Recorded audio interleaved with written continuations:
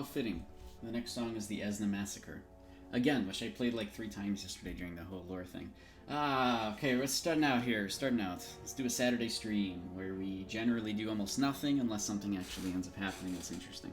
Which is pretty normal for my regular streams anyways. Look at this. I'm working on a new background. I actually just made this video, whatever. It's actually just a video playing in the background. I made it like 5 minutes before the stream, and I want to add some effects and stuff to it like I did to these other backgrounds, right? But I'm going to try doing it already onto a video and see how that works in that software, so I'm kind of excited about that. Otherwise, I think everything is good. I think yesterday's lore video turned out a lot better than I expected, which is pretty good. If you haven't seen that, it's up on my YouTube channel now in full. Hilariously, I've noticed that there is literally only one other resource on the internet for what the Archeage actually is, and it's a very short wiki page, which does actually go into some very, very brief details about them, but it's not nothing. So to put out the second resource on the Archeage has been very interesting, primarily because of the metrics that I get from YouTube and Twitch, but mostly YouTube. Because in YouTube, I can actually see, that a lot of the people who have hopped onto the video are coming from Google and from searching Archeage on YouTube. So literally, everybody's kind of wondering about this, and now I'm the only resource at all, other than the short wiki information that exists on the Archeage. So that's pretty nice, actually. We're actually delivering some pretty important info. Sending love to Cody, appreciate that. I don't have the camera today. Camera's over on Simsterberry's desk. Maybe for tomorrow's stream I'll have that set up, but she uses it too, so honestly we just need to get two. I was like, we don't really need 2 cameras, because maybe it's better that we just get 2 cameras. It's not really that big of a deal. But I appreciate that, and of course so does Cody. You might hear him in the background at some point if he ever wants to participate in the stream. So yesterday's thing actually went really, really well, and because I do harshly judge myself and critique myself. In fact, most of the, I don't really like hearing I don't know why, this is me, but I don't really do too well with, people reinforcing me and being like, yeah, good job. Yeah, that's fine, it's good and stuff, but, I don't really care as much. So I harshly critique myself. So I have watched my own video in full 3 times now, because I'm trying to catch the issues that I had during speech, and issues that I had during explanations or places where I messed up, because yesterday's whole stream was completely unscripted. There was actually no script whatsoever, and after watching it 3 times, I can't imagine that that's possible. And I wrote it, I didn't read it, or I didn't write it, I actually talked it, I was the one who did the presentation or whatever. So that's pretty good. I'm on a pretty good pace there when it comes to organizing this stuff and coming up with things on the spot. But of course I do this through very, very harsh critiques of myself. And so I did spend literally a long time watching those, the whole video again on several occasions. And I actually enjoyed it. I actually thought that was pretty good. I think the information there was very valuable and delivered in a good way. So I'm happy with myself. Hopefully you guys thought the same. But I don't care. I just care that I thought it was good. I'm trying to become better with all this thing, all these things. So it's a fun time. But anyways, it's a good video. I hope that it's providing some good inspiration for people coming out with their ideas for the contest. Which, of course, because of the contest, everybody is searching on Google about the Archeage. And so there you go. Now I realize what's happening. I can see all the details and the metrics on YouTube. It's very obvious. So that was yesterday.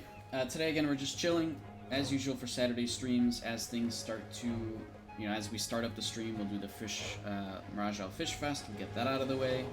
We'll just hang out with chat, answer questions, as usual. This is pretty normal. Nothing super crazy right at the beginning. Later on, I want to do a little bit of content or things. Maybe we'll run Miss on Banker again if we can find some folks, or we can do, I don't know. I need to be taking advantage of double everything, right? So I'm trying to, I don't want to farm farm coin purses. I don't want to farm even silver crates. I'd rather do something more efficient or interesting. I did spend a little while farming the the mobs at the Sea Wise Queen, and that's pretty good if you wanted to get like Karanord purses, so that you can get like different designs for fish stuff, right? For boat equipment. I did that for like half an hour, and then I got bored, and I got like 30 of those bags, which is pretty good. 30 bags for half an hour. But I didn't get anything good out of them, right? So I mean, it's all RNG, of course. There's still RNG on top of RNG. Fisherman's on sea. Is that a thing? You can fish the fisherman. You can put your rod in the water and you can fish and catch a fisherman. Man, if so, Sea's got a crazy event going on right now, because that's insane. I can't believe that's a thing. It sounds exciting. So, yeah, I've been trying to come up with good ways to... Oh, you know what I could do? Oh, dude. I know what I'm gonna do today. I'm gonna go farm some Yetis. Oh man, everybody's gonna be like, why are you farming Yetis again on stream? Look, alright, it's double everything. And I want to get some more of these Fortune Teller's crystal balls. And then I'm gonna sell them to Kaleida, because he wanted one, and he's been trying to find one forever. Or maybe I'll just be nice and give it to him as a gift, but whatever. Oh, you just mean on Arcadian Sea. Yeah, I don't wanna do... So, actually, that's not a bad point. The problem is that I don't really have a boat for doing actual fishing on Arcadian Sea or anywhere. I do have a 15-day boat that's still in, like, the whatever, inside the box that I haven't opened. So worst case is I could open that up, but I don't really want to do the regular fishing. It's not that it's not profitable. I actually don't mind it. I think it's perfectly fine. It's not, I don't know, I guess it's something I have to be in the mood for, because occasionally I will go out, and I will find a boat who is already fishing, and I will hop on their boat, and I'll just be like, hey, can I hang out? And they're going to be like, sure. Like, I actually do that occasionally, just out of nowhere. And then I'll just bring him, we'll go to and from the fishing spot, I'll bring him back in the speedboat. I've done that on several occasions. Right now I'm not so much in the mood for that. I just want to get this thing out of the way. If I can get like a gargantuan or a lucky fish, it's perfectly fine, and then I'm out of here.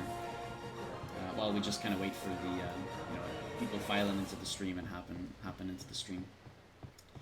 Usually takes about like an hour for folks to start getting into the stream and for conversations to happen. Although I'm not really sure why. I guess it's just because like I don't have a schedule, right? So nobody really knows when I'm going to go live, and it's not like my follower count is that high, so I guess people aren't really notified about it. But I guess that's perfectly fine.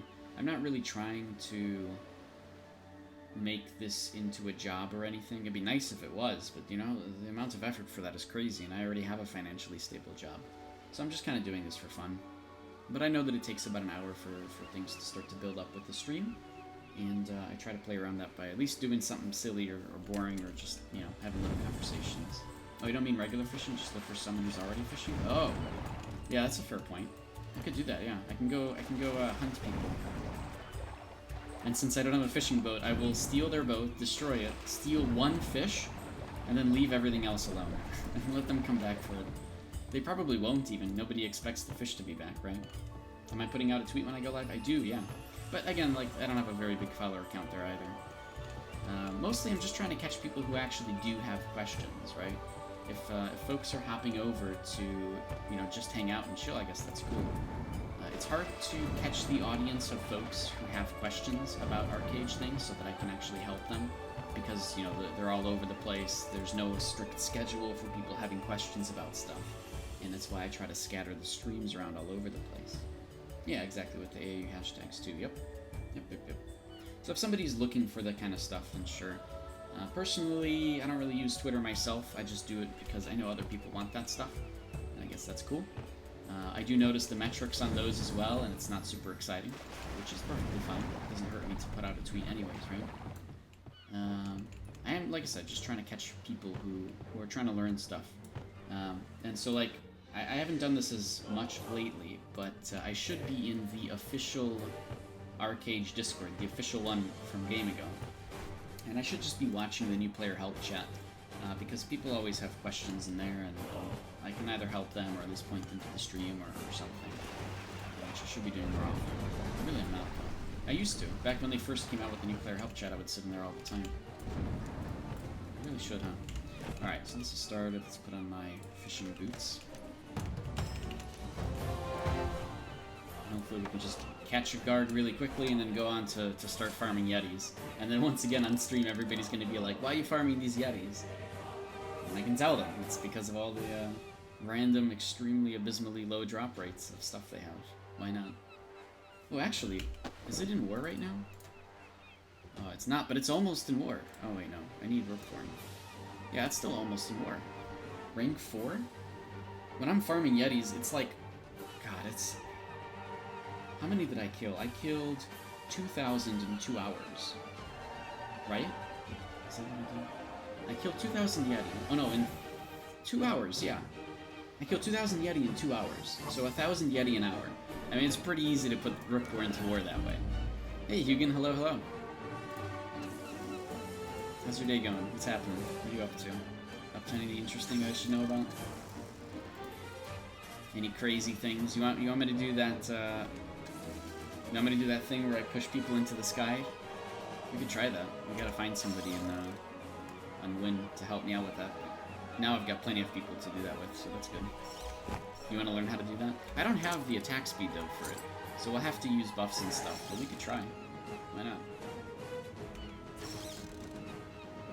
It's been a little while since we've done Archeage Space Program, so we can see how that works with the witchcraft skills.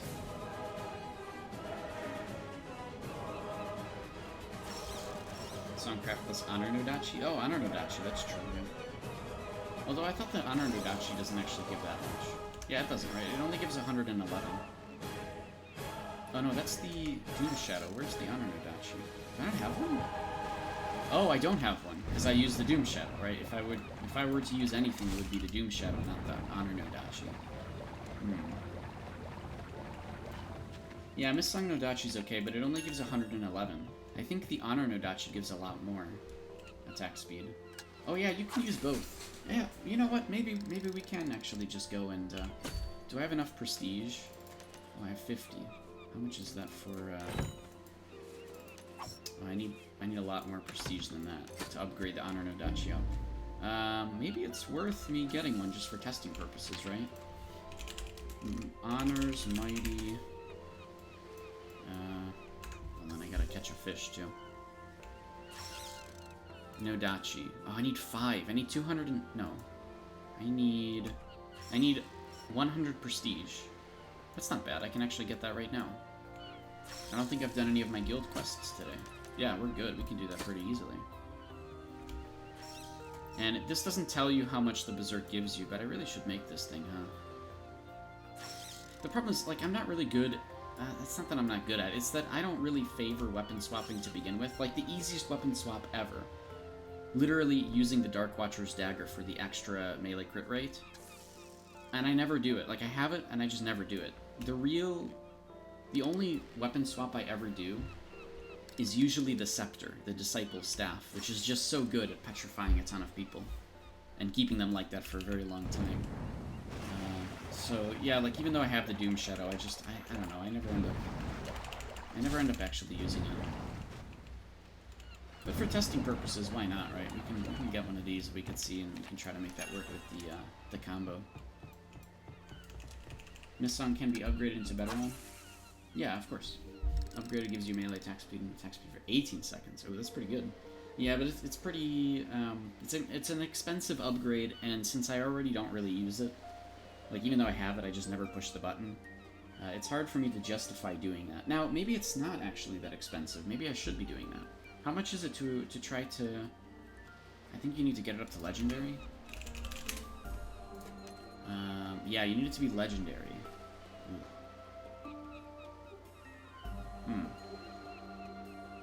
And I need a Taurus' Soul. But that's not that bad. The Prismatic Pearls are fine. Yeah, everything else is easy. You have to get it to Legendary. Yeah, I think that's kind of an expensive thing for a Missong equipment. Did I get on the board? I did not. Oh wait, no, I think they fixed it so it doesn't update 2 minutes after anymore. So I won't appear on the board. I won't be the only one up there. Oh wait, no, maybe it's 4 minutes after. We'll keep watching it. Why not? Let's have even more UI on my screen, right? Let's do all this stuff. Look at this. What else do we want? We want a map. Let's get the quest log. What do we got? Yeah, auction house. Nice. Now we're ready to fish. Do that.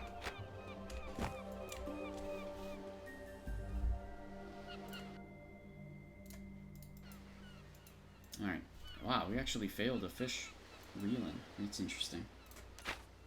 Okay, but I actually want to watch this. I want to see if it comes up. Oh, it's 5 minutes after. There's no way.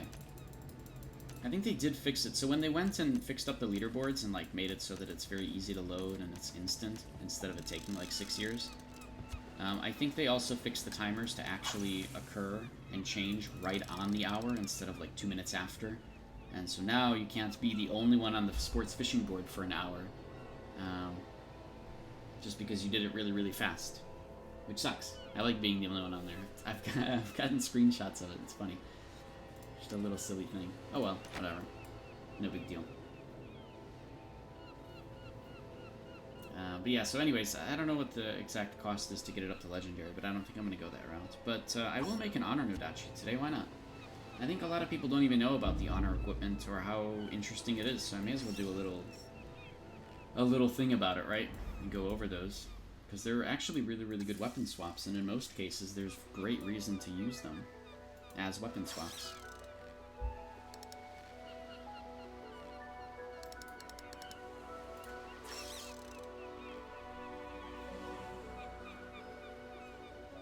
So Caprosa and Orchidna are sisters.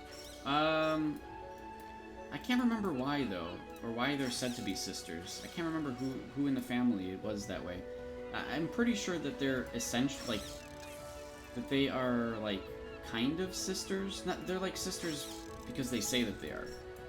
But as far as I'm aware, Orchidna was just dropped on their doorstep and like, all right, here you go, here's a baby. I don't think they're actually biologically sisters. So the C server names just got cooler. I don't know about that.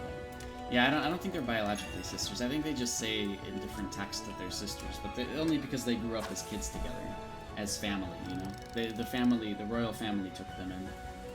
You only have 2 servers and that's their names, really? Caprosa and Orchidna? And you can't name a character Kyrios or anything like that, right? Or after any of the gods. Can you name anybody Kalile? Can you name your pet Kalile? That's a fairly unknown god. It might not even be directly translated correctly, although Kalile is actually... No, it should be directly translated correctly. Kalile, I think, is spelled... Kalile. I don't know, you probably can find the spelling better than I can, but something like that. I think there's actually 2 L's in the middle. Oh, it works? Oh, hey, I don't think it's spelled correctly. I don't even know how to actually spell Kalile. Oh, actually, I have a list of all the gods when I was researching this stuff based on the garden things. Hold on, let me just scroll up in my Archeage notes.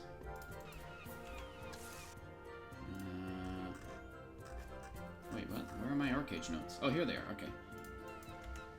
Kalile. Oh, it is 2 L's. It's 2 L's E-I-L. This must be correct, because I took it from in-game. It's spelled like this. Yeah, try that. See if that works. Out of curiosity. Oh, really? That works. Huh. Alright, well, name all your characters that now, because if he ever becomes a thing in Archeage lore, you can be like, aha! I got him. There's also technically not the world boss, but the GHA boss named Kalile, who has no actual relation to the god named Kalile. It just happens to be his name. So if anything, that boss in GHA, or the Howling Abyss, already stole the name, and is already going, aha, I got it. Already before, like, we did. Kalile the Cursed. He is in Howling Abyss. Wait, can you name a character Akash? Wait, can I name a character Akash? Alright, Sandals. Out of curiosity, is this gonna work? Holy shit, you can. Alright. Sandals. Sandals. No, just one Sandal. Sandal. Okay, your name is Sandal now. Just one of them. The right Sandal, of course.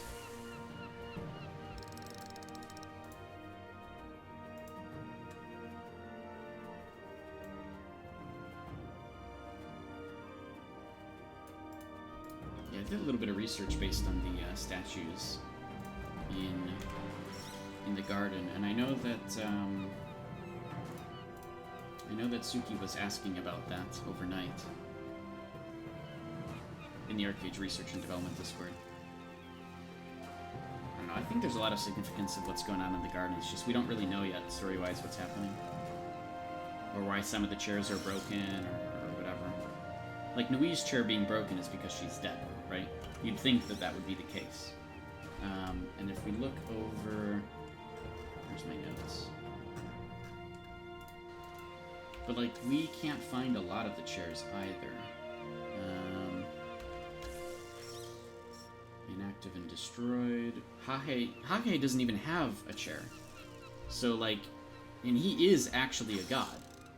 So, like, the god of seals and doors, the god of prophecy, Hage, we can't even find his chair anymore, so he's probably somewhere else in the garden, right? Because they haven't released all the garden yet, right? They made it very clear here in the picture that there's a little bit more to discover to the garden, that this isn't the only thing that exists, right? So he might be somewhere else at his chair.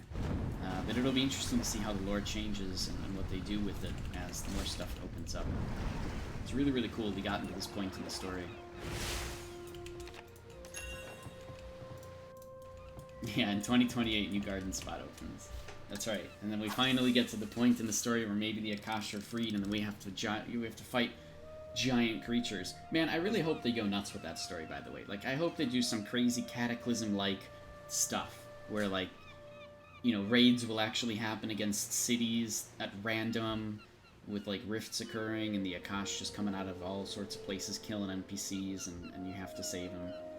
And, like, you know, spots in the world that are just completely obliterated. Nope, sorry, Hugin, I don't have family chat on the stream. You'll have to say hi stream by coming over to the Mirage Isle. I hope they do some crazy stuff. And maybe they had originally intended to do so, and then obviously there's so much story to it that it's very hard to get to the end point. So, or maybe they'll do it in Archeage too. I've heard rumors about things there. Some kind of Archeage announcements next year. We'll have to see what that means. But either way, I mean, it's very cool.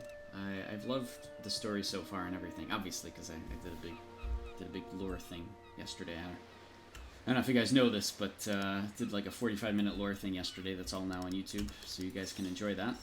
Talks about the Akash mostly and the relation to them with everything in the entire history. And if you guys like that kind of stuff, we could do more of it. We could talk about other different things. I mean, there's so much. It's like mind-boggling how much lore there is to this game and how many stories there are all over the place. Like, we can do a whole 45-minute thing on Alexander, like just on Alexander and his relation to the library and to the adventurers and to everything that's going on, including the Akash too. Alexander's a very, very interesting topic when it comes to Archeage lore, because we're not really sure that he's dead. In fact, we're not really sure what happened to him, period. Like, whether he died or went to another dimension or escaped or whatever. And there's a lot of different things that point to him actually being alive. And for those that have the Flawless Dream Ring and have done that quest line, you probably have already maybe read about that kind of stuff and maybe includes some interesting things out of it. But anyways, we could do a whole thing about that, just alone. And it's very interesting. What happened to Dehudas?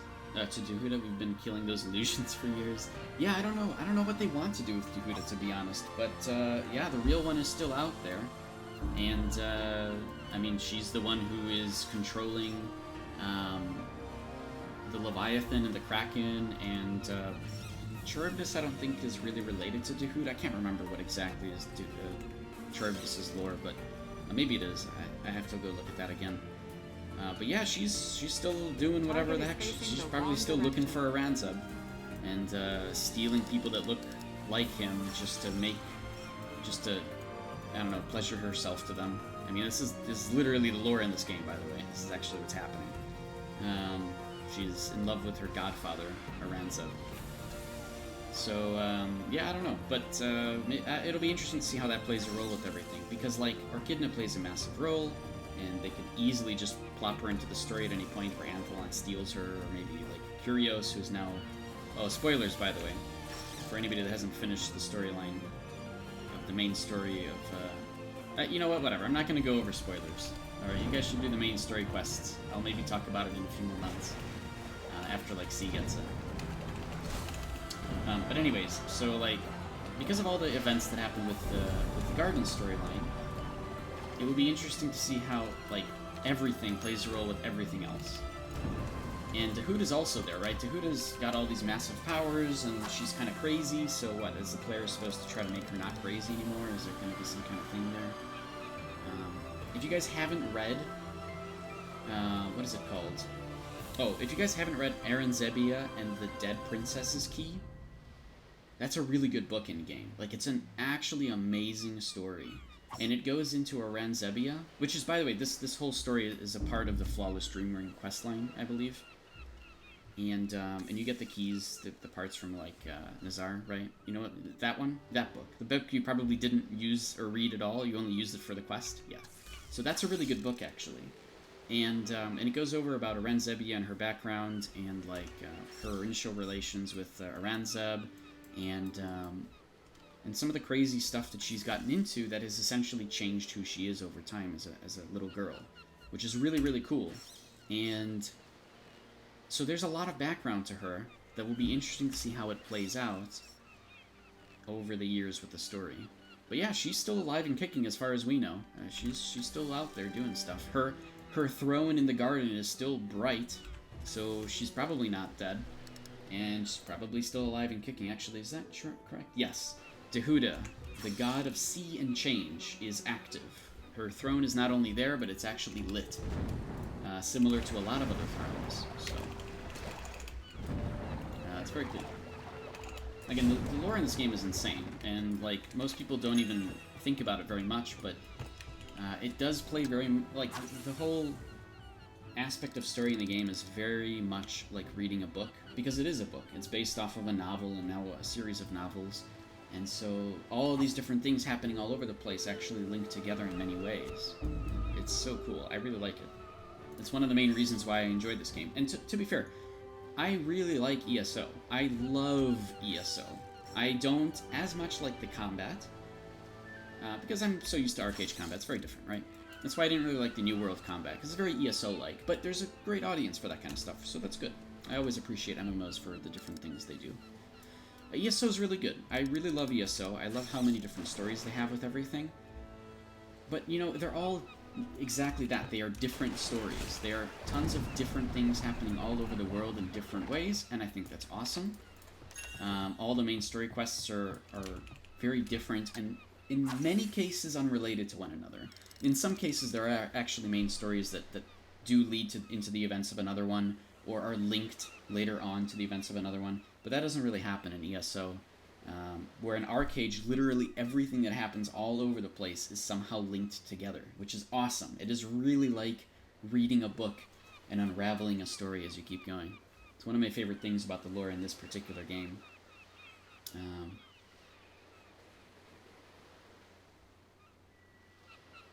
Maybe there is more that we know about Dahuda. I don't know. I can't remember anymore. Actually, let me look at that. Let me look at the lore sheet, see what I can find out of that. What interesting facts do we have about Aranzebia or Dahuda? Why not? We're just chilling here fishing anyways, right? May as well go and look some stuff up. If anybody in chat, by the way, has any questions about anything, doesn't have to be lore related, but, you know, if you want to theory craft builds, or you want to talk about different weapons and stuff, all that, you know, feel free to bring up your questions. This whole stream is really just about, you know, helping you guys out and just chatting, talking about stuff that's related to Archeage. You should think about what an actual day in Archeage would look like. What an actual day? Alright, well, Crimson Rift is not really a daily thing from what I understand. Or it is, I don't know, maybe not. Maybe that's not a good example. Oh wait, actually I think it is. Grimghast is actually a daily thing in Archeage. Like, actually, every day the same battle is replayed over and over again. Oh, which events would happen and how often? Not a daily. Yeah, Crimson Rift I guess would, huh? Especially Sun Gold Rift. The Grimghast Rift would actually be every day.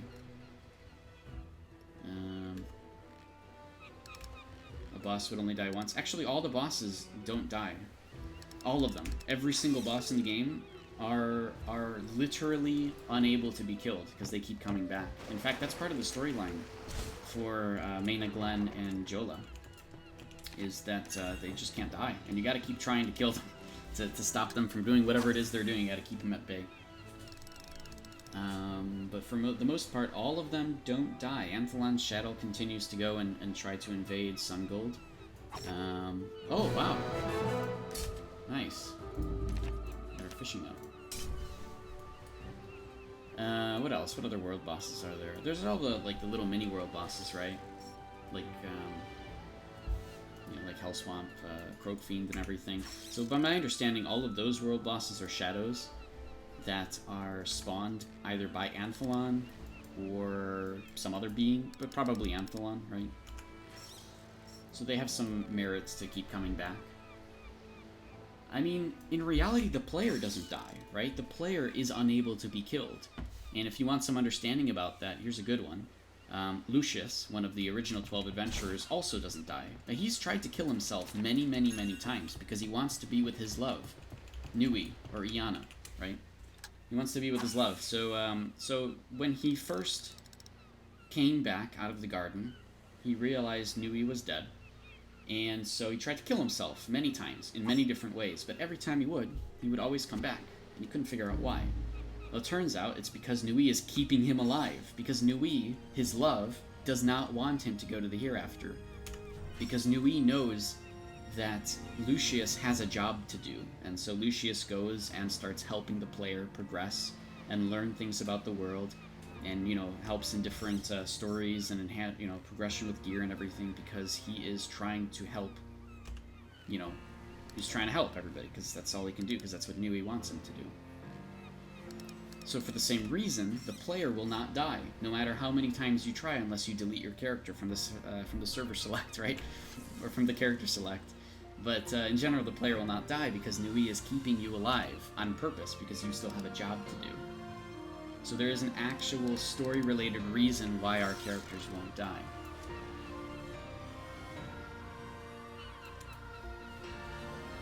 Yeah, but a daily life for most people, yeah, if somebody, like an NPC dies, you know, like some random Joe Schmo from Marianople, yeah, he's gonna die forever, because Nui doesn't care about that guy. If you get banned, you just go to Nui, right? Absolutely. No, actually, because when you get banned and you're online, what happens? The gods have disconnected you. So they don't even want you online. Nui's like, nah, fuck you, get out of here. I guess their story is that Nui said, no, you are not coming back. Good luck. You have to go and pray to Nui to try to get your character unbanned if you get banned. And I like it. I like that there's story-related and lore-related reasons for all of these little things. And I know that that's the same in, like, WoW and ESO and all this other stuff. Absolutely. Like, everybody comes up with their own reasons. Personally, I've just enjoyed the way that Archeage links everything together the most. I mean, the original novel was not designed to be a game. It was designed to be a book. And it is a book.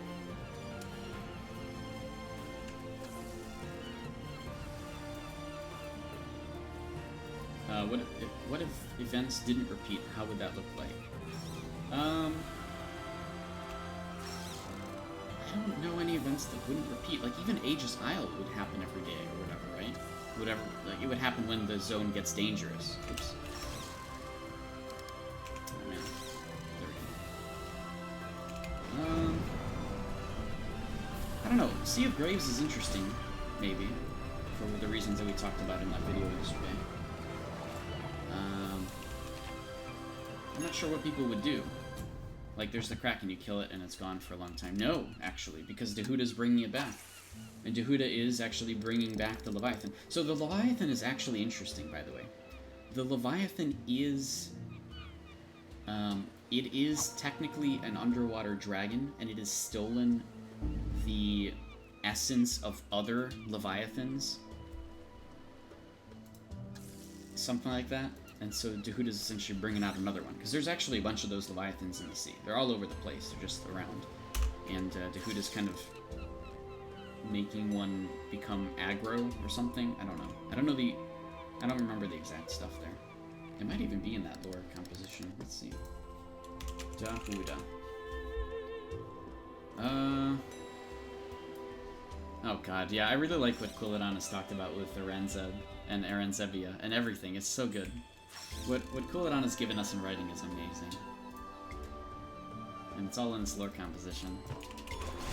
Man, we still haven't gotten a Gargi. Jeez. Very unlucky day today. I just want to get a Gargantuan or a Lucky so I can get out of here. Oh, gosh. Let's search... Leviathan. Levy. No, nothing. Kraken? No, not really, yeah, okay. I guess what he told us was probably on streams at some point. Hence why Whale Song is filled with them. Oh yeah, true. Yeah, you're right. Yeah. Exactly. And in fact, in Whale Song, they were experimenting on the Leviathan. Right? And they were trying to use his essence in order to create this crazy being for Anthelon and for the Archeage. And I guess Jakar's soul is essentially stuck now, so it can keep attacking the containment towers that the Crimson Watch have built. But yeah, a lot of things in this game are really like souls that are essentially lingering, or so they can always come back. So they've essentially justified all of the stuff that keeps happening over and over again in some way. Oh my god, still. This isn't even a bigger one than what I currently have. No.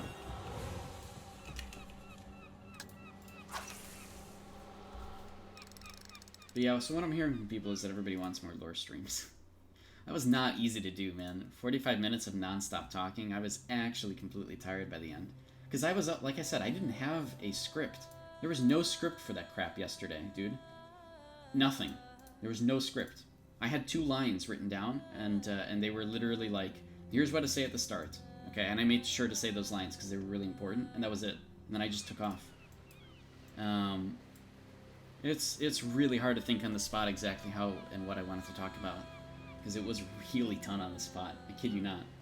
What about the Souls Crab? How does it come back too? Yeah, I guess the Souls Reed Crab is also literally just a crab that has decided to become too large for its own good. Either that or it's also a spawn of Anthelon, in which case, geez, man. Just let it live, alright? Give this poor crab a break. It keeps dying to these guys who just want to kill the star. God, the freaking Gildastars and the Daru have a whole section that I can also talk about for 45 minutes. And I think that's a worth it one, because everybody's kind of curious about the hell the Daru are. And we actually do know a little bit more about them, because of some recent events that we've got in game. Daru are crazy, man. There's some crazy stuff going on there. I still want to say that there's some kind of interdimensional travelers, which they are, absolutely, because the Daru have literally created Mirage Isle, and they transport you there themselves, because they're the only way that you can get to that dimension. I want to play Daru. Not before, yeah, so good luck. I'll be very interested, though, in how the Returned play a role, if that is still going to become a thing, which from the looks of it, it is.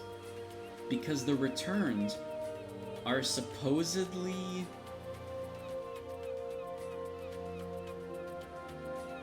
I don't know how the hell they're going to justify Return. I heard it was probably the Haram that were just revived, but we didn't know about that until recently. Back then, back in the olden days, when they first announced that being a thing, or making it look like the Return were going to be a thing, we just thought it was going to be undead from the eastern area. That were like the Crimson Army, and then they became good. I don't know, it's really weird. The fairies is the weirdest justification in the universe. If they're going to really make fairies into a thing, it wouldn't really fit with the lore the way they normally introduce new races. Because, I don't know if you guys know this, and Quilladon talked about this as well, but when they introduce new races, they essentially make it seem like they were there all along the entire time, right? Like the Warborn and the Dwarves, yeah, they were introduced maybe 3 years into Archeage, but the idea is they've actually been there the whole time, right? So the stories that happen with them are actually happening at the same time as everything else. They can't do that with the fairies, period, because they are literally stuck inside of the garden until you open it, and then help them out, or maybe not. Maybe there is actually some story there that we don't know. So that'll be interesting. Yeah, so undead warriors and fairies from the garden. Yep, pretty much. The fairies have originated from the garden itself. That's where they were born. They were actually born. I wouldn't say they're the fourth race of the garden, because if anything, they would be considered a lesser being or lesser race, I think. But yeah, they were pretty much made by in the garden by the mother goddess right at the beginning. So yeah, it'll be interesting to see how everything plays a role. But as far as we're aware, XL is still working on the new races. In fact, I think the last thing we heard is they wanted to announce the new races at least by the end of the year in Korea. They actually wanted to announce them becoming a thing. We'll see if that ends up happening or if they ended up working on something else, but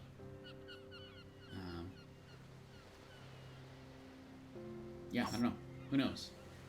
By the way, when I was on my Korean character, not my Korean character, but Gwyn, when I was on the Korean character, I should say, I noticed that the elf racial passive, or not passive, but the elf racial active was different. That they don't have it giving move speed and extended breathing. It actually gives you more cannon damage and siege damage from the looks of it. Is that true?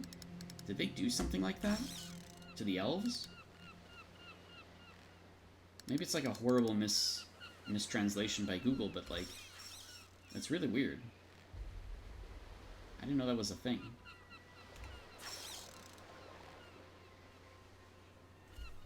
Also, they ended up merging all the servers together, so I had to rename that character too, Gwen.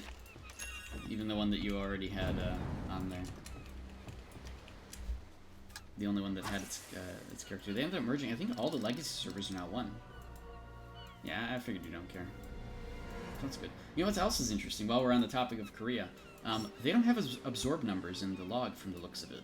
Like, actually. Like, I noticed that they literally don't have absorb damage anymore.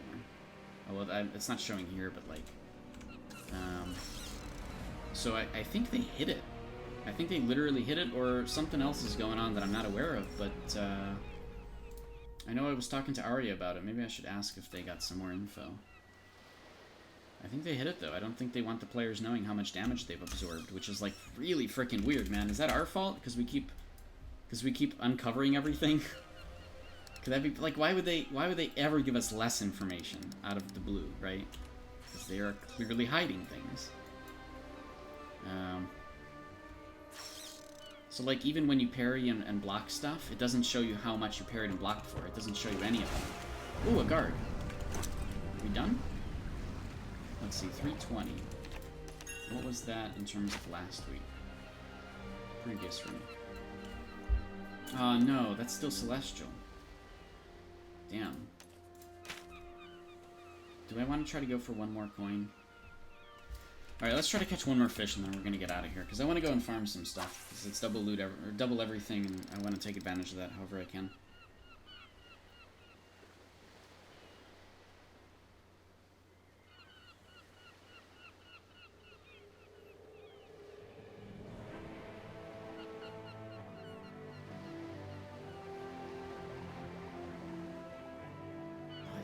Anymore. Ugh. You guys have any questions about Archeage stuff, though? We don't have to talk about lore again. We can talk about other things too.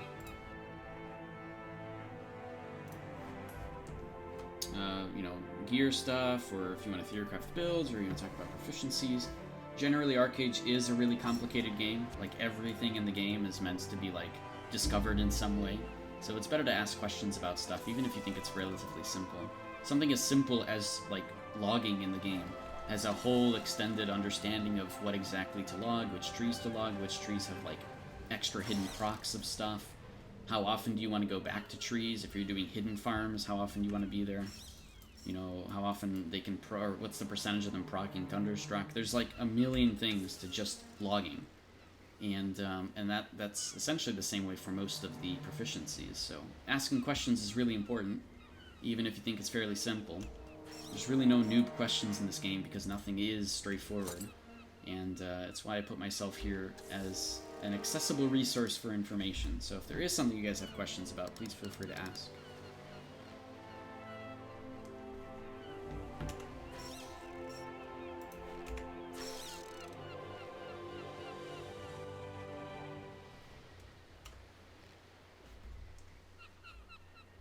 Otherwise, we're just hanging out. Let's see what my last fish is. Oh, another Garg. Oh, it's the same length, though. Jeez. Literally, nearly the same length. Let's see.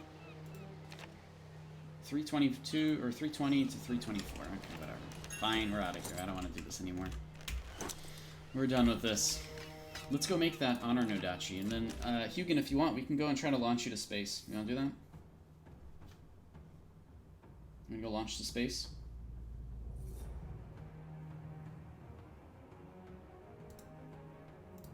Is Hugin still around? No? Well, we'll find him. He wanted to test the thing for the, we're going back to the Archeage space program, I guess. Let's see, are they online right now? Oh, no, they're not. Okay. Well, I can bring him back if they wanted to do that. Alright, so let's go over these honor weapons very quickly. So, if you guys don't know, there is a...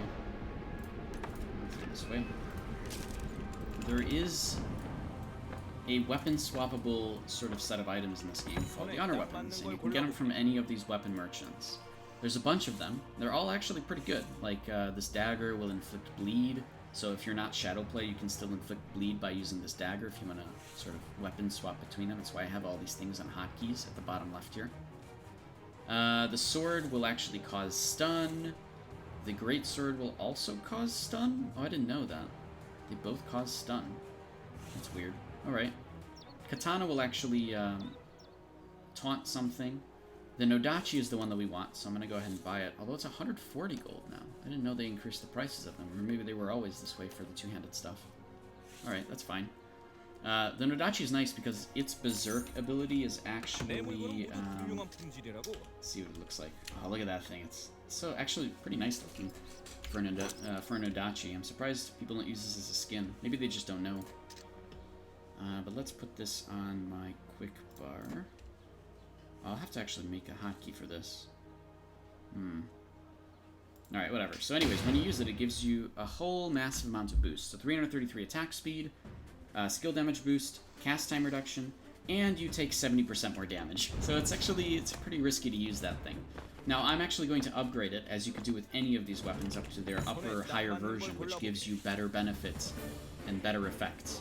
And that's what we're going to do today with this. There's also the axe, which actually gives you bloodthirst stacks. Not as important anymore with the way the bloodthirst works, but it's okay. The great axe silences. The club actually causes shaken to a target for 5 seconds. Wow, they actually... That's interesting. They actually made it... They made this shaken here also 5 seconds. Like when they changed in a recent patch, right? Shaken to be from 3 to 5 seconds. They actually did it to this too. They remembered. How interesting. The Great Club also inflicts Shaken. The Scepter grants Warding Light, which is the Aramancy thing from Thwart. The Staff actually is an Innervate. Oh, wait a minute. Wait, what? They didn't wait. So this staff does not... is still decreasing healing effectiveness by 50% instead of 90%. Let's see something here. Does the upgraded staff is the upgraded staff better? Does it do 90%? No, 50%. What? No, this is still the old Innervate. Damn. I should complain. Be like, hey, this needs to be 90%. Or maybe it's just a mistranslation. Maybe it is actually 90%. I kind of want to get it just to try. Alright. Short spear causes impale, long spear causes impale, the bow causes snare, and the shield decreases the target's movement speed. So these are actually really nice weapon swappable things that you can just use in combat for different purposes. And we're going to be upgrading the Honor Nodachi today. However, in order to do that, I actually need to upgrade it using these Blood Arcane Crystals, but I need 5 of them, so I need 49 more Prestige, so we're just going to get that really quickly. Shouldn't be too bad. We'll just jump to a couple places, do a couple quests super quick. Not a big deal. We'll get this Honor Nodachi out of the way. The upgraded version should be a lot better. We'll take a look at the differences there.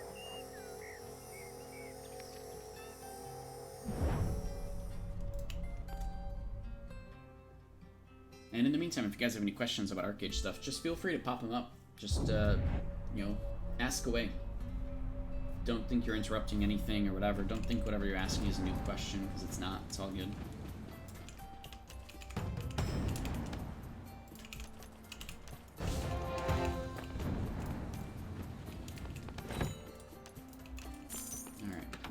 Prestige quests out of the way. Oh no, I still want to go and farm the Yeti.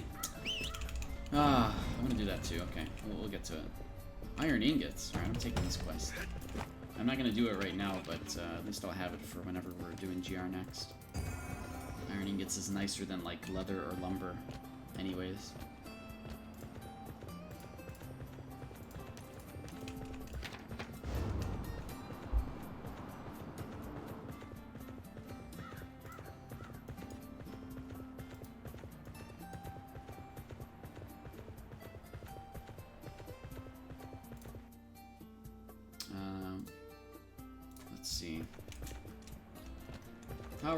How are those videos doing midday anyways? Let me take a look here.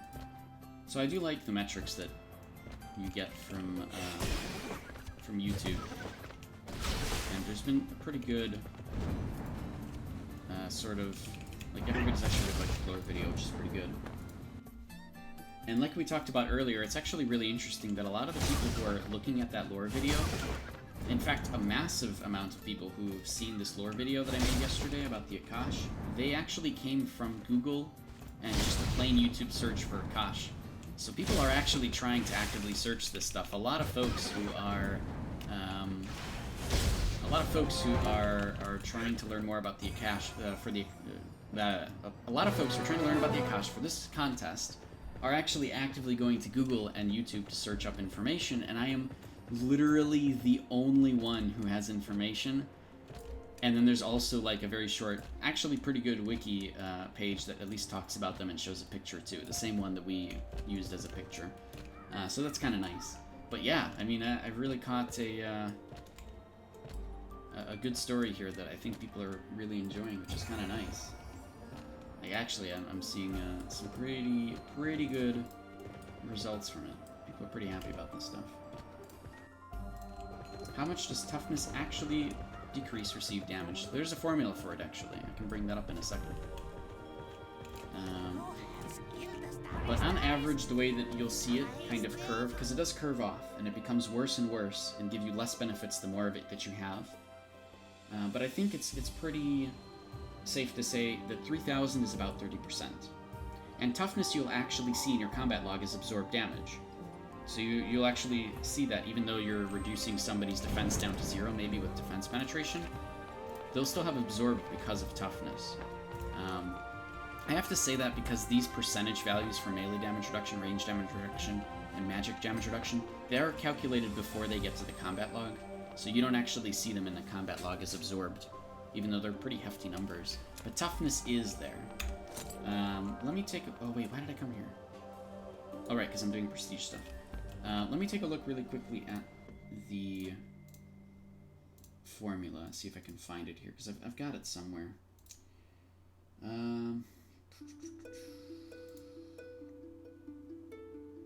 No, I know where it is. It's actually in the Archeage Research and Development. Oh, I didn't pin this. How did I not pin this? That's so weird. I'm gonna pin this. Yes. Oh, man, it's gonna spam up the news channel. Whatever. Get rid of that. So Archeage Research and Development link directory. And here's defense formulas. Aha, toughness. Here it is. So I think this is still accurate. I don't know if they've changed it, but here it is. I'm gonna post it in chat. Toughness damage reduction is X, which is the reduction, is equal to toughness divided by toughness plus 8,000, and that's the percentage of how much it gives. So, for example, I have 3,372. 33, yeah, so let's put that in there. So 3,372 plus 8,000 is 11,372, and we're going to take 3,372 divided by 11,372. That's 30%. That's 29.65%. I think that sounds about right. So as you keep increasing your toughness, its actual value decreases. I think most people try to get to about the 3,000, 3,500 range, maybe 4,000 if you can with hero gems in the hat, but that's pretty standard for how much people try to achieve. And then the more that you get, it just curves off and doesn't become as useful, but it still provides some amount of protection, right? But it's a good question. I think more people need to ask things like that, too. Very good question. Oh, I need to make this thing, don't I? Do these quests. Arcane Bundle. What else was I looking up? I was just looking up something. Crap. I don't think it matters.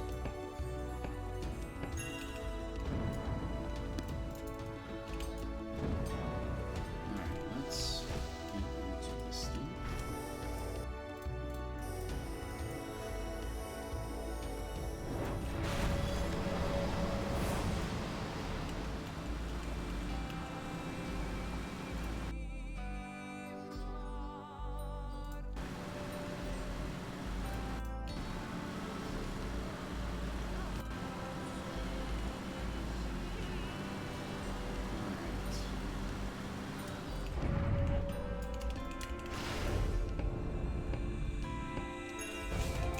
75 prestige. We need to go and kill a bunker. So we'll do that pretty quickly here. Oh wait, how much more siege ammo do I have? 47. Oh man, I actually need to get more of this stuff. Nobody's selling it.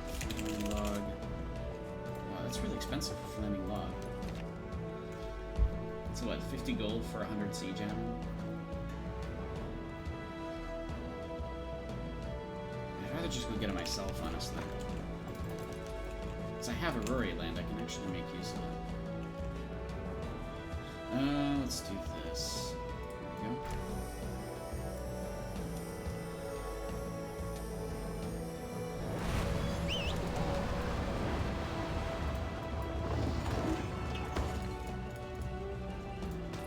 Alright. Get him, Wiggles. Nice. Quests are unlocked, good. I don't think I can kill a world boss right now, but I should get 100 prestige from this, and then doing the really quick daily kill thing. Did you see red over there? It's conflict. Why are there reds running around? That can't be right. Oh well, if I die, I die. Whatever. If somebody gets to jump on me, I think that's fine.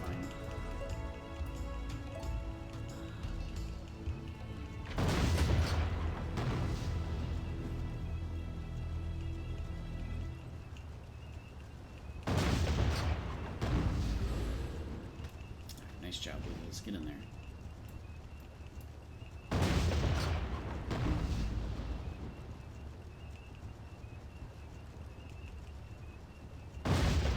Any other questions from chat? Things you guys want to learn more about, or anything you guys want to, in general, ask about theory crafting or builds or whatever? We can go over those kind of things. There's a lot of questions that I have like highlighted because they are frequently asked questions, and that's on my channel on YouTube. But I have no problem going over things again. Clearly, because I've answered questions so many times, even the same ones, which is all good. It's better people ask here, you know, even in chat, it just sucks to answer questions because it's like you have to type out answers and stuff. But at least here, you know, everything is vocal, and you can always go back to it later. If you ever like forgot an answer to something, everything ends up uploading to my YouTube page after, so you can always go back and re-listen to an answer later.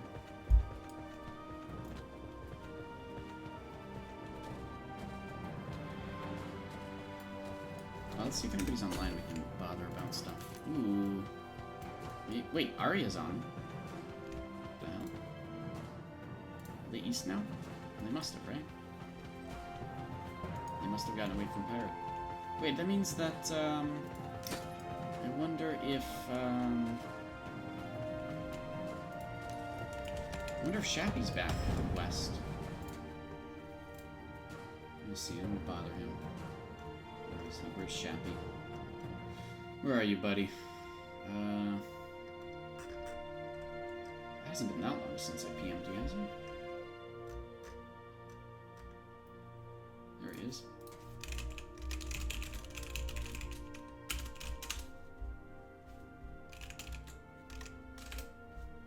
Alright, let's see if he's back west. I can bother him and do some stuff. Wait, what's my prestige now? 85. Okay, yeah, so after this, maybe one other thing to upgrade this Honor Nodachi. But again, like, man, I'm never gonna end up using it. Like, I've always had this weird thing where I've tried to make weapon swaps work. I just never think about it. Like, I could do all this cool combo stuff or whatever, but weapon swaps have always been my weakness. Target is facing the I've always been the thing that, like, I've just never been able to feel good about. Like, I like it. I collect stuff because I want to weapon swap, and then I just never do. I don't know, I can't get myself to do it. Before battle, I should always be popping the, this dagger. Right? Because it just gives free crit damage for a long time. It actually becomes stronger and stronger the more it's active until it goes away. I just always forget. Like, I should do it right now. Like, to practice, I should just be using it all the time, off cooldown.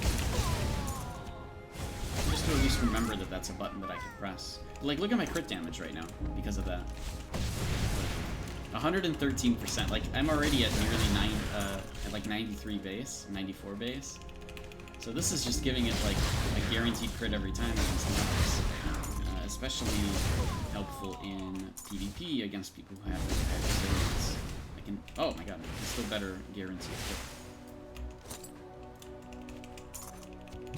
Oh, also, not only should I be using it off cooldown, but that's actually...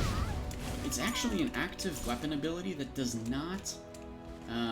It's not a shared cooldown with the other stuff, so I really should be using the dagger all the time. I just don't. I don't know why. Even like the Missong weapon I should be using all the time, just because the extra attack speed is really good. This guy. But then, of course, I have to switch back to the other weapons, so it's a little bit distracting. But before combat, I can just get that off. That one does share a cooldown with other things.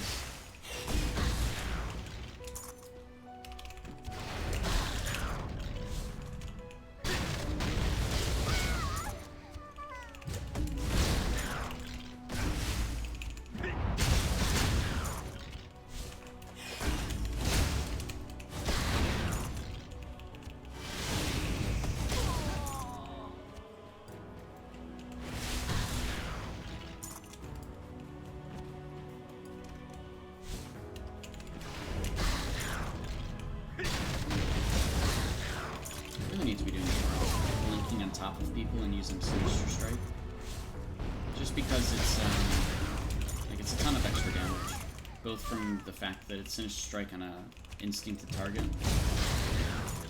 and also because it's bonus damage out of stealth, so it's good. Bonus damage out of blink stealth specifically is how the Sinister Strike works. Oh no, I'm sorry, no, that's not a thing. We disproved that. It only gets the stealth bonus damage from Dusk Shroud. This thing.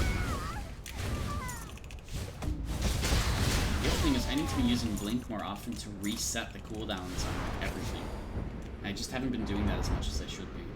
Because now, as of this version, Blink will actually... Hitting a target with Blink that already has Instinct on it will reset the cooldown of Crescent Slice, Sinister Strike, Relentless Assault, and Twin Shadow Slash. Like, it's crazy. It's so much stuff. It's everything. Alright, what am I at now? 91 Prestige. So what can I do? See, like, I'll boot swap so that I can avoid fall damage, but I just can't get myself to weapon swap. I don't know why. We can defeat a world boss. What's coming up? GR? I don't want to wait for that. I guess we could just do these. Which one of these are really good? 6 Prestige, okay. 5 Prestige. 3. Okay, so I could do... Because I need 9, right? This gives 3. So I can do 6 and 3. I could do this one, what is this one? Deliver to Pella a Lucid bundle, so I need, what do I need for that? I need some of this and this. You do the DS daily too? I did. I just did that. Or do you mean another one? I just did this one, the one up here with the Clara stuff. Or is there another one?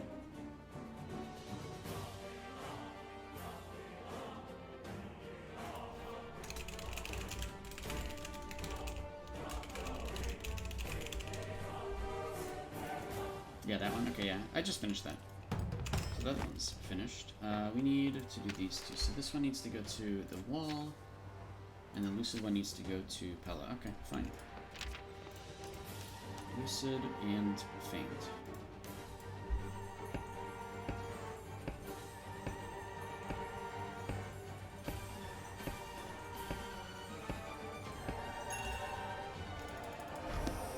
Just do it this way.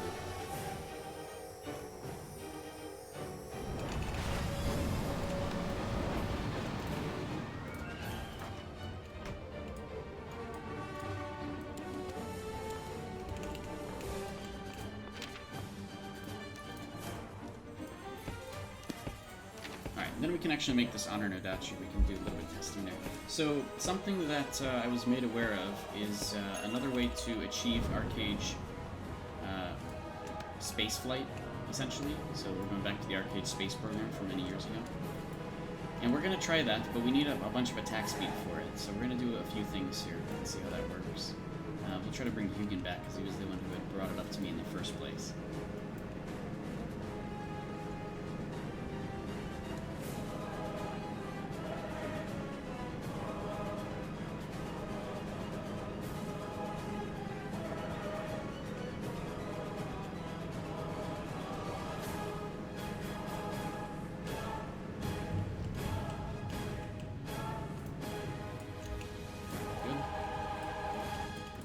Wall.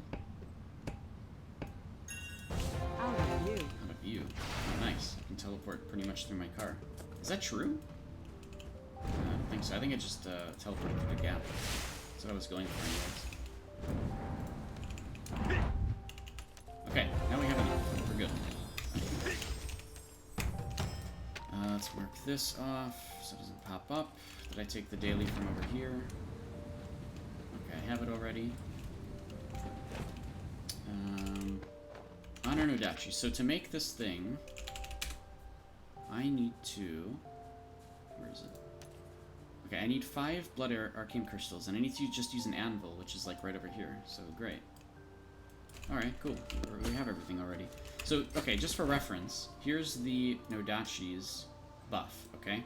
So this one gives 333 attack speed, 25% skill damage, 8% cast time decrease, and 70% increased received damage, okay? You guys probably can't read half of that information, but I said it out loud, so it should be good. Now, if we go to an anvil, like this one, and we have to buy the Blood Arcane. Alright, let's get the Nodachi.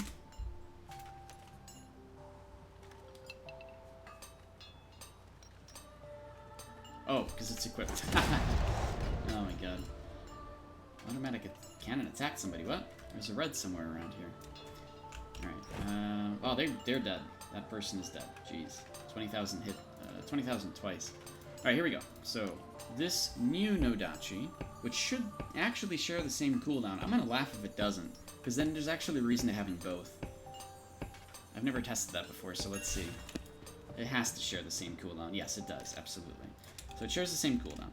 But this one should be a lot better, and I think it lasts the same duration.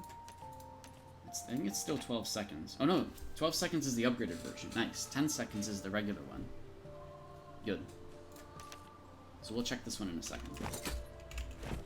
We'll put everything else away in the meantime. This. This stuff. Okay, good. I still really want to do Mist-Song Dungeon, like the regular one, because I want to get the Sunglows.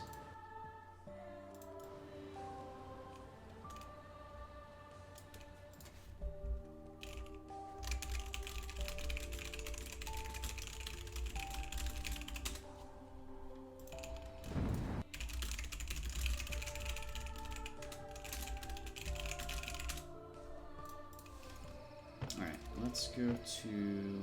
Well, okay, let's see. So here we go. So we have it now. We'll take a look at it. It looks cool. Not as cool, actually, as the regular Nodachi. But anyways, so this buff here is... Oh, it's the same thing. It's exactly the same thing. Alright. Literally the exact same buff, it just lasts 2 seconds longer. So not the most interesting or most worth it thing. I guess 2 seconds is still, I mean, it's worth it for sure. It should be considered worth it anyways. But like I said, like, I barely actually do these weapon swaps when I should be. This one's a very risky one, right? To take 70% extra damage is ridiculously risky. But I should still have it on a keybind, and I should still actually take it seriously. Even something simple like using this Soul Liberator, like I don't even do that when I should be. I don't know. See, these are things that I still need to work on personally for my own game. Is I need to be trying to actually maximize the usage of my weapon swaps in a way that doesn't also cost me to die. Like, we're not trying to actually lose fights with it, but it ends up being that way a lot. Hold on, let me turn on crisp. I'm gonna have background noise. Alright, there we go.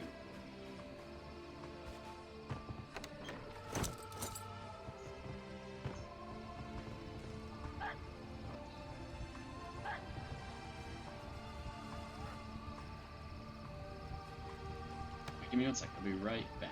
Just a minute.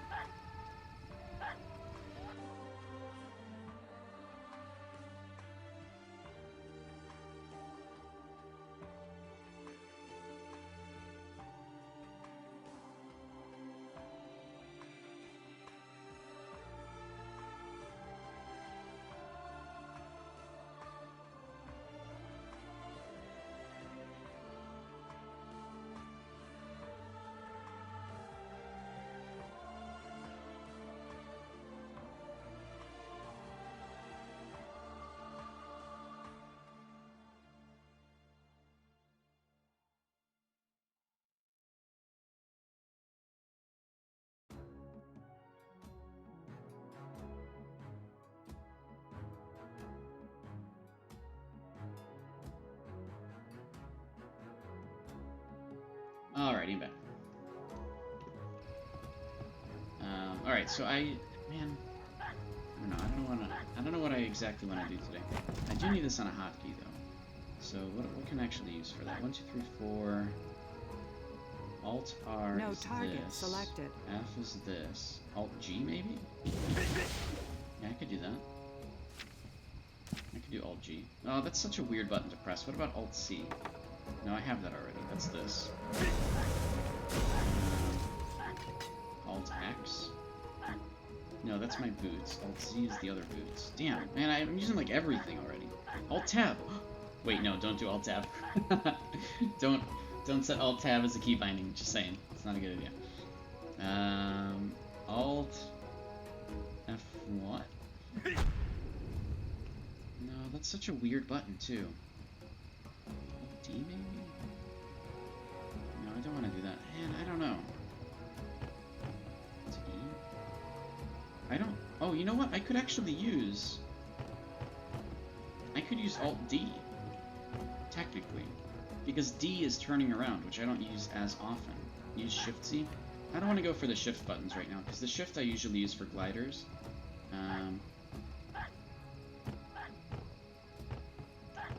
Most of my, like, all of my weapon swaps are in Alt.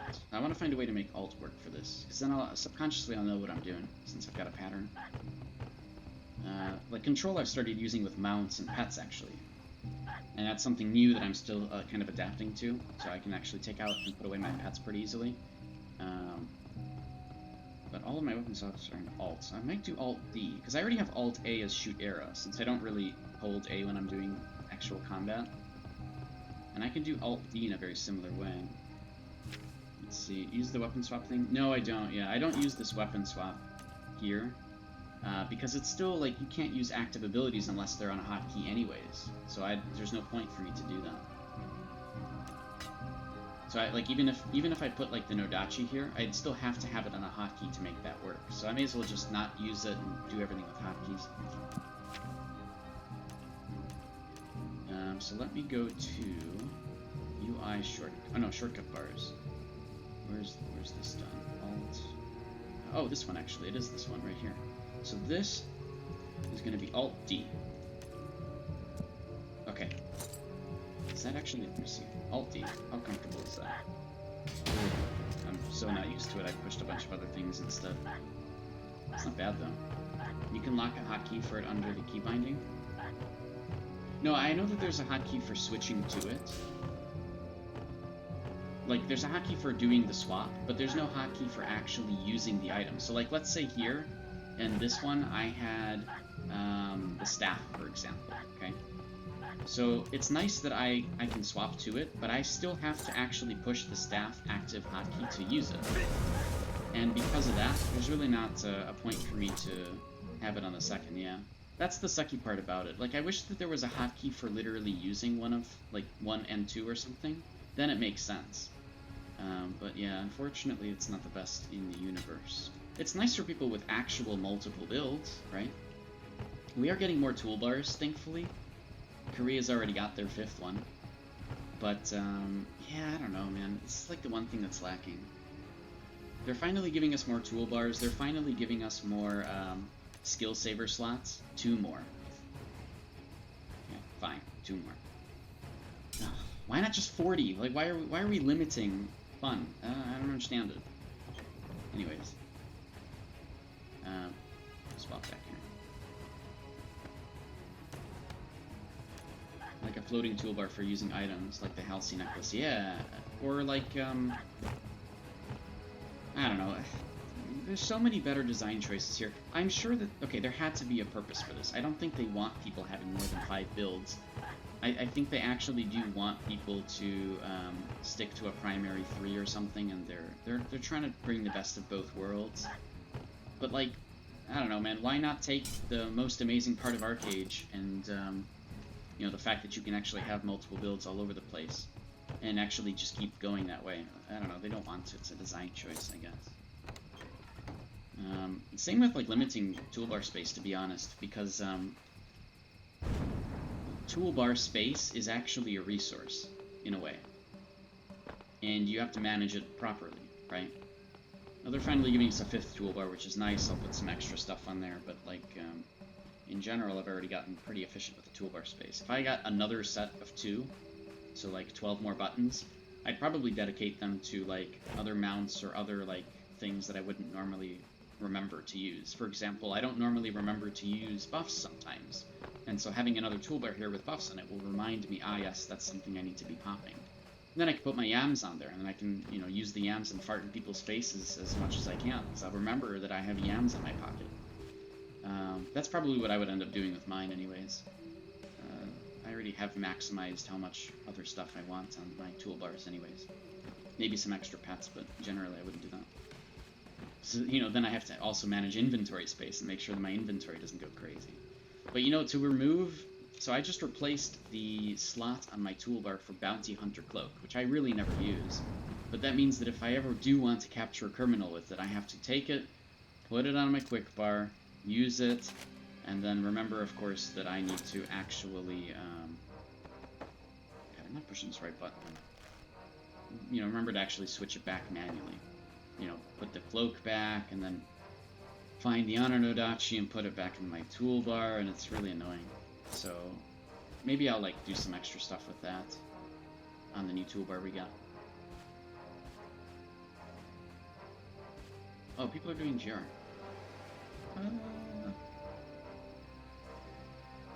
Yeah, alright, I'll do GR. I need to get that done anyways. I want more Gilda stars. Ooh, actually, I didn't even realize it reached 1600, okay. I need 3,000 now.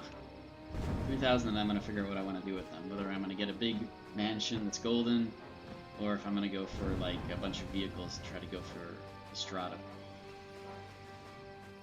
I don't know, man. It's been really, really annoying to get Curios badges and such, and I really want the turtle craft. Like, I really, really, really want the turtle craft. I actually want to use it for ridiculous things. Like, that's totally me. Like, the turtle craft is my name written all over it, but to get it is just such... Oh, it's such a massive focus to to make that happen.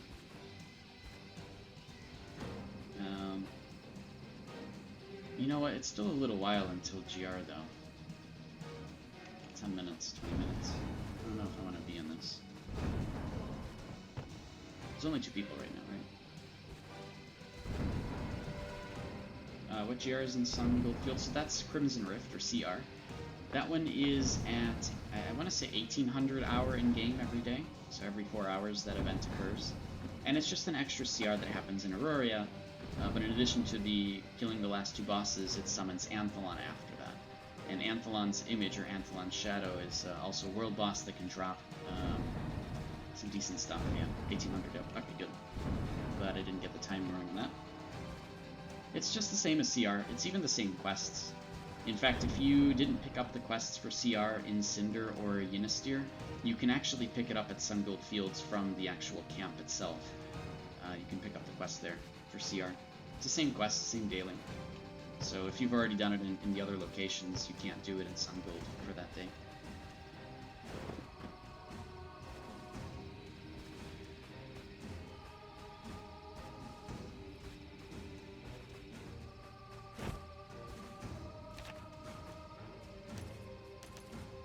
Alright, we'll go to Cinder then, I guess. A little bit early. I don't want to though, man. I want to do something else. What do? I want to go farm Yeti, but I want GR. It's like double everything, so getting as much honor as I can is good. And farming Yetis is good because I want to get more stuff. Oh hey, what's up? No, you got me. Yeah, he's able to stun me. See, I can't take advantage of my damage increase as much as he can, because he's got crazy gear. Let's see. Oh, he's actually playing Deathwish. Oh, never mind, he's got Shadow Sweep Precision Strike. Yeah, my damage though on him is like insanely reduced by just the values and stats. It's crazy, absolutely crazy. I'm doing a fourth of the damage even actually, where he's able to do the full amount. But I can at least keep him CC'd first. My reaction time is good, but I can't do enough damage in time.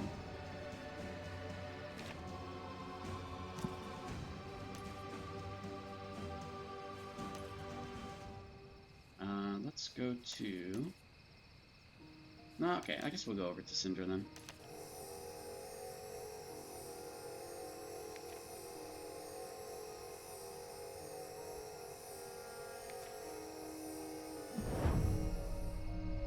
Actually, that's something else I need to do. Somebody mentioned in Nation Chat. I do need to upgrade my Sun Glow Gems at some point. I forgot about that. So the Sun Glows are nice because those are the ones that give me the extra damage, right? Yeah, these ones. Oh no, these ones. Twin Shadow Slash. Oh, I really do need to upgrade these. I totally forgot about that. I could have another, what, 10% more damage on Twin Shadow Slash if I upgraded these all the way. I'm surprised I haven't worked on that yet.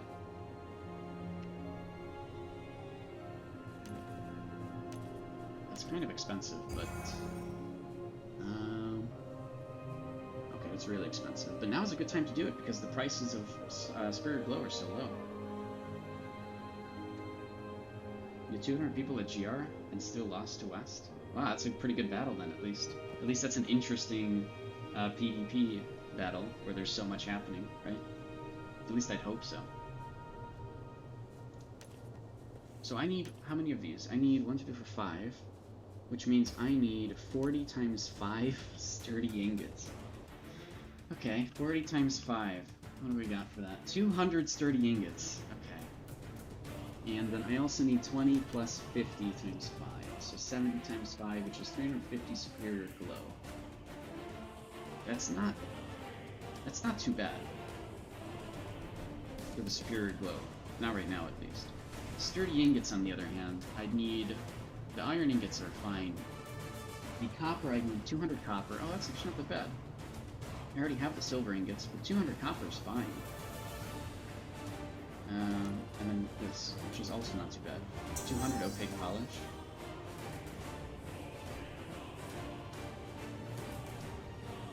It's a lot of Onyx, but Onyx is also down in price. Maybe that is something I should... Let me write that down, because I need to think about that and remember that being a thing.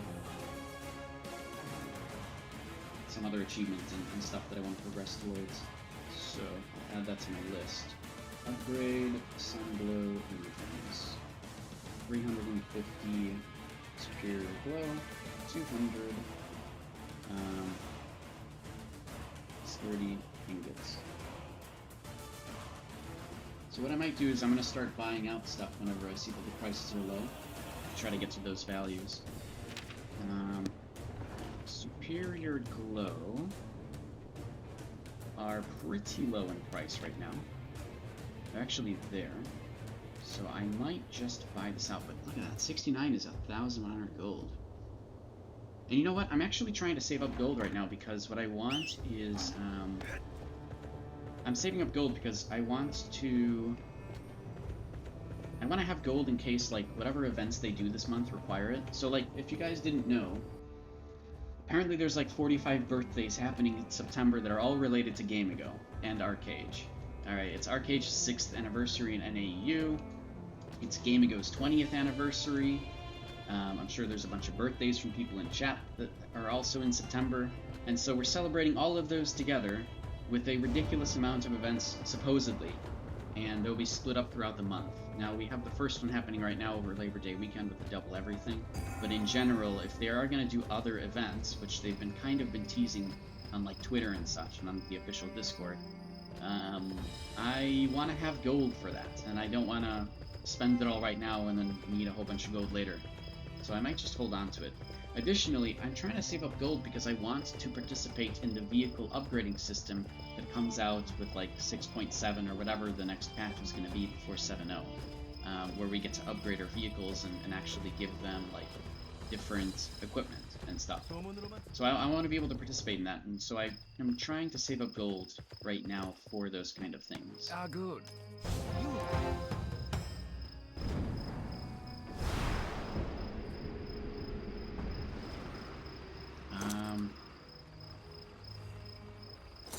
Yeah, so like a lot of the things that I have to work on at the moment, I might just put off until then. Like right now, I'm working on getting a turtle craft, right? I don't need gold for that yet, so that's a super long-term goal. Working to get the chrome submarine, right? That's just me going underwater and picking up a whole bunch of these underwater sunken chests, and you know, once I get 200, then I'll spend a little bit of gold to craft the submarine, sure. But yeah, in the meantime, that's pretty much it. I don't want to have to spend too much gold on other stuff. I'm trying to save up. Like even my underwear and my costume, I'm not really going to be upgrading very much anymore because the gains that I get at this point are very expensive, but the gains are very, very small, which I don't need right now.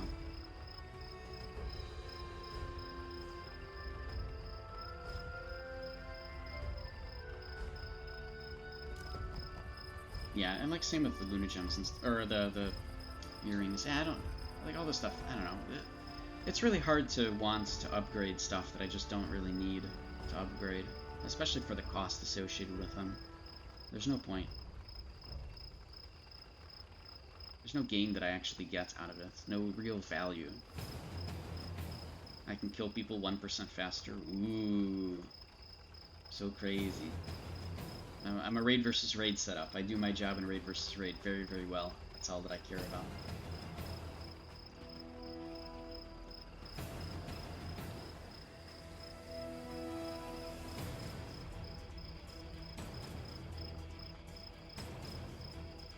Like, I even got my bow up to like plus 18. What's the point? I did it a long time ago though, I guess. But, oh, I got my flute up to mythic. I only did that because I wanted another attack speed gem. So now instead of like 70.2% attack speed, global cooldown reduction, and animation time reduction, I have 68.5 base. Which is actually kind of good, to be fair. Like, I actually really do like, even the small amount of increases to my attack speed are actually pretty worth it. So for that, it's good. In fact, what does the max gem give? I already forgot. Let's see. What does a max gem give for attack speed? Plus 16, so I'm actually missing out on 4 times 7? 1, 2, 3, 4, 5, 6, 7, 8. So 4 times 8, plus 4 times 4. What is that? Missing out on quite a bit of attack speed here. 4 times 8, 4 times 4, 16 plus 32. I'm missing out on 48 attack speed. And if I had the extra gems in here, that's another 16, plus 16. So that's 64. So if I had, let's say 50, right? So if I had 50 more attack speed, I can actually simulate that. What I can do is take away this, and then pop the Honor No Dodge. Or no, actually pop the Doom Shadow. Yeah, I can do the MDs as well. And then go back to this. This is 523, it's perfect. So if I had like 50 or 60 more attack speed, I would have 65.7% attack speed, which is actually, that's actually a pretty good amount. A pretty decent increase compared to what I currently have. 3% extra fast gameplay is good. Plus, the 3% extra reduction in all the animation times and global cooldown theoretically work really, really well with a dagger, because the dagger will help. I don't know if it's like multiplicative or not, but the dagger should make that faster than it would normally with like a two-handed weapon. As far as I'm aware, that's correct. I haven't done perfect tests on it, but that's what I've noticed anyways. Attack speed seems to help melee weapons of faster values of attack speeds like 1.0 and below, versus like a two-handed weapon, or versus helping an axe main hand or something, or a short spear main hand.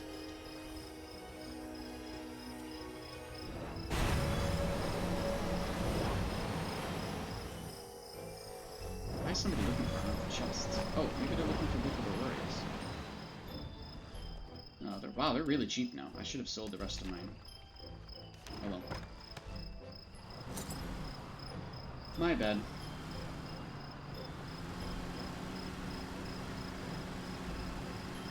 Here it goes.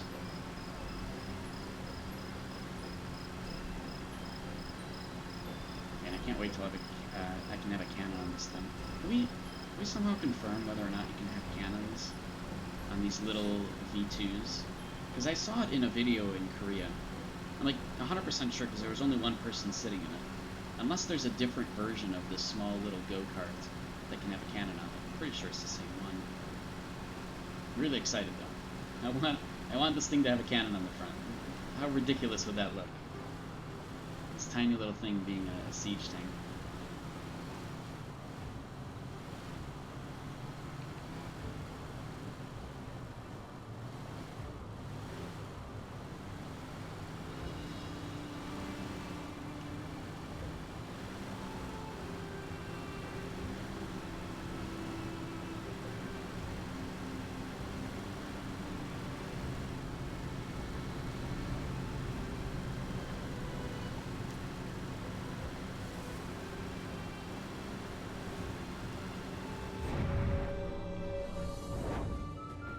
I think we had a bunch of people who are coming here with extra packs.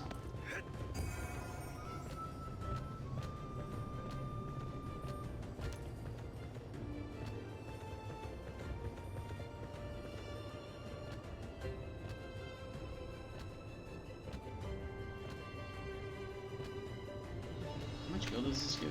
One for this, one for turning it in Burns Castle Camp. And then, of course, the 6 that you get from the bosses, 3 each.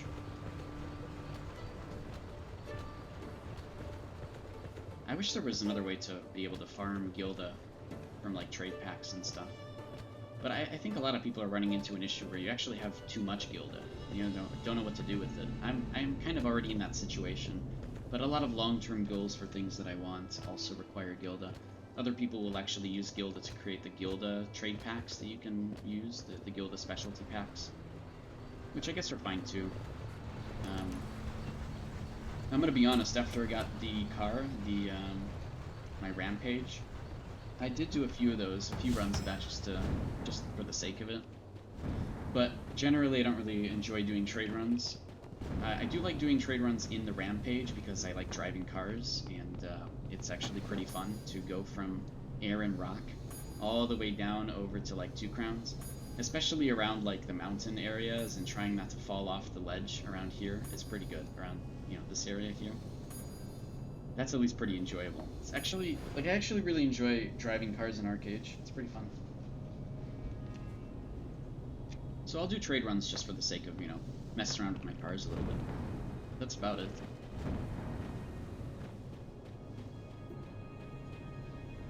Any other questions from chat? Anything you guys want to learn more about? Or theory craft stuff or whatever?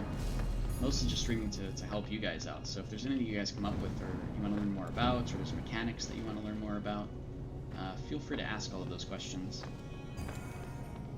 I'll help unload this guy.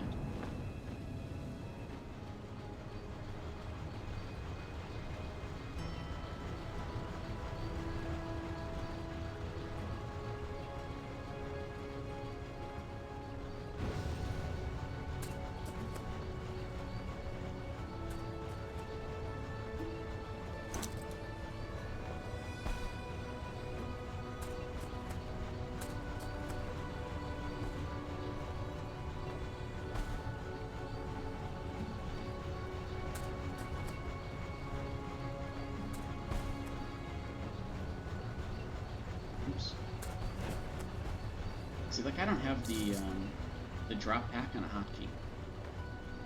I don't have it on my toolbar or anything, so I have to go into my inventory to push the button. And I've done this for years, so I'm actually pretty used to it, because how often do I actually have to do this? But if we had an extra toolbar, I might actually consider putting the drop pack on there. And you'll notice I don't even have a hotkey for using my glider, right? I think this is something that a lot of people do nowadays. They won't use this use glider hotkey, but instead they'll actually just put them on, you know, the gliders themselves on the toolbar. Since I have to do it anyways when I'm switching gliders, I may as well just push that hotkey to activate it. Much easier that way. And I do swap gliders very, very often. What's the use of the injector scroll thing? This thing? Magic injection. So if we were to build this trebuchet, the trebuchet spawns a bunch of harpoons right next to it. You use this magic injection scroll, which I'm going to throw away, to actually get one of those harpoons, and then use it to harpoon the mobs and kill them without actually taking any damage, because it causes them to be frozen.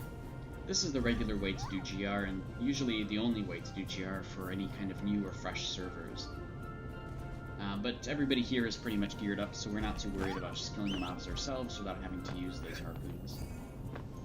So that's what they're for in GR, for Grimghast Rift. You need to have glider on toolbar for doing Anthelon? More reason for toolbars? Yeah, so I'll do the same thing as, you know, I have all my gliders in the toolbar, and so I'll just pick the one that I need for staying alive. I actually haven't used gliders for Anthelon for a long time. Nowadays, I actually use Blade Flurry and teleports to keep myself from getting picked up by Anthelon's thing. Anthelon right now anyways is bugged and seems to be just being able to kill everybody without anything to do about it. It's really weird. But in general, yeah, so I actually just use Blade Flurry to keep myself from getting picked up. Now, if that doesn't work, I'll have my mount out, and I'll use my mount's invincibility to avoid Anthelon's pull. But I don't really use the Gargoyle Glider for anything else, when I really should be, to be honest. But I can't see myself, like... Actually, it's not true. I haven't really used the Goblin Glider in a very, very long time. Maybe I could just replace the Goblin Glider with the statue, the Gargoyle Statue Glider. But I really like the Goblin Glider. It's so good. And it can teleport you potentially infinitely, because it's an RNG teleport. It has a 50% chance to reactivate and reduce the cooldown to 0, so you can use it again.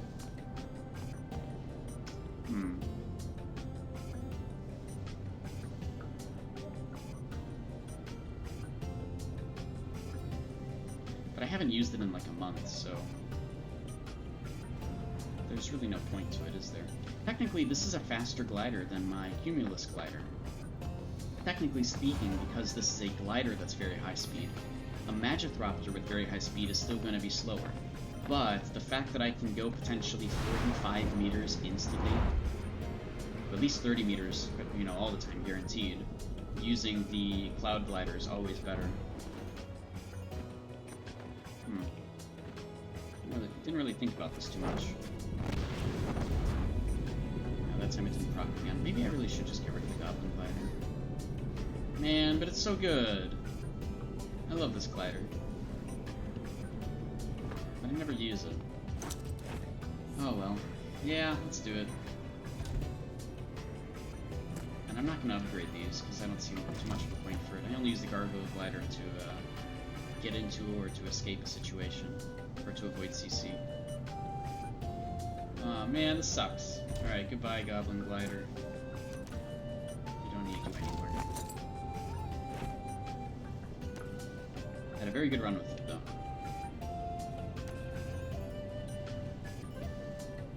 Alright, now I have the Gargoyle Glider.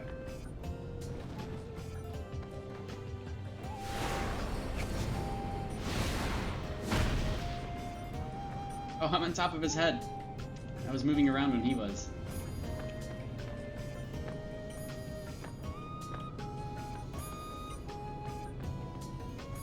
Wait, does this thing actually taunt, by the way? I heard that this thing taunts wherever you land, too. Especially, like, well, specifically for PvE scenarios. Is that true? Let me see. Oh, and inflicts fear on all enemies, but that's not true. I don't think it inflicts fear. I think it inflicts taunt. It's got a minute cooldown. Ugh. Forgot about that. I haven't used it in so long. It's so laggy. It's just because I'm streaming this. Let me disable this preview. It'll save me a couple frames. Oh wait, I didn't use the double honor pot. Whatever. It's not even double honor. It's like 40% or 30% more. I'm already getting double. It's fine. 630 honor, jeez. Just from the first round. Maybe I should use the pot. Whatever, I'm greedy. I'm gonna hold on to them. For whenever I'm doing more interesting stuff that will give a lot more honor than I could do. Or stuff like that. Or actually, nobody's doing.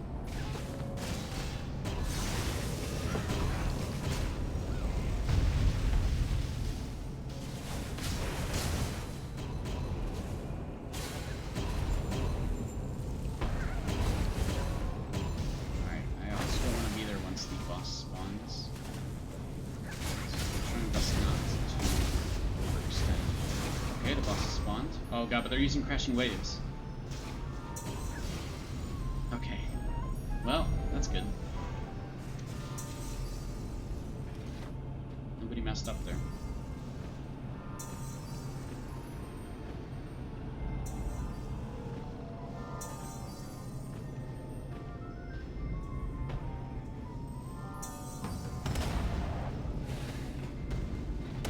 Oh, he's gonna pull it. I'm just gonna pull it.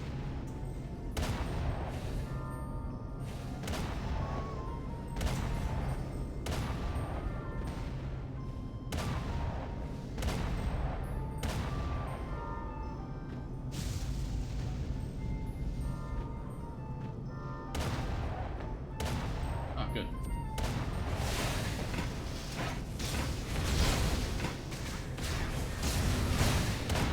Nice. Now we're good to go. Oh, wait, we have to do a ton of damage right Target is facing the now. wrong Otherwise, direction. it's going to freeze everybody.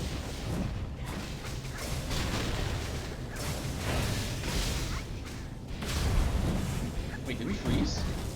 No, we didn't.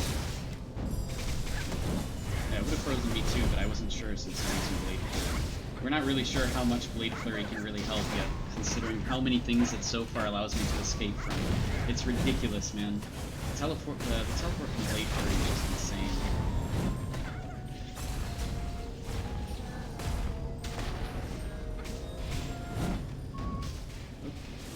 That also, of course, overshoots, especially when I'm streaming. Just because of the lag.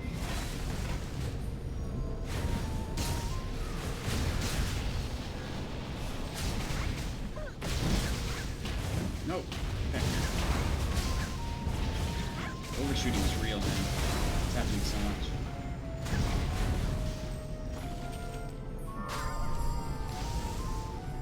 Oh, hey. Hello, people.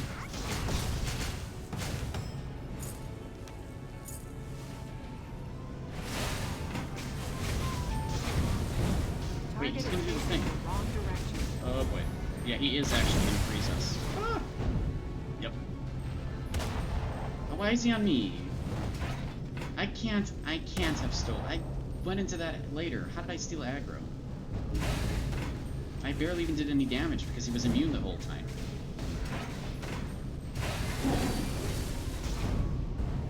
Yeah, yes, you steal aggro. Go for it. We're fine.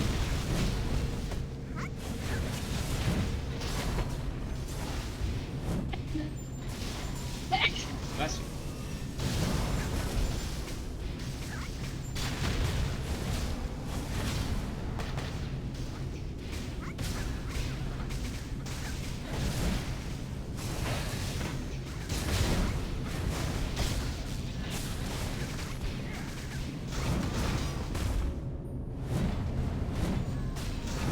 Any other questions from chat?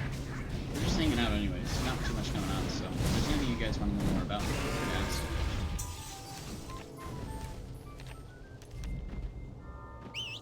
Alright, I already did all the bunker stuff, so they might do that, but I want to go do other things.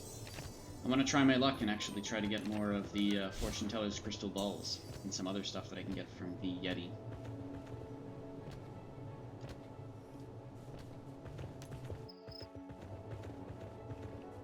Also, anything on the crafting board that I'm actually interested in. Look at this. Frickin' Aeronor shield. But you only get like 500 gold out of this.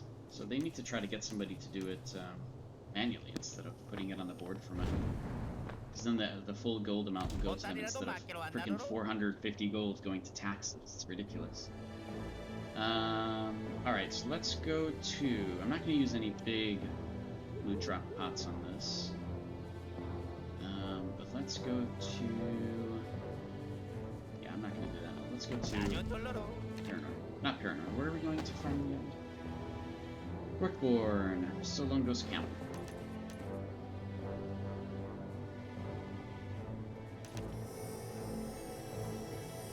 We'll do this for a little while.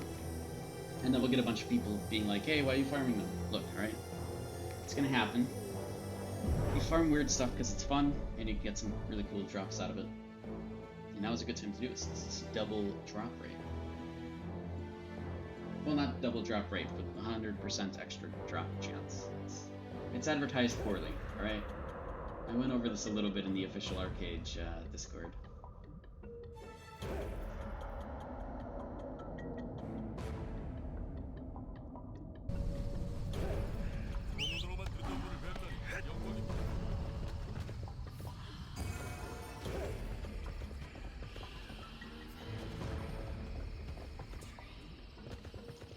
Do any crazy potions for this since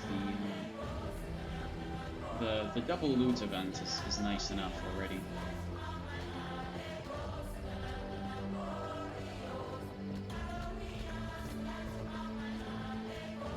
Oh, actually, these enraged giants used to drop the extra stuff too. Let me take a look at that really quickly. Maybe I'll farm those instead. It's been a little while since I farmed those giants, and by a little while I mean about 5 years.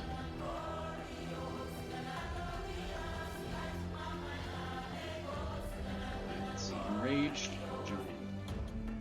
What is the drop? What is their drop list?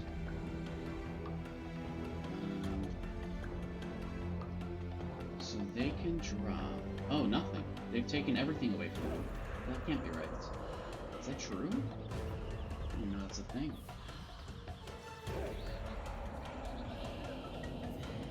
Oh, well, thanks for the follow, Valdino.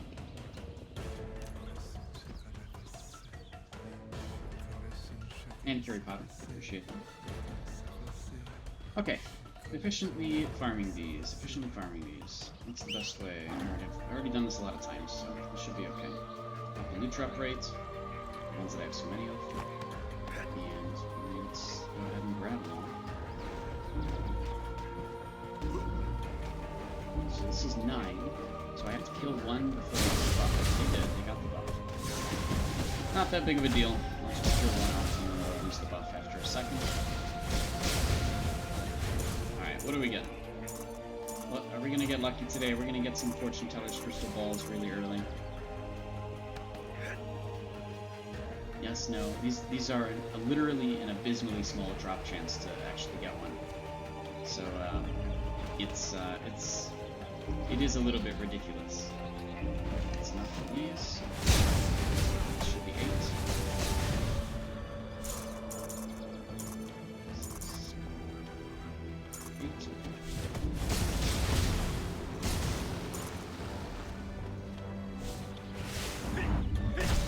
And I've been holding on to these unidentified stuff because I've actually been kind of selling off images, believe it or not, for 100 to 200 gold. I mean, honestly, it takes a long time to actually sell any, but it's been a pretty positive investment to just try, so I'm gonna go for it and keep trying. They sell, like, really, really slowly. Not many sell at all, but I have the extra labor to mess around a little bit, so why not? Sell some images occasionally.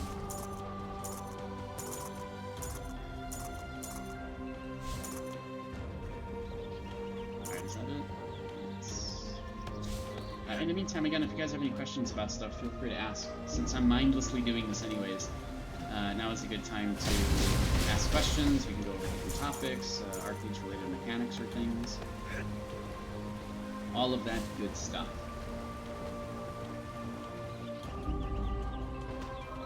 Maybe there's a topic we can talk about that most people don't know. Maybe I can bring up something interesting. What do we think? What's a good topic to talk about?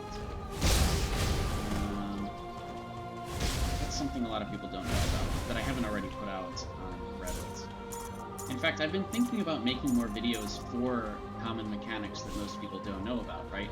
So similar to that the combat log tutorial guide thing, and similar to like this more recent thing I did with how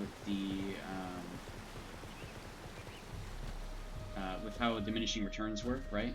I want to put out more guides like that, like really, really expert level guides for things, and I'm not really sure what, because the problem is I've played Archeage for so long that things like the combat log and the diminishing returns are actually second nature to me. So to me, I wouldn't even think about making a guide for them unless somebody pointed this out that a lot of people don't know about it. So if there's any kind of things you think that I can make a guide on that is actually worth it, because some people will benefit from that, let me know, and I'd be more than happy to do that. You can go and do like a really short explanation, and it'll be on YouTube forever, and people can learn from that, right?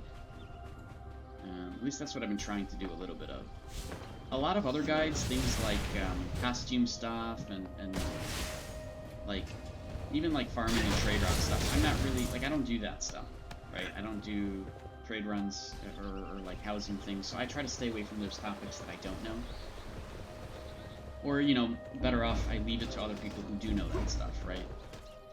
Or even recommend those content creators to make stuff like that. For example, like Tog, of course, has been a really, really good location for videos that have to do with like all of the marketplace updates and housing stuff and everything, which is awesome. And Tog's also just been making videos about literally everything to do with Archeage on a very simple basis. So that's good, and I want them to keep doing that, so I'm not going to steal their content. But when it comes to really, really like expert, crazy, high-level mechanics, I really want to do that. I want to make more content about that. And I, again, have no idea what to make because a lot of this stuff is second nature to me. So if there is something weird that you see me doing, if there's something that you don't quite understand, let me know, point it out, because it might be a question other people have too, and it might be worth making a video about. I've already gone over like hotkey setups and my recommended stuff, and generally how to think about it and brainstorm better ones. So that was kind of a big topic that I started off of, because I knew that's something that I know a lot of people don't value as much or don't think about as much, but it's actually a really, really important thing. So I did make a video about that. I made a video about the diminishing returns for CCs. I made a video about, what else? There was one other one that I made that was, oh, the combat log, right? I accidentally used my defiance, but it doesn't matter here. Is that it? I didn't really count off 6 there. But yeah, so if there's anything you guys think are like really high-level mechanics, things that are like end-game stuff that I can make a video about, let me know. Because I do want to make I want to make more information more accessible to people. And like, I've been yelling a lot about getting a wiki, because getting a wiki into Archeage and actually making this button do something useful other than going to a blank page would be great. Because we used to have an official wiki, and we need an actual nice, up-to-date one so that people can learn from it, and they can go to it and understand more things, and do things by themselves without having to ask everybody constantly every single thing.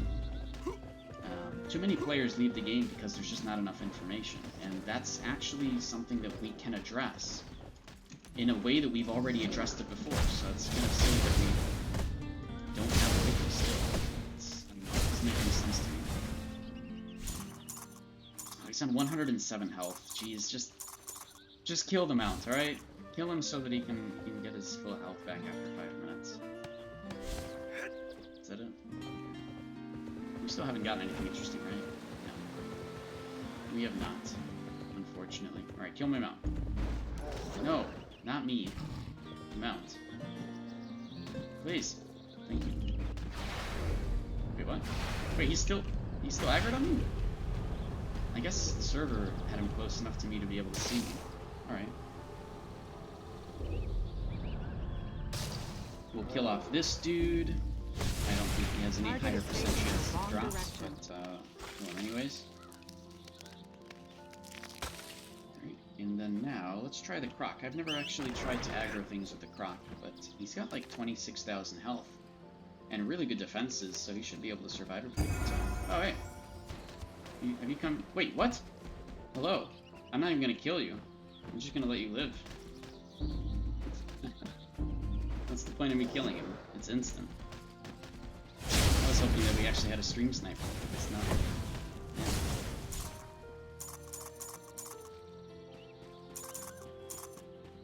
Yeah. 8. Okay, good. He got probably scared that I was actually looking at just fine. I'm not gonna kill somebody who's lower gear score than me like that. There's no point. You gain nothing out of it. It's so boring. That's why I don't ever want to like get really, really high gear score, because it's just gonna bore the crap out of me and I'd end up quitting faster. It's not interesting to me to be at the top of the leaderboard. Stream suicide at this point, yeah. If somebody like that was stream suicide, but I wouldn't kill them unless they like really tried to kill me. I'll mess with them a little bit, but yeah, I don't know. Generally, I don't want to ever be in a point where everybody is lower gear score than me, because I would just end up quitting instantly. It's so boring to me. I'm out of a challenge.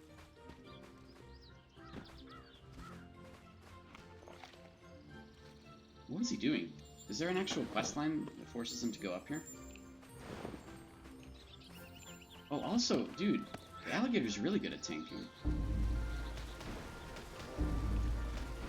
We'll keep using him. Let's see how this works. 1, 2, 3. And since I'm so low to the ground, I can loot stuff a little bit more efficiently. The alligator's too good. Come on, Alan. Let's grab all these. Although they're not even going for him. Oh, because I'm so low to the ground. Oh. He's not getting aggro. I am. Because I'm probably getting the aggro first. That's actually really good. I'd rather get the aggro. I don't want my mount to die. I just mount swap, but still. This is actually a really good idea. I didn't realize it worked this way.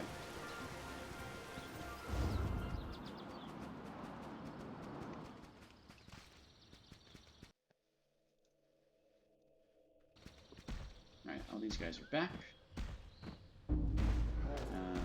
Let that guy come here. I know, the tail is ridiculous. Look at that thing. Why do they need such long tails? Why do they evolve to have long tails? They don't even use them. They just use them for swimming, right?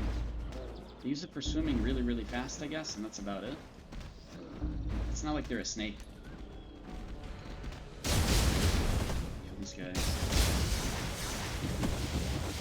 So now I have to, like, I have to pop my reverberate just to cause trip. 7. Is that 7 or 8? This is the 9th of them. There's 9 bodies here. Look at these monkeys. Look at them just piled up there. Oof. Don't call PETA, alright? What am I up to in the stream?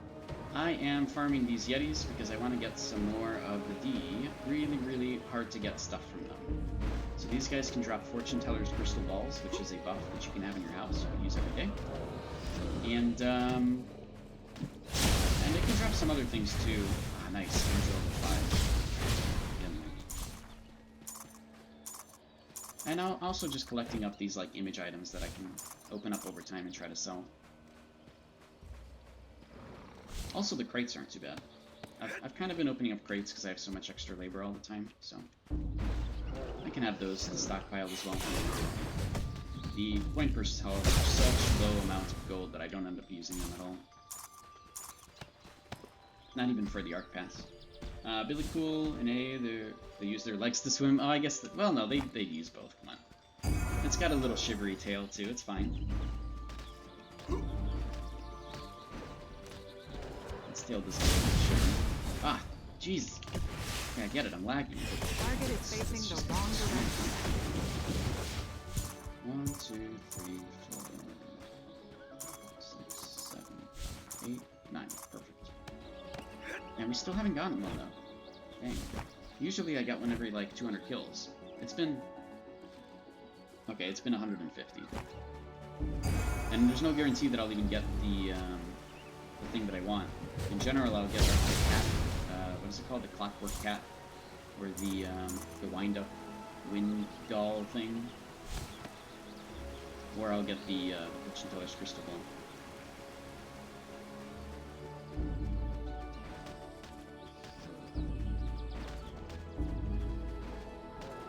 Oh, maybe I can get 1,000 gold out of Collider for it. I have been selling those crystal balls. Well, back when I used to farm these. I'd actually sell them for 1,000 gold, which is probably not enough, honestly. People don't farm these at all. So I could probably sell them for 2,000 gold and still get away with it. As you've noticed, I do sell things on AH for a little bit more than I should, and get away with it, which is kind of nice. So I do encourage you guys to do the very same. If you ever get the opportunity to, why not, right? But I might dangle it in front of Collider's nose and be like, alright, you want this thing? Alright. Pay up. You can try the 2 old Y'all bosses in Gwynedd for the Crystal Ball. Might be a higher drop chance. Yeah, you know there might be a higher drop chance with it, but let's say that it's 8 times higher. 10 times higher. Ooh, let's go with 10 times higher, Gwynedd. Let's pretend like those bosses have a 10 times higher drop rate. Alright? I still kill 1,000 of these an hour. So I'm okay just sticking to the Yetis, you know? God. Oh, I'm gonna die! I don't know why I let myself get so low. I got down to 38 health points there. It's much more interesting when I am intentionally trying to kill myself, huh? Alright, fine. Let's keep going. But you're right, yeah, it's true. I could go over there. I could. Or I could just keep killing these guys. Actually, I wonder if the tail from the, dude, they... Oh my god. The alligator really does not take any damage. Oh, it's a single target. What the heck? Target is facing the wrong direction. That's so good. This is such a good mount to farm these with, because I get the aggro first since I'm so low to the ground. That's amazing. I'm not counting. Okay, there we go. I wonder where that guy went. He never came back. Usually, you know, if you're doing quests or something, you end up going back to where he came from. But he was Ancestral level 11. He would have done all of his quests already. What is he doing running around here? Exploring? Maybe, right?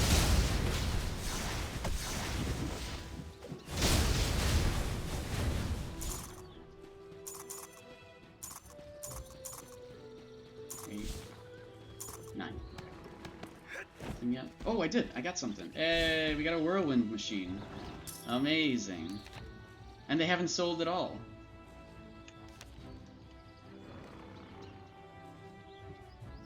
Alright, we'll see how that sells.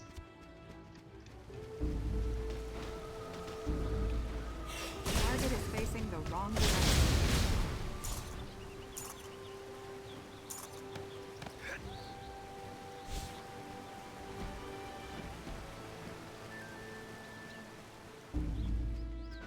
so good. I really like the alligator even more now. Just because I could do this, and it's much easier. I don't have to worry about my my mount dying and then having to mount swap. It's fine to mount swap. God, this is really getting right. It's fine to mount swap, but then like I have to remember all the new options and the different mounts, which is generally not a big deal, I guess. But nicer when I can just use one mount for everything instead. Is that it? Oh, there we go.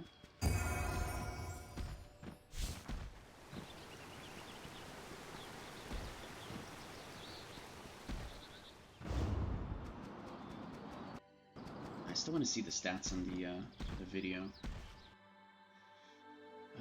Also, this guy's aggro range seems to be higher, because I can actually take aggro from stuff just by... Yeah, look at that. So his aggro range is higher, but if I'm going directly at a target, I'll take the aggro first. So that's good. But trying to thread the needle over there is not a good idea, because I guess he's just a... He's not a larger mount, and yet he has a higher aggro distance, which is interesting.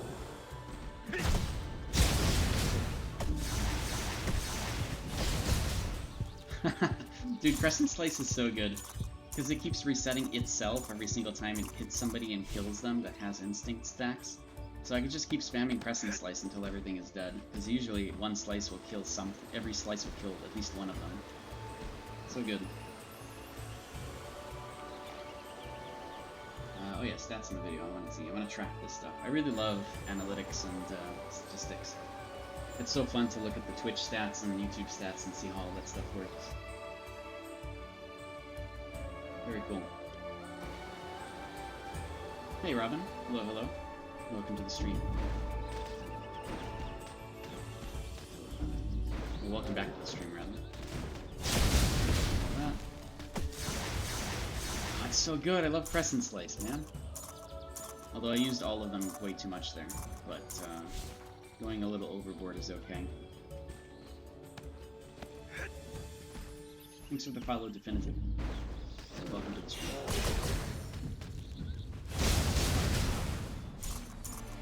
Again, if you guys have any questions about stuff or you're just lurking, it's fine. If you have any questions about Archeage things, mechanics, you want to theory craft builds or something, this is a really good place to do that. I've also been trying to get some ideas for different videos that I can make about some of the more expert Archeage mechanics, things that most people don't know. If there's anything you guys can think of for those kind of videos, let me know. Because, like, this stuff doesn't come to me very easily. Everything to me is like second nature. It just keeps teleporting me too far. Everything to me is second nature, so I don't really know what kind of things people want to see. Like, even the combat log one, even that video, like, I just didn't, like, I forgot that people don't even know about the combat log to begin with. And so I had to get that pointed out to me by finding out that people don't even have combat logs set up at all. So for me to be like, wow, no one has a combat log. Alright, well then that's worth making a video about, right? And so like that, like diminishing returns video. I want to make more that has to do with some of the harder mechanics to understand or learn. Oh my god, stop it! Stop doing this!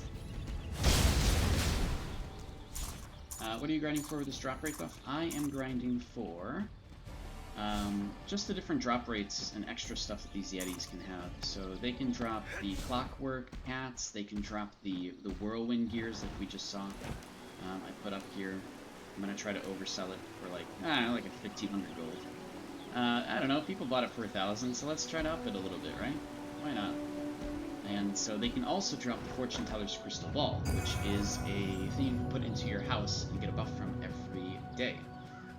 And so these are all kind of the rare things that exist that I'm just trying to farm a little bit here while the double loot drop rate is on. And yeah, I'm making it a little bit public that I'm doing this, because I don't care if there's a competition for these items. I'd like it so that people understood that, yeah, farming random things in the world is an actual thing you can do in this game, and there's actually some value to it if you know how to create value to these kind of things, right? You have to understand where the value comes from and then take advantage of it. It's not an easy thing to do that, of course. So, like, for example, I'm not even going to be throwing away this unidentified gear, because the unidentified gear, I'm going to try and risk it a little bit because I have so much extra labor all the time. I'm going to try to risk it and also sell some images based off of some of the cooler things I can get from them. And we've done that a little bit on stream. I have actually been able to sell stuff pretty commonly. Like every day or two, I'll sell a couple things from the image stuff that I've been putting up.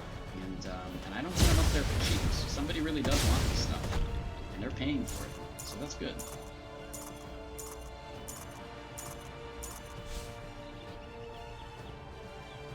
It's good. It's an extra way to make a little bit of extra money. And yeah, I'm trying to popularize it because it's a thing, you know. This is all stuff that I've come up with myself, trying to investigate the market, try to find out more interesting ways to make money. And I mean, it's true. Yeah, poor level 50 noob getting scammed. I don't think a noob is paying 200 gold for a small little axe or something, especially if they have the Haram stuff, right? Which now everything is Haram. Everybody knows about the Haram stuff, and it's all like in quest lines and stuff. So I doubt that anybody is getting scammed by it. In reality, I was thinking about that too. You know, is somebody gonna really hate me for this? But for the most part, my prices are way too high for the value of stuff they're getting. There must be people who are actually looking for image items. And I'm gonna be honest with you, I have sold stuff on the auction house, you know, just hanging out in Marianople, and then I see, oh, I sold something. And then literally several seconds later, someone pops up next to me because they just went to their mailbox and they jump around, and they have the new armor equipped because they're taking a look at it. Which I think is amazing. You literally, oh, yep, that's the guy who bought it, that's him. Hello. I don't say anything, of course, because, you know, I'm trying to be secret. I don't want them to know that I just stole some of their money. But I think that's kind of interesting, that the people who I've seen do that are actually very highly geared, and they're really just looking for... Oh, got it. I got the Fortune Teller's Crystal Ball. We're chill now. Bam. Should I dingle this in front of Kaleidospace? Let's see, where is he? He's not even online. I'm gonna dingle it in front of his face, then. Wait, how much have these been selling for? Let's take a look. Oh, I haven't. Oh, it's my market.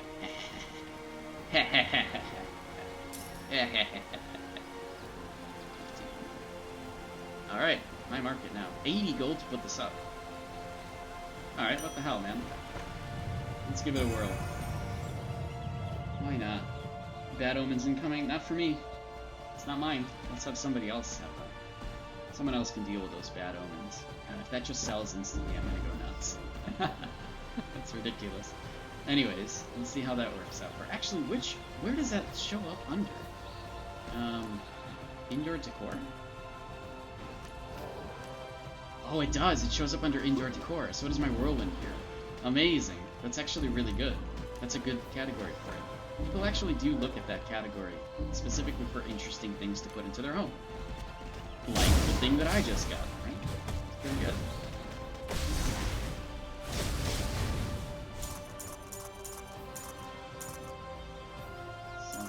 Eight.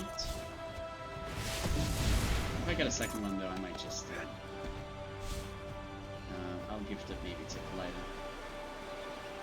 We'll see. Kaleido might actually just buy it without realizing who he paid for it. So I know he was telling me yesterday that he's really looking for it. Like, he really, really wants to finish the ball. And he's been farming and stuff for it and hasn't gotten it yet. Now's a good time to farm for it, to be fair.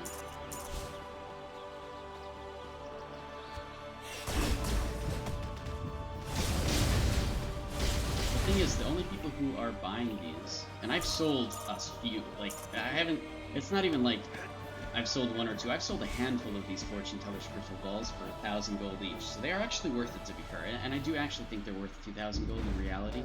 Now that said, I've sold a handful of them. The thing is, I'm not scamming anyone.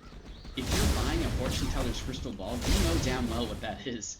You know absolutely what that is, because you're probably a veteran player, you've probably had it before, or whatever, and you know how hard it is to get, right? So that is something I'm not... Like, if somebody buys it for 2,000, it's not a scam or anything. It is actually worth that much, to be fair.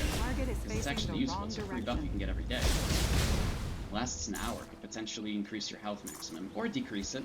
But anyways, my point is, there's actually value to it, and the people who are buying it know what they're doing. So, I can see people spending that much for it. I mean, people spend 1,000 gold for it on many occasions, so this isn't anything interesting or I'm not doing anything crazy here. So, you know, I stream this stuff because, yeah, it's a market. It's a market that I'm trying to mess around with. If it doesn't work, I don't really care, right? And I'm trying to show the public that there are a million ways to make money in this game. You just have to kind of understand the market and understand what people are looking for. Fashion Age and the housing game is a pretty big deal to a lot of people, even people who you wouldn't believe. Like, some of the most highest geared people in the game, you'd never think would be all into, like, cosmetics and things. And for the most part, people are. So if you can somehow get those people to pay you money, you're all good. And so, you know, taking advantage of the market like that is actually a very, very good way to make an income in Archeage.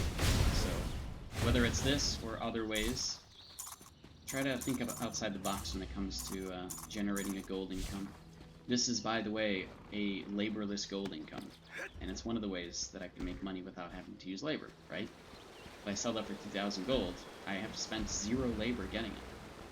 And it's a very massive amount that you get, right? I mean, like I said, I could sell it for 1,000 gold for sure. 2,000 is really pushing it, but I'm gonna try. And, I don't know, this stuff exists, it's in-game. People can take advantage of it, instead of thinking that all they have to do to make money is just use labor, which is not true. Like, I'm overloaded with labor too much. Target is facing the wrong I shouldn't direction. really use it.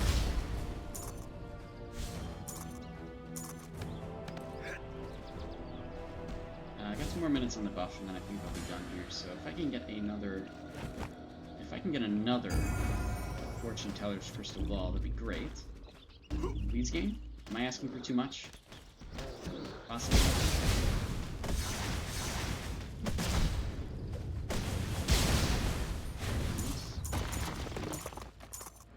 Seven, 8, 9.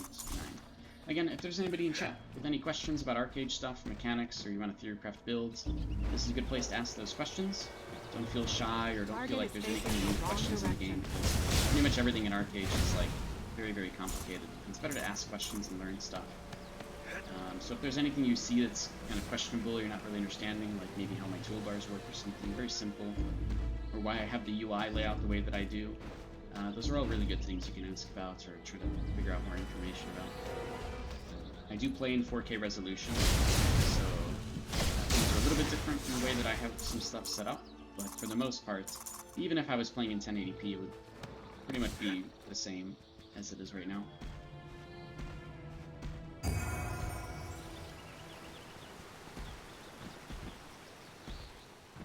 I do wonder what Archeage in 8K would look like, though.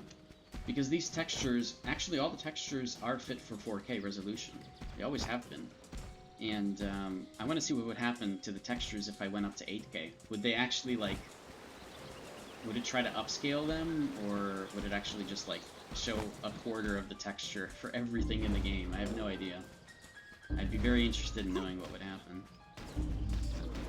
But alas, getting an 8K monitor is not exactly that easy. I could set it to 8K though, couldn't I? Like, it would do whatever upscaling it needs to bring it back. I wonder if that would work.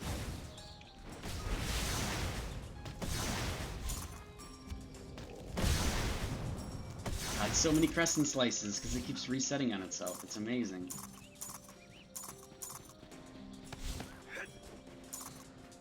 Alright, so that is it for this potion. So in half an hour, we killed 1, 2, 3, we killed almost 400 things, okay? And I haven't been doing this, you know, I've been kind of delaying and talking and stuff. So yeah, in an hour I can get about 800 to 1,000 kills of these Yetis, which is just way better than, you know, farming in Halcyon or something else. Even if the drop rate on those is higher, killing 1,000 things an hour non-stop is just much, much more efficient.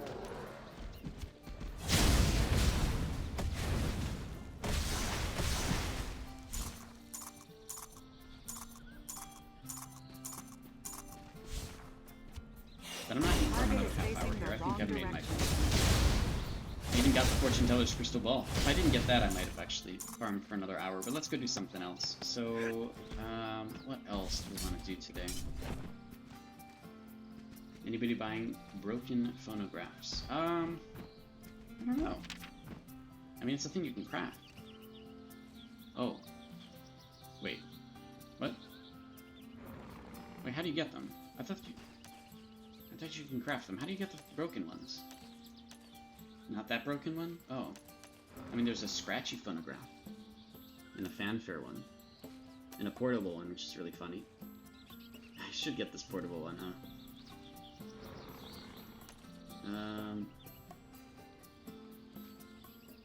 Medusa and Gwynedd. Alright, I'm on my way.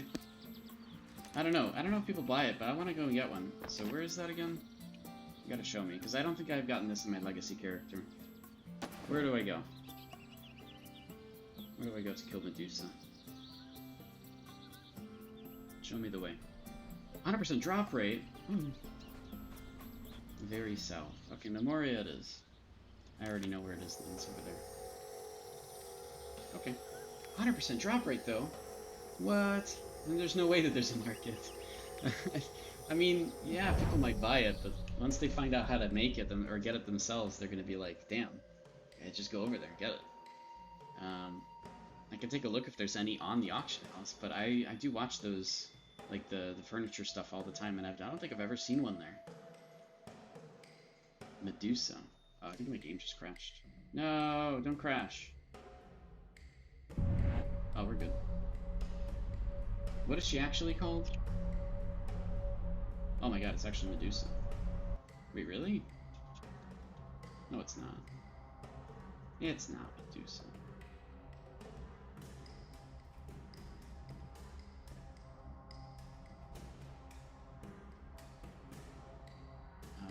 A new server saw one for 3 point... No. Wait. Oh, sorry, I thought you meant K. Yeah, so 3.5 gold. Medusa Bellucci. Okay, I'll go look. Let's go take a look. Medusa... No, there's nothing in the game like that, in the codex.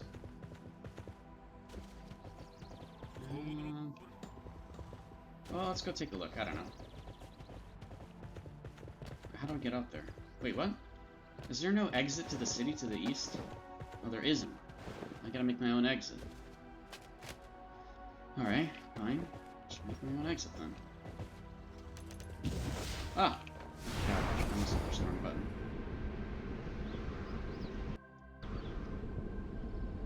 Wait, really? It's not 100% drop rate then. Kill the thing 100 times and no drop. Alright, we're gonna go look. Wait, it can't be here. Left? Oh. What do you mean left? It's not that way? It's over here? Oh, the broken phonograph is 100%? What's the... What were you trying to get, Fruck? Wait, is there another drop that I can get? Wait, I want another drop. What is it? What's the RNG drop? Oh, this is cool. I love hidden stuff. Wait, you were telling me the right way? Oh, you bastard. You're telling me the wrong way. No, I'm going this way. Jeez. Todd Games is a YouTube on. Ah, nice. Amazing. How did I miss that one? I'm gonna look now. Oh, it's this. It's this thing, isn't it? Whatever this is. That looks cool. Let's go look. Tog Medusa. Okay, Tog Games. Medusa. You here? Hello? Okay, that's not helping. Okay, is it supposed to be here? This is cool. What is this thing? Is this for like a main quest storyline thing? For the elves? I don't even know what this is. It's just like a random magic circle. Oh, hello! Is this guy Guildastar boss? Fentix the... Wait, why are they all level 40?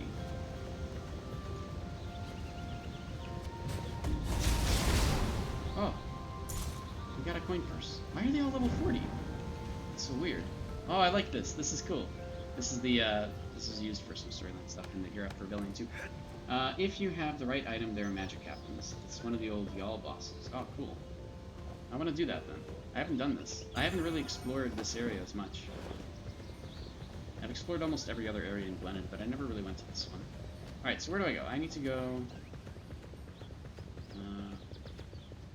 compact bush. Keep going. Southeast, south. Oh, okay, okay. Oh, I see there's a quest down there, too. Why are these all level 40, though? Like, that expects you to come back here as a later player. Wait, why are you guys cowering? Purging the Thorn Timber. Oh, Dehuda Priestess Athena. And the... Oh, this is it. Defeat the dudes. Oh my god.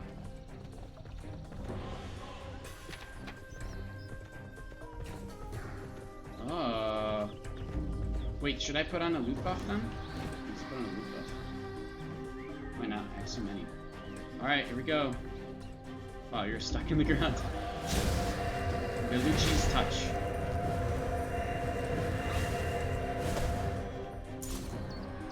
What's this? Hey, okay, you're right, it's 100%. So have these been selling? No. I mean, I want to keep one for myself. So what is like the thing that, Dehuda Slave Bellucci? What is the thing that they can drop that's like super rare? Now I want to know. I'm gonna look it up in the codex. God, it's lagging. Yeah, I don't think that the loot buff... Whatever, loot buff might have not been worth it, but I have like 120. It's not a big deal. Target is facing the wrong direction. Mob so many times. Yeah, what can you actually get from it? What's the jackpot? I don't even know. 30-minute respawn. Oh. Alright, completed the quest now. I did it. It's an elite quest. You did it. The Oakid Council will pleased to know that their home is safe. You're welcome. She drops the cat too in the crystal ball. Oh. Dehuda. What's it? Bellucci. Okay, loot from this NPC. Oh, wait, she can still drop the Growling Y'all? Wait. That's interesting. Oh, and a treasure map. Wow. And a Singe vehicle, okay. That's interesting. I mean, it's probably a really low drop rate, as everything else tends to be with that kind of stuff. I don't know if she can still drop the Growling Y'all, but, alright, well, while we're here, and while we have a loot buff on, Gwyn, where am I supposed to go for the other things? For the other, like, bosses that can drop the Y'all stuff? Because I actually don't know. This is, again, not something that I have spent too much time on. YouTuber video, she got it on the 3rd try. She got, what, like a Growling Y'all fragment? It's crazy. Oh, those are the two in Glennon. Wait. Which two? I only killed one. Oh, wait, was that a ghosty guy, the other one?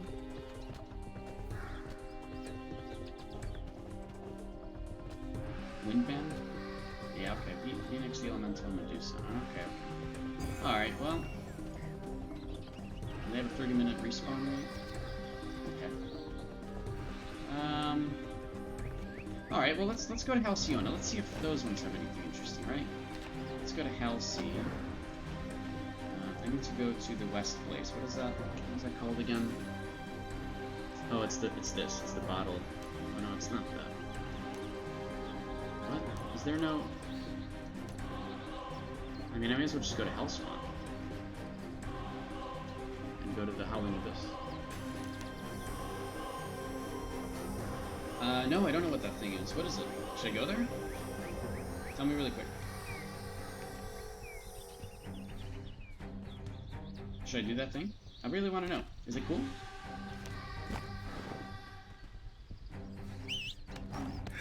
Have you seen it there? Yeah, I've seen where you can, in Rookborn, go up and use the things to go up really high, right?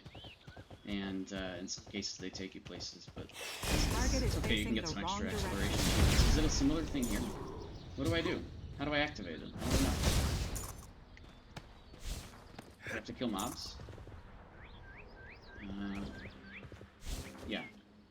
Which mobs? What do I kill? Oh, these guys are... Wait, these are 1 star. I don't remember how though. Damn, okay, well, very helpful. Where is the thing? It's up here? Okay, this has to, whatever it is, it has to be something related to down here, right? That makes perfect sense. So, oh, greater Duskwind Elemental. Okay, maybe these have like a drop rate or something associated with them. So it looks like these come in threes. Sharpwind Elemental, Wind Elemental, Whirlwind Elemental, and a Greater Elemental. Okay. Alright. And then there's the other ones that are the Mossy Stone Elementals. Target is at a different So location. what do I do? What am I supposed to do here? I've already killed the bosses.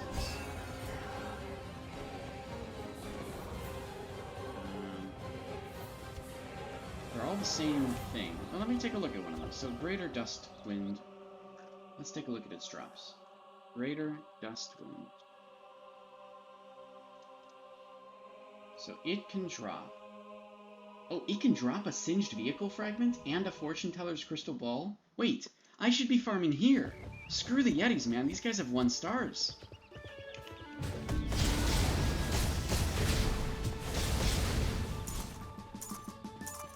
Oh, man. I mean, the Yetis are much faster, let's be fair. Right? I can stack them all up together, it's much easier. I might be able to do the same with these, but I think these guys are ranged, so they're not going to come over to me into melee range. Yeah, they're just going to stay where they are. That's not that good to farm. But they're a little bit of a change of pace, right? That's not too bad. They can also drop the treasure map with coordinates. Wow. Well, I don't know if these can still drop the fragment, but at least the Codex said that at one point they could. They kind of changed everything up once the Virabas came out in the castle system. But, so it's hard to know. Like, the Yetis definitely, I don't think they can drop it. Because I've killed, like, 3,000, 4,000 with, like, 4 times the drop rate, and I didn't get any. So it's hard to think that they still can. I don't think the treasure maps are everything for those. Oh, maybe not. Yeah, maybe not. Hundreds of them. Alright, that's fair. Sometimes the Codex is wrong about those things, or the Archeage database from back in the day. Nothing is ever perfect, but it's a good guide to sort of give you ideas. So what am I doing down here? Hey, Always Gaming. Hello. Things are going pretty well. Just messing around a little bit, doing a little bit of exploring that I didn't expect I would be doing today.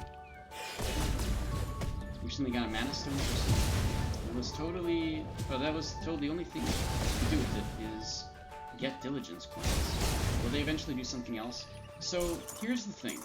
No, they will not eventually do something else. Okay, but here's the thing. If you've played Legacy, you know that Mana Storm crystals are actually pretty worth it because you can get mounts straight up. You can kind of do the same thing here because you turn the crystals into diligence coins, but it's 2 for 1. It's a pretty terrible ratio. You do that in any stonemason workbench. It won't appear in your folio as a crafting item, but yeah, go to any stonemason workbench, you can turn it. The thing is, oh, I have a quest. What is it? Report to some guy. What happened? Something happened. What just happened? How did I get this quest?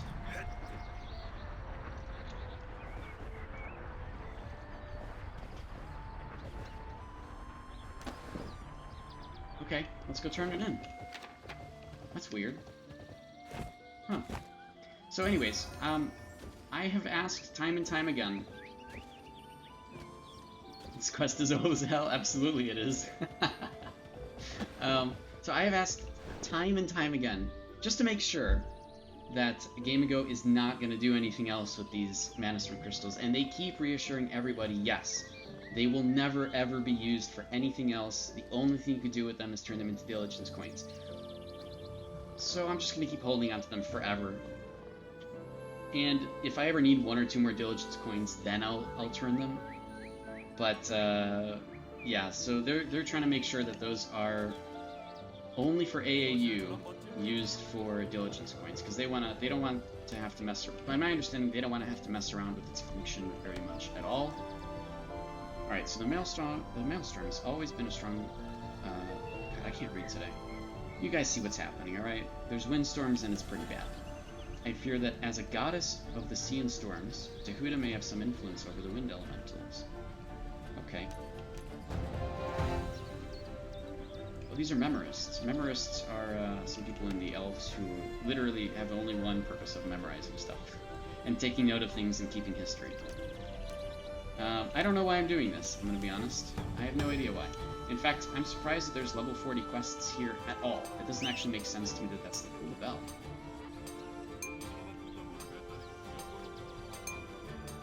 Wait, I got something. I got a Wind Eater conch. Ooh. Oh, it's this. It's just used for this. I don't want to do this. Tehuda again. I know, man. She's in every freaking story. Very much entwined with Tehuda's story. Tehuda's very much in the elf story, I believe, as well. Always gaming. You haven't played this game in a while? The open world PvP at endgame killed me. Couldn't do much without getting one shot. Yeah, I think I do always recommend people play different classes. For example, if you're dying very much to magic, you can play classes that include aromancy, and that'll keep you alive for a pretty damn long time. But people don't tend to do that, right? Or you can play backline classes and help from the backline. You know, play the game a little differently to try to fight the problem that is, you know, causing issues for you. There are very often ways to do that. People don't take advantage of it as much, and it always feels bad for those people. You know, you try to play all the best classes, but, you know, the people who are playing those top classes on the top of the gear score list, they don't care about surviving, because they have the gear to keep them alive. So if you're not on this top list, you have to play other classes to try to keep you alive. And a lot of people don't do that.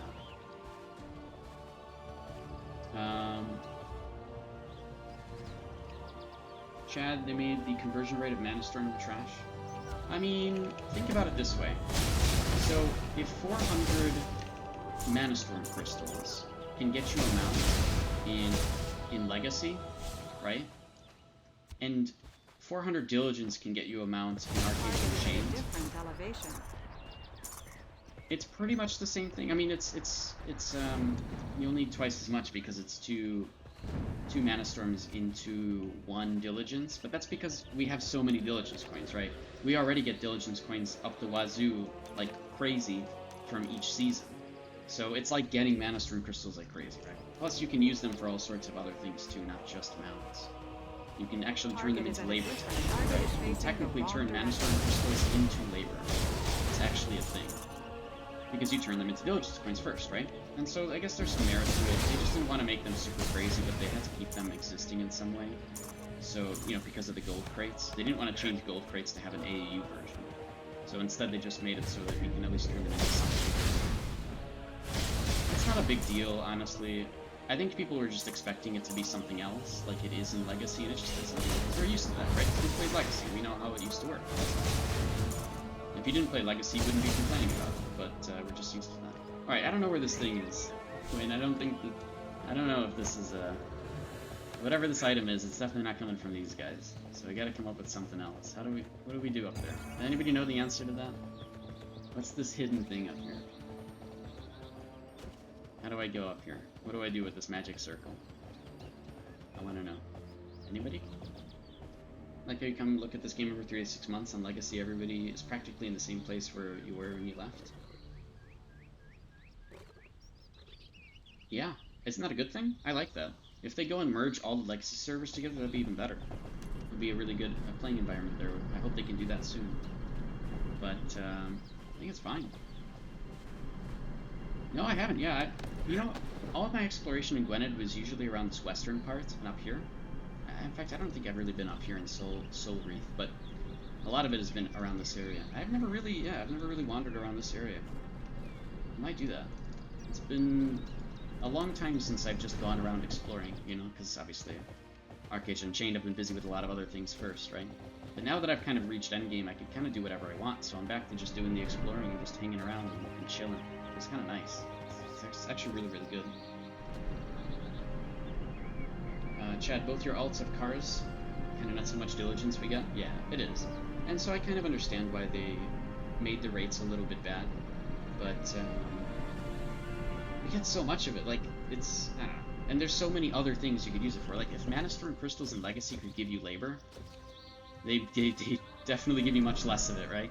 And so they didn't want that to become a big thing here. I get it, I understand it. I'm still never going to use my Mana Storm Crystals unless I really desperately want a few more Diligence coins, then maybe I will. But otherwise I'm not really going to, because I'm going to hold on to them. Just like everybody else, I'm used to Legacy, and as much as we've been promised it'll never change, who knows, right? Who knows? So I'm going to keep holding on to them. Alright, what do I do here? Nothing? Is this just for a quest? Can I just ignore it? Is it... I want to do this. Whatever this is, I want to do it. If I can do it. If it's a thing. Should I be doing these quests to make that happen? There's extra quests all over the place. Oh no, community center, and these are events, right? So I guess this is... Why? Why do they have level 40 quests here? It's not like you'll ever go here. So they just did this for the hell of it. I kind of want to do this. There's a little bit of Dahuda story with causing a lot of wind. It's very windy around here because of Dahuda, apparently. So fine. Hidden message. The message on this parchment is written in some kind of code. Alright. We'll need the seal of the Wind Queen. Oh, here we go. Need to weaken a wind element. Alright, let's go. Find a leveling guide from launch and you might see what it is. That's the thing! These are level 40 mobs in an area that are traditionally level 3 mobs, right? It's a starter zone for new players. I don't think any leveling guide would make you go here. This is a truly unique experience for players that has existed since 2014. So, you know, that's a thing. I also don't think I can get this to less than 100%. Oh, nice. I collected over time. This isn't going to take any time at all. In fact, I should just be able to keep farming it, right? Yeah. Easy. It's a one-off quest near the main Gwent. Oh, you know what? Yeah, it's probably just the main story quest, right? Wait, extra progress? Hold on. I haven't done an extra progress in years. Let's do it. Extra progress. Fog. Overcomplete? Overcomplete! Overachieved. Woo! You did it. You overachieved. Let's go turn this in. Nice. What do I get for overachieving? Ah, I get 300% of the gold. Amazing. I get a lot more gold out of this. Yeah, the animation was an ultra-cultism skill, it's true. I really miss telekinesis, dude. I love telekinesis. So much fun to use it in combat. Oh, I really wish we had that still. Alright, so we need to bait the Wind Queen. Okay, the time has come to face the Wind Queen. Okay, this is it. This is the quest. Ah, we figured it out. It's so easy. Yes, this is exactly it. I know, I miss archery float too, especially now that we know that height damage bonus is actually a thing. People would have taken it more seriously. There was a really good suggestion, though, to make it so that there is an ancestral version of the archery skill steady shooting to give it float. I really hope they, like, that would be so cool. I know they're not going to do that, but still.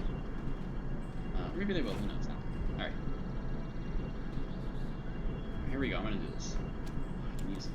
Lure the Wind Elemental Lord. Hello. Wind Queen.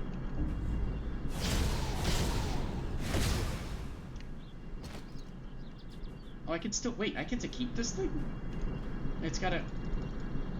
Wait, why do I get to keep this? Can I keep summoning it over and over again?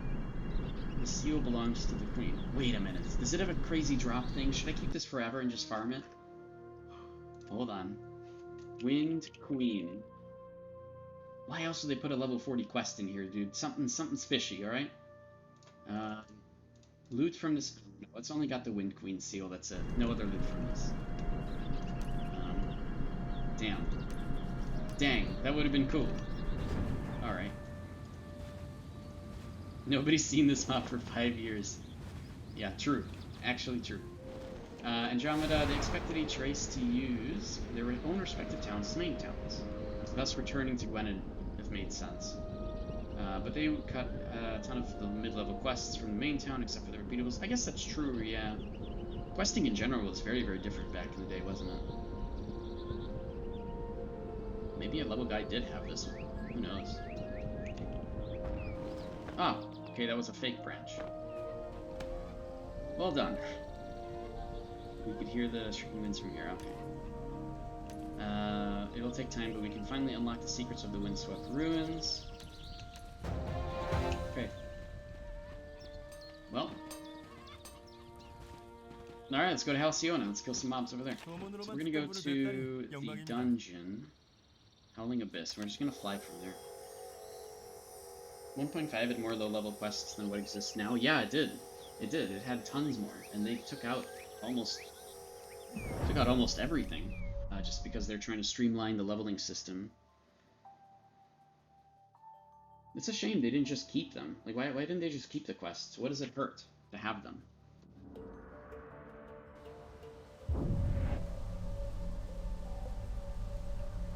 Yeah, right? If they gave us a quest completion list, this would literally be RuneScape. Give us an achievement, too. That'd be cool.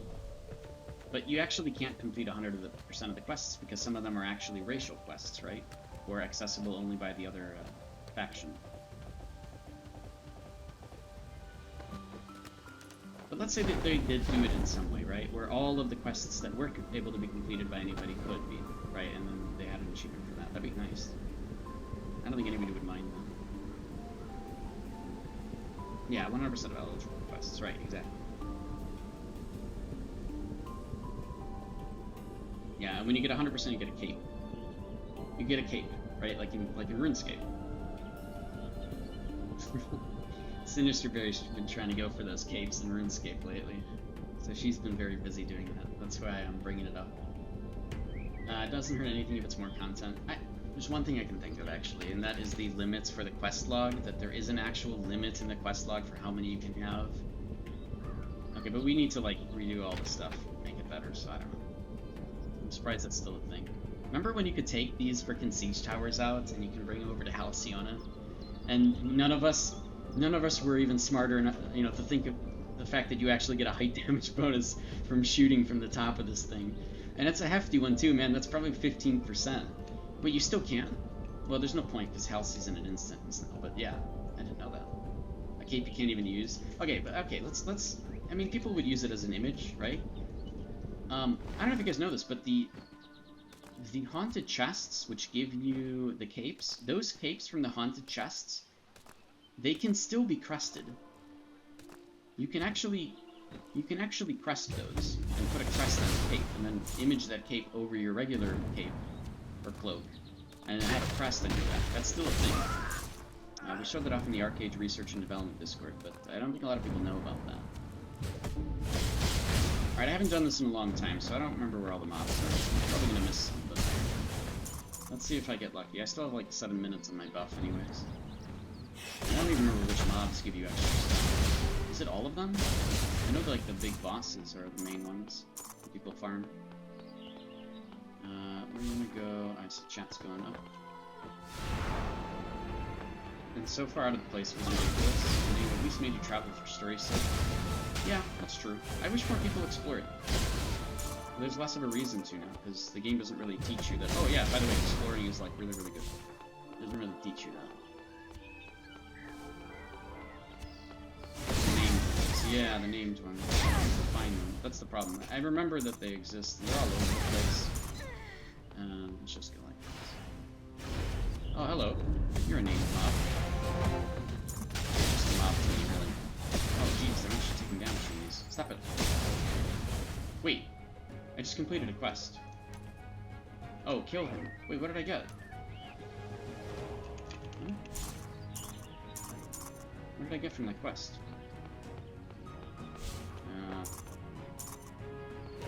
Nothing. Not even in guild to start, okay. Ooh, untitled book. Wait! Oh! Lore!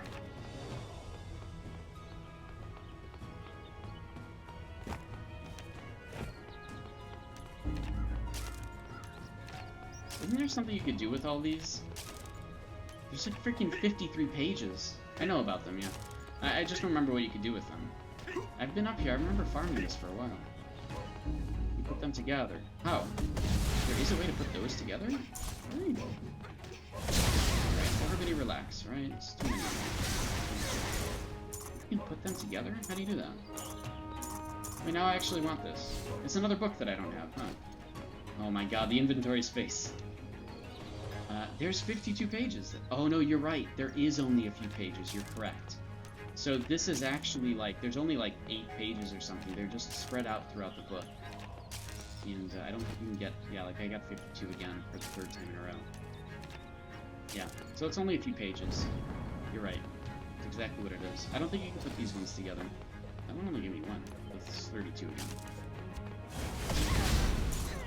I forgot that's a thing. I don't think you can put these ones together, but you guys can look that up. Make a lore journal as part of a quest. Oh, makes a lore journal. Oh, as part of a quest. Ah, okay. Can I put that in my house or not? If I can't put it in my house, I don't wanna think about it. Brainwashed residence. I need to go over there. Which? In here. Ah, perfect. Amazing. Alright, let's do another trick. Ah! Target is at a No. different elevation. Alright, well. I tricked myself, it's fine. Alright. Going back up.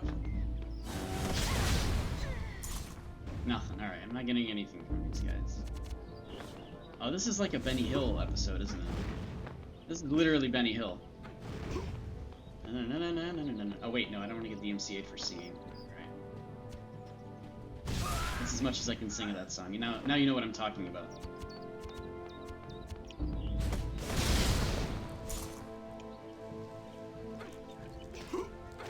You gotta do the quests out here to get anything cool. Are there actually quests out? Like, I don't have anything on my map for quests. Maybe they removed them. Oh my god, there's so many! Just chill. That's actually a thing, the MCA for singing, by the way. It's ridiculous. DMCA for singing. Actually a thing.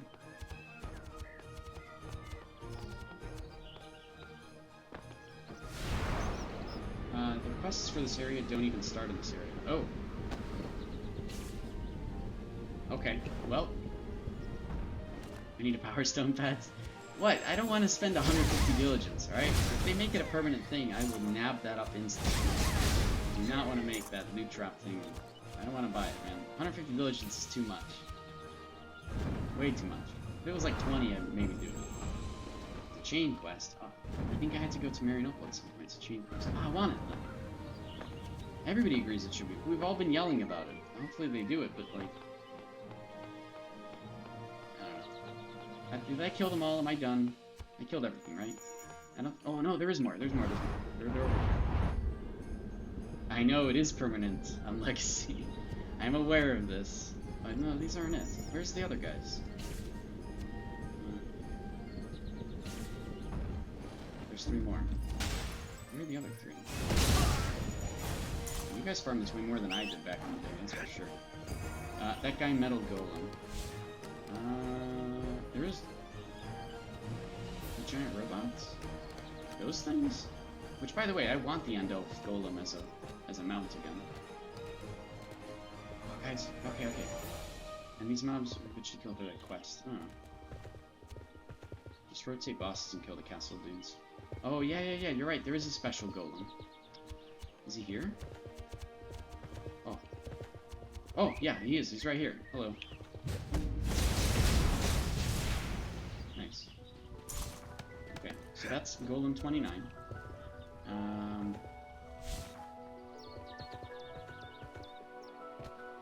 Yeah, so that's... So we're missing something else. Man, I don't remember the last time I did this at all. Like, I remember I was here doing this. I don't remember at all. Here's another one. Captain Herbert. That's a good name for a captain. Nothing from him. I'm not gonna... Oh yeah, dog trainer. Dog trainer. He's over here. I think he's somewhere else. He's wherever all the dogs are. I know there's a place with a bunch of dogs. Here we are. Okay. Ah, Wolf Trainer Paul. Okay, he didn't have anything. Nice, we did it. Hey, good job. Thanks, chat. I am not doing this. I am not gonna rotate these kills, alright? I'd rather be killing Yeti. Or those, the ghosty dudes in Glennon. But it's nice to return to some of the old stuff in this game. Look at this place. It actually looks really nice. Alright, nobody ever talks about, like, all the other random places in this game, but, like, it's alright. It's pretty good. Just don't look at the background. We don't talk about that. Oh, also, I forgot to change my graphics back for the stream. Hold on. We gotta turn down some of these settings to make the quality a bit better. Just draw distance stuff. Normal, high, high. Oh no, actually, I think terrain detail. Yeah, that's fine. We just need distance to be down a little bit. There we go. There we go. You notice practically no difference, right? Just a little foggier in the back. Some guys just sit there for hours a day farming. Yeah, some guys, I mean, yeah, exactly. For siege weapon pieces. I did this myself too. It's been way too long. Way too long since I've done that. Yeah. I think a lot of people did. This is a very known place to go to farm at. But I don't know, do they still drop that stuff? Do they still drop like the Growling Yawl and the Singed Siege pieces? I don't think so, right? Because when they introduced the Vairabas, they kind of took away most of those from all sorts of stuff. Like the Yeti don't drop it anymore. Or at least I've killed 4,000 4 times the loot drop rate and haven't found it. Just get a Thunderstruck. They're not worth anything here. What do you mean, get a Thunderstruck? The Thunderstruck tree is 40 gold right now. It's nothing. You know there's fragments in sea? We don't have castles in the Vairaba maps? Yeah. Well, farm them while you can. 4 gold? Well, of course, yeah, because everybody's doing it. So there's an overabundance of the Thunderstruck stuff now. Plus, you guys have, like, freaking free vehicles given to you every week. Nobody needs to make any of these farm carts anytime soon.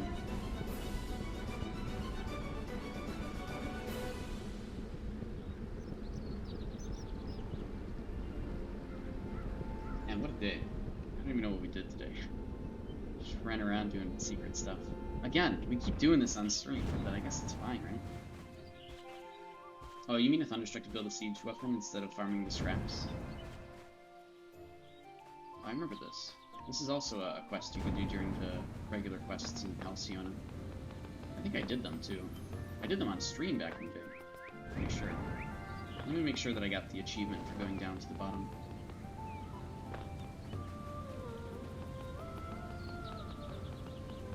Back when siege weapons existed for the old castle system, it was a race to get them. Level 50 cap was a fun time. Yeah, it was. I really do miss those days. It was a very different game than what it is now. Oh. Right, yeah, this is a quest. Right, I guess I have this achievement then, if it was one. Just kill Morph and get the full scroll? I don't think so. That used to be a thing though, wasn't it? I don't think that's a thing anymore. Surely not.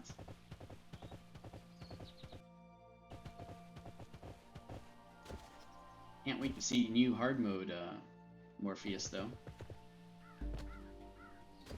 Man, I can't wait for all those hard mode stuff. All the new bosses, the redone bosses, and things like that. Oh, it still is? You have 4 siege stinks in C because of Morph? Really? No. Still get a siege stink from Morph? You mean from the chest, right? From the Morpheus chest, I think?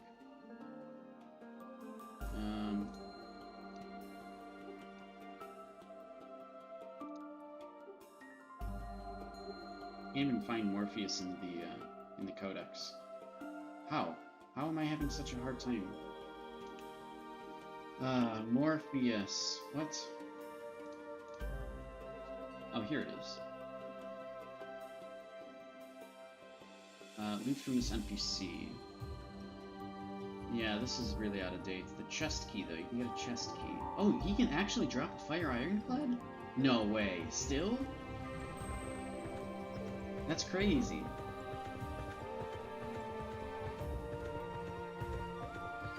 Wow. What a money saver, dude. You're trying to go for... That's at least in the C version. Yeah, I don't know. It might be the same here. I've never heard of that being a thing. I mean, I remember noticing that this was a thing in the codex years ago, but I don't think I've ever been like, oh yeah, it must be true. Because the codex and the database were always kind of wacky, and many times wasn't always correct. Remember people bringing in a shitload of old galleons back when Morph couldn't damage ships? Yep. I wish people still did that for the hell of it. I wish people did stuff like that all the time, but nowadays it's just DPS it down really quick. Well, maybe that'll change once the new bosses come out with Mena and Glenn and Jola and the new Morpheus, the new Rangora, all that stuff. We'll see how people play it. It should be more fun. They're trying to remake things that are, you know, to make them more interesting, so we'll see. Would be cool if tanks actually killed players still. Yeah, maybe they will with the new new vehicle system, right? They're really making tanks powerful, so that's nice, but we'll see what that actually means. They need to buff everything to make players normal humans again. Yeah, they are. They kind of are, right? It's taking them a lot of time to do it, but they are redoing all the bosses in the game and making them more interesting and giving them more mechanics, because they realized, thankfully, that players actually do like mechanics, even for some of the PvE bosses in this game, you know? So, I guess we'll see.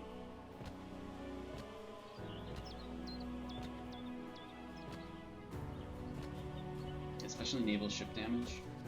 To players, yeah. They'd have to... I wish that they would really up siege damage from boats against players in general. I don't think they'll ever make those changes, because it's already siege damage, it just doesn't do as much.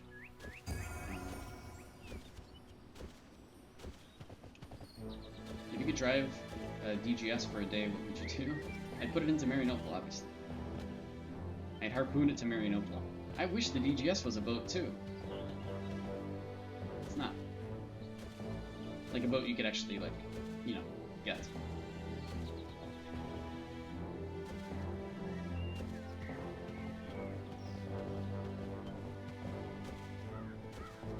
Remember when there was a time people would actually stay on their ship and kill each other from the ships? One cannonball was like a quarter of your HP. Yeah. People had to stay on the ships. Yeah. It's changed a lot. You know, if they buffed the... Oh my god.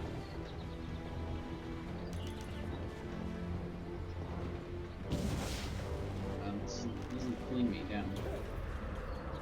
If they buffed the amount of damage that the water did in Abyssal, in the Sea of Graves, if the water did like 8 times as much damage, people would actually not go into the water. You know, that would be great. At least for a sea. At least do that for the Sea of Graves. At least do that for that content. I think that would be really good. Okay, Cherry, fine. You know, Charybdis, okay. Yeah, people are going in circles. I get it. Nobody's staying on their boats. But you generally have to in Charybdis to stay on your boat anyways, right? Because there's mechanics around being in the boat versus being in the water. So they kind of did that here. Leviathan, I get, you know, there's a lot of trying to put down anchors, take over boats, etc. I get the point is to get onto other people's boats to stop. I get that one. Add less healing. True. You can do that too. Make water and Abyssal same as Kadoo, yeah. That's right. You buff the cannons to deal 10 times as much damage, and buff the ships to have 10 times as much HP.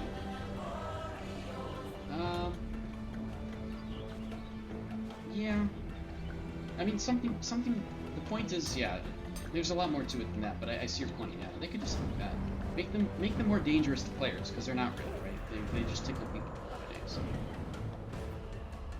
It's true. Even Eternal Cannons, they're going to be tickling. Well, I guess Mythic Eternal, if you're all focusing fire, you'll be able to kill people. But it's not like the old days, right? It's definitely not like the old days. They have kind of rebalanced cannons to do more damage. It's just that it's still not enough for the current player base in terms of the damage that it's doing versus like the health pools and the damage reduction even to siege damage. It's a little bit much. And how much we can heal ourselves all the time. Yeah, the stun is, I mean, it's still a stun, but nobody uses them because where are you going to use them now, right? You're not taking them, nobody's taking them out for Halsey. Yeah, Ironclad battles in Freeditch. Ironclad battles all over the place was a thing. People would just bring them around. I remember ironclads on like the beaches of the trade inlets, the trade outlets, right? The place where you go and you turn in overseas packs. And people would have like tons of siege tanks lined. Oh, hello. Selen Sharpwood. I forgot about this little boss. I don't think this is a Gilda boss, right? It's level 20. I don't think it's a Gilda boss. Ooh, I might be able to avoid fall damage if I use... Yeah, oh, never mind. There we go. Okay, I think I killed it too fast. If this was a Gilda boss, then it is. And then I missed the quest because I one-shot it.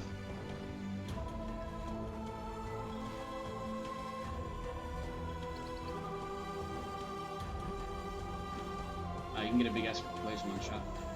So everybody gets money and shifts the whole battle. Yeah, with the debuffs and stuff, yeah. It's a shame that, you know, it's changed, but the whole game has really changed since then. And, I do want to see how, like, you know, fighting over the new world bosses for Mena and Glenn and Jola. I want to see how all of this changes the game. Are people going to PvP there? Probably not. Well, actually, that's not true. People PvP over them right now, to be fair. It's pretty common. So, yeah, I guess that would be a thing, huh? Why wouldn't it?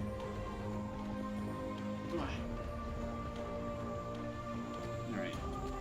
Well, we went around the whole map. I don't even know. We went around most of the map, at least this northern part. Made some interesting discoveries, which is fun. It is still a Zergfest, yeah. People... Yeah, that's right. There's no mechanics, right? Exactly. So they're trying to bring back mechanics, which is good. I think that's great. I think, I mean, they are kind of recycling old content, but the problem is it is story-based, so they can't just, like... They could introduce new bosses all over the place, but then you're still doing the old bosses, then it feels like a daily, right? Like, if instead of making Jola, Mena, and Glenn, like, a new version of them, and they put 3 more world bosses, like, maybe in Reedwind, then you have to do those, and then also those other world bosses. So it becomes more like, more dailies or something in the game, more things to keep track of. Where instead they're taking the story of them and kind of expanding it, which over a little while I've started understanding makes a little bit more sense. So they're kind of remaking the current world bosses because they're trying to stick to lore, it makes more sense, so people aren't like feeling like there's too much stuff to do all the time. I mean, you guys are gonna get the crazy Ipnia Sanctuary. A lot of people still DPS this down in a way just because they're able to complete it better with better gear. But this is a really, really fun dungeon. I've had a really good time doing the Ipnia Sanctuary that first day. I haven't done it since because nobody, like, people want to do it, but they all have their own groups, and I haven't really been trying too hard to get a group for it myself. But this has been a lot of fun. Mistang Banquet is awesome. This new one, Season 2, has been really, really fun. I've really enjoyed this. The Hereafter Rebellion is quite interesting. It's not really mechanics-based, but like it's again more content people can do. So there's been some pretty good things actually. So don't undervalue that at all. People still are trying to learn the mechanics for the Abyssal Library last boss, right? You still have to explain it. I still have to explain it very often to people, and I'll take a lot of new people in there just because I like to help.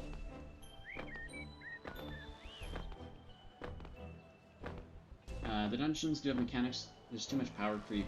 Mechanics can even exist if the boss dies in 20 seconds, yeah. So we'll see how the new stuff helps alleviate that problem. Oh, but there's nothing to get there for a lot of players? Which one? Yeah, for the Ipnia Sanctuary, yeah. Like, that's... I'm not really focused on it because I don't need anything out of there, and that's exactly it. I do want to do the story quests, right? I want to finish this up just for the sake of it. But I'm not rushing it anyways, so... At some point. I'll do it once and then I'll be done, right? That's kind of the problem. But I do like mechanics that are more interesting. I do like, you know, a challenge. So I'll probably do Ipnia Sanctuary if I'm ever invited, but, you know, a lot of people are going into it and requiring you to not be a melee, because melee doesn't help as much. But, I don't know. I think it's fine. It's not that big of a deal.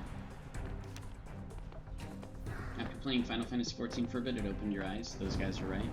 Yeah, mechanics are fun. PvE content like that is much more interesting when there's a lot more complexity to it, of course. Right? That's the point. I think it's good. And, you know, Final Fantasy does that stuff right. WoW does that stuff right. Like, there's other games that do all these kind of things really well, which is good. There's nothing wrong with that.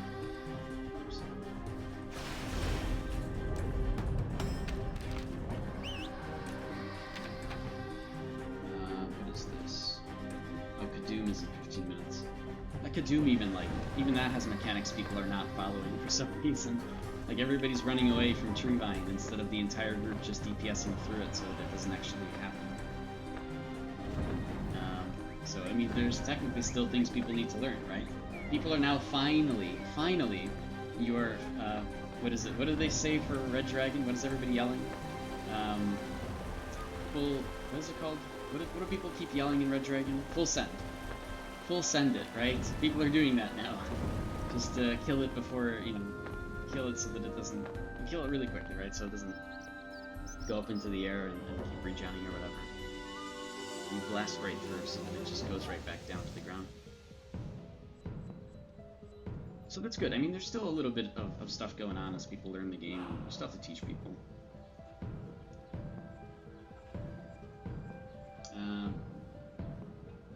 Yeah, it's pretty normal, I think, for Korean games too. It's not meant to be really PvE content. PvE content is supposed to supplement PvP content, so it's a little bit of a different world. But each of these MMOs have their own good things about them, right? And they're all just built differently from the ground up. It's just how it is. All right, what else can I do for double everything? What can I do? Double everything. I know, things around, right? But then again, I like the Haram system a lot better. It's just the power levels are a bit ridiculous. I don't know why they couldn't just make it so that, like, just scrunch up all the power in general to be a lot lower. But they chose not to go that route. But, like, you know what? Haram Tier 5 is nothing. Haram Tier 5 is the same as Aranor Tier 1. So, I mean, there's still even higher power than that. Accessible only through crafting or the world boss gear, right? The world boss will, endgame stuff will also get you there. It is, yeah. It's boring in the sense that there's not much difference in what people are doing. It's true, yeah. They're trying to streamline it. Again, we talked about it. I get it. I don't like it as much personally. I'm not using my GHA and blood, you know, level 30 dungeon gear anymore, but I get it. I understand. It's a different world now. People really do quit games over complex situations. And Archeage is a really complex situation, so they did have to kind of dumb it down a bit. I don't disagree. I think a lot of people quit just because of how complicated it is. And there's not a lot of guides out. The whole game is meant around power being, you know, power coming from knowledge. And people don't want to share that stuff.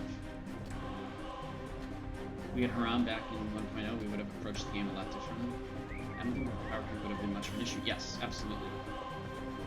Totally. Totally agreed. By the way, when I was running around here, not here. Hold on. It's the other library. Where is it? Where is the other library? It is over here in this direction. The one that I'm looking for. I was actually running around here today. Yeah, this is it. Look at this. There's a freaking another boat in this game we don't have access to. And I can't really move around, but it's up here on the ceiling. Look at this thing. How do I get this boat? This looks like a speedboat, man. This is what the speedboat should have been. Something like this. It looks like a regular boat at least, with a little spinny thing on the back, right? Look at that. That's not even a little spinny thing. That's a big old spinny thing. It's very hard to look at it. Hold on. Can we just go into the camera mode? Where do we get this? How do I get this boat? This looks badass. Oh god. Even the camera mode doesn't want me to go up here. Oh wait, you can go in here. Oh no, never mind. Can I actually move the camera inside? No, of course not.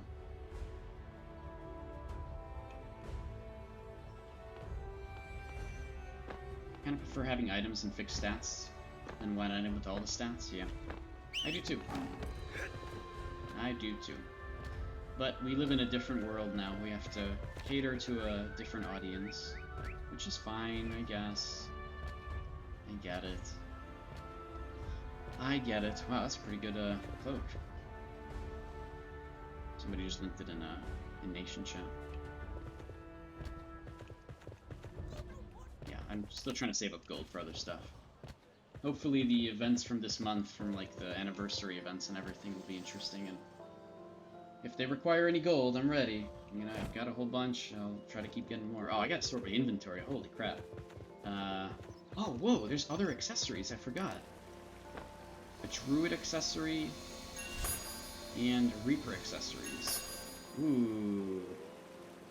Level 35. How much is the dreadnought stuff? Oh, it's level 45. Okay, so this stuff is actually much worse. Okay. Let's see. If I haven't done it, what do I get? Dust. Okay. And I'm pretty sure I get dust from this stuff as well. Oh no, wait, that one's... Those give shards, never mind. Alright, so this stuff is just terrible. Alright. It's a good reminder of these things. I do want to keep all these images because, you know, maybe there's some good ones I can find to sell. I'm gonna throw away these coin purses. I don't even want them for the Arc Pass, I just don't care. Oh, crates! Nobles crates. Any interesting stuff that comes from these? Oh.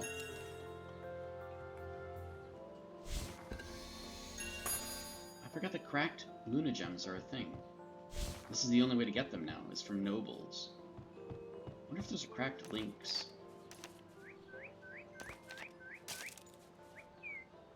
Okay. Oh god, this is zooming. Why is it zooming? Zoom back in. What are you doing? Okay, there we go.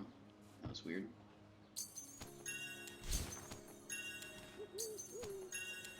I don't know why I'm opening these. It's an expensive test just to see what the heck's inside of them.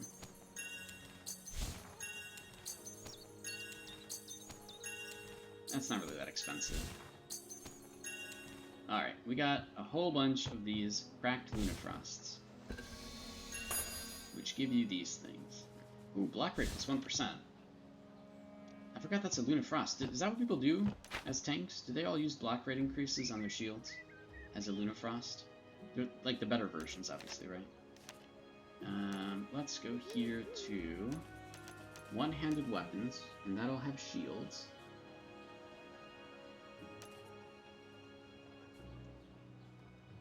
Shield.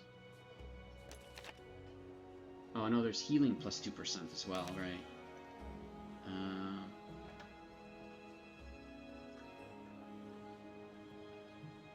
Is it the same person?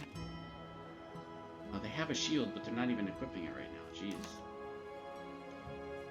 Oh no, that was a sword. Never mind. I clicked on the wrong person. Healing plus 2%. Man, all the healers are having really good shields. Let's go to...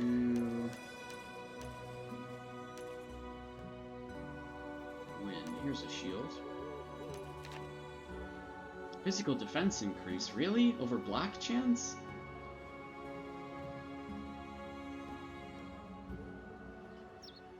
Wait, is this the only one that exists? That can't be right, right? Block rate just from the cracked ones? Let me take a look at this very quickly. There must be a better version of this Lunafrost, and you'd think that anybody with a shield would be using this over physical defense. That's crazy endgame. He's plate. This person's plate. And they're using physical defense. What? I'm so confused. There's something I'm missing here.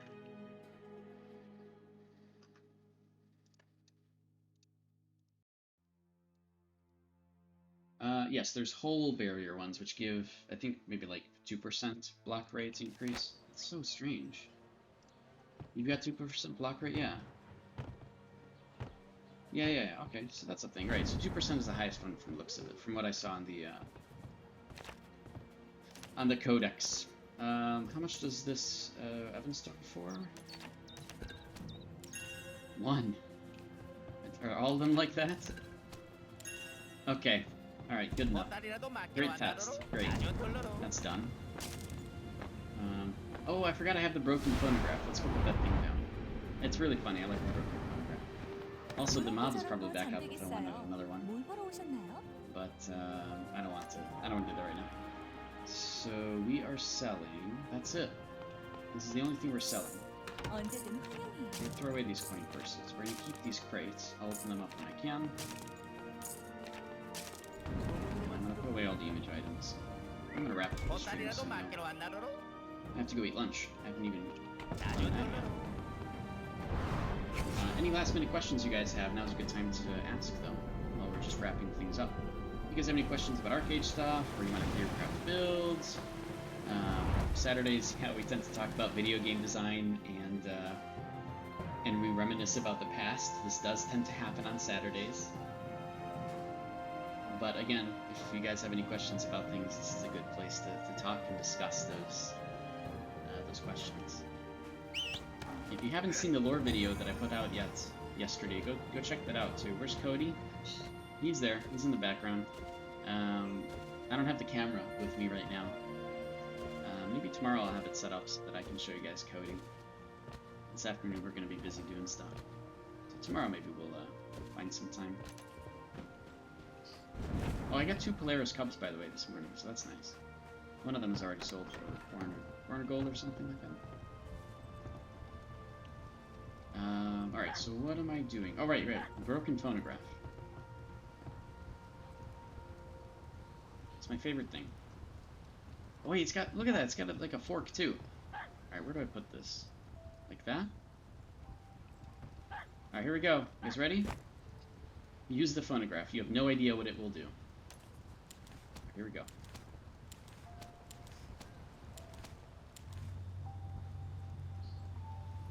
Oh, it actually played. Wow, first try.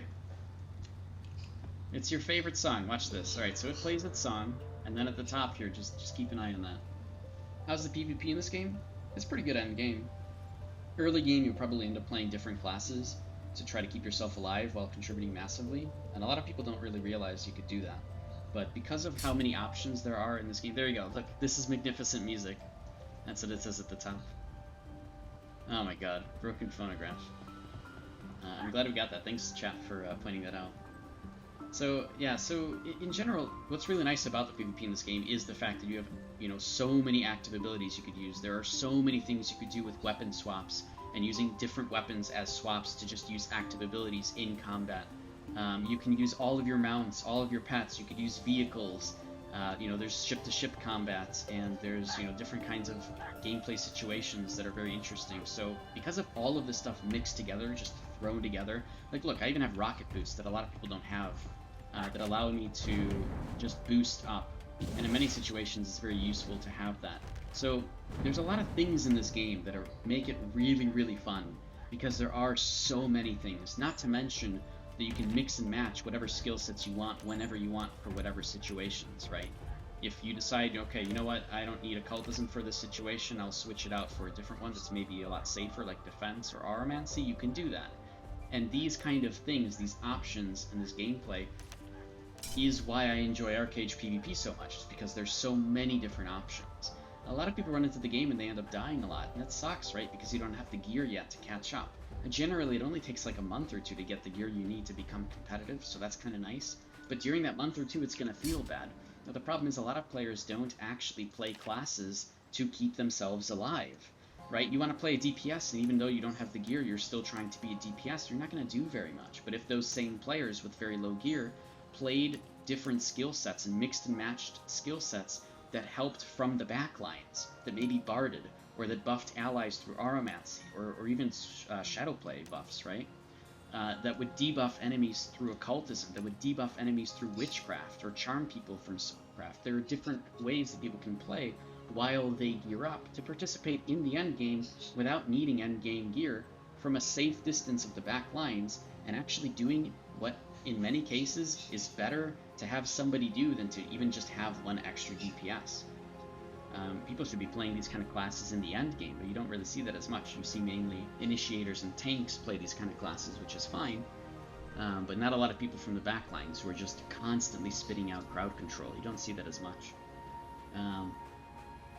So yeah, there's a lot to it with the PvP in this game. There is a ton of stuff, and this is really just a very, very small bit that I'm discussing here.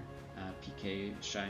Hopefully it's given you a little bit of understanding of how crazy the end game can be with all the different things, right? Like, in combat, all the time, I'll do everything. I'll use my gliders to go really far distances. I'll switch to my boots because I have fall damage reduction on them, so I take a little bit less fall damage. There's like all these different things you could do, all the active abilities that you can keep pressing constantly throughout combat if you're not dead instantly. There's all your mounts that you can use. There's some that stealth, there's some that can pop out of stealth that cause stun. I generally like to switch between some of my Leomorph mounts because I can use them for pretty massive distance movement, right? So I'm going to switch to the second one that I have now so I can do that again. And you can use all these things together during combat, during regular situations, just move around, during world boss content, during, you know, all sorts of different things where you're not restricted from doing that. You can frickin' even use cars and vehicles for different situations as well, right? And so there's so much stuff in this game. There's so much to do, so much to gain, so much to learn, especially the people that really kind of undervalue the learning aspect. That there's just tons and tons going on. Oh, Kadoom, right? Yeah, true. Maybe it is worth doing Kadoom then. Hopefully I can get a pop. I wasn't popped, or I wasn't queued up for the first minute, so I might not be able to get this, but we'll see. That's a good point, Quack. Thanks for reminding me. Appreciate it. It is, yeah. It's pretty overwhelming. I totally agree. And that is why the end game of Archeage is so cool. Because this game is literally meant to be played for years and years. And, you know, constantly learning new things, constantly doing new stuff. You know, you'll learn something new every day in this game. And, that's awesome. Like, it's like I still learn new stuff, and I've played this game for 7 years, for 6 years, right? And like it took 7 years for us to unveil the fact of like a basic mechanic in this game that most people didn't even know about. That dealing damage from a height, literally from like up there down here, has bonus damage associated with it. We didn't uncover this for 7 years. It was just recently by my friends and we made it public that we learned this, and everybody was literally gawking at how crazy that is, that we didn't know that was a thing all this time. Which is really cool. Like, most of the community went nuts. Even the Korean community was like, what the hell, man? How did we not know? So there's a lot to this game, and it is meant to be played over years. You pretty much create a family in this game from your friends, and then you end up tossing them to the side and getting a new family because, you know, sometimes your friends can become enemies, or enemies can become friends, and it's a really cool thing. The way things work. That's why I love this game so much. That's why I love the combat so much, because it's so fast-paced and quick.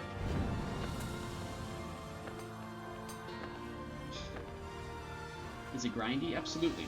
It's not as grindy as it was back in the day, and you can kind of chill. I know people are very much have no chill and always want to grind and stuff, but this is a Korean MMO, and that's going to be a part of it.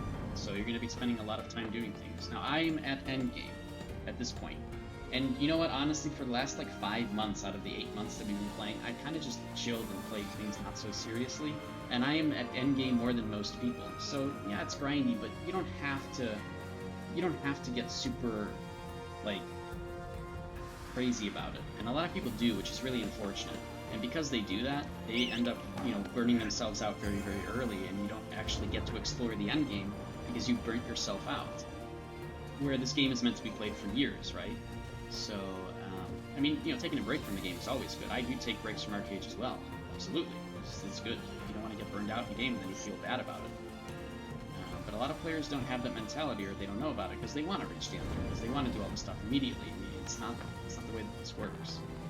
But at the same time, you can still contribute massively to pretty much all the in-game content, as long as you're playing builds that make sense for it.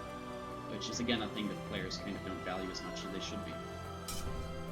So yeah, it's overwhelming. I don't disagree. But that is part of the fun to this game, in my opinion.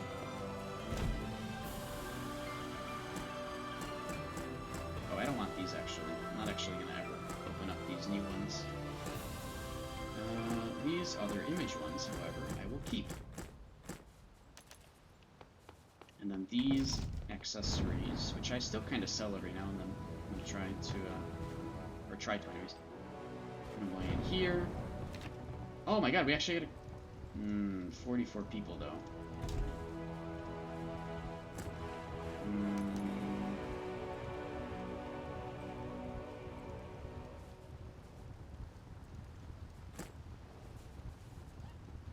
Wait, what? Hold on. Did I get a third one? Oh, Dreadnought. There we go. Okay. 44 people though. It's going to be a really slow Kadoom, isn't it?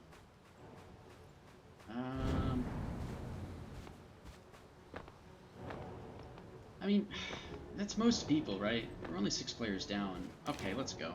42. It's not too bad. Billy Cool, yet here we are, not even a year after AU launch, and everybody's maxed out to the god. Yeah, it's true. Right, it's really not that hard to get to the end game at all. It honestly isn't. Which is good. I'm glad that it is that way.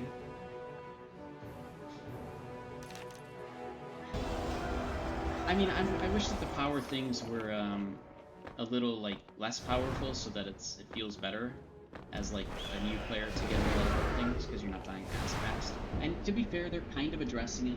They're creating skills and versions of skills, the ancestral skills. By the way, this is the thing too. There's versions of different skills you could also take too. Don't even get me started on that. That's a whole other thing as well. But anyways, so they're making ancestral versions of skills to literally keep people alive. And it's interesting. I don't know if it's going to be that crazy or necessary, but it is a thing. Crap, I pushed a button. I shouldn't have pushed. Ugly. Hold on. I pushed a button. I didn't want to push that button. What did I press? And crap, what did I do? I just pushed something on accident. Whatever, it's probably fine. I'm sure everything's good, right? Nothing looks weird here. I still have the right gear score. I think everything's good. Everything's fine. But yeah, so we're gonna do this instance right now. There's a double event going on this weekend, so we're getting double of some resources by participating in this. Oh, you know what though? I need to be using this version of the Swordblade ability because I don't want to overshoot, especially while on stream. Because it gets a little bit laggy. How populated is it? I think most servers are doing pretty well in North America, at least I can vouch for. There's some servers that are doing better than others, for sure. And, but yeah, generally it's been pretty damn good. I think people are realizing that this is a game for the long term.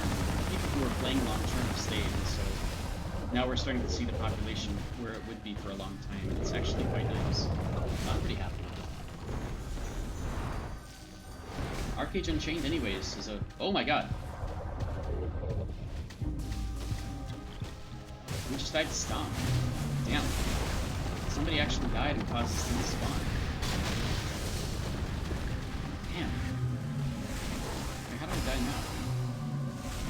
Oh, I guess everybody ran away. I wasn't able to get out in time. Not a big deal. Wait. You didn't pull though.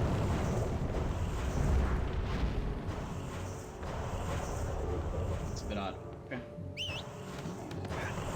Why didn't pull me at least? Maybe just because of the Blade Flurry never... Blade Flurry makes it so that I never get pulled by him at all, so I wouldn't have noticed a pull.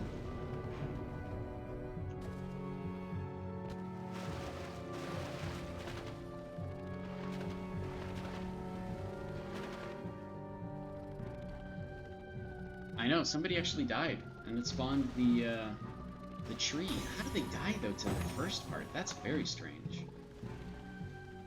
How did they die to the first part? It must be like some newer player or something. Very strange. Well, thankfully we've got the DPS for this, so it's not that big of a deal.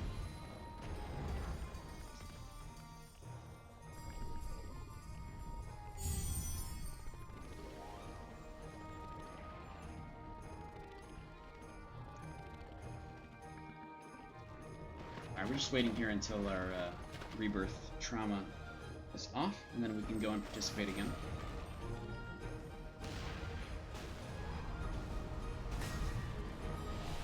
Super late for you. Alright, have a good one. Thanks for stopping by, man. Always a pleasure to have you around. Thankfully my rebirth trauma has a lower timer though, since we have the buffed guild buff, which decreases my rebirth timer by 90 seconds. So a minute and a half off is nice.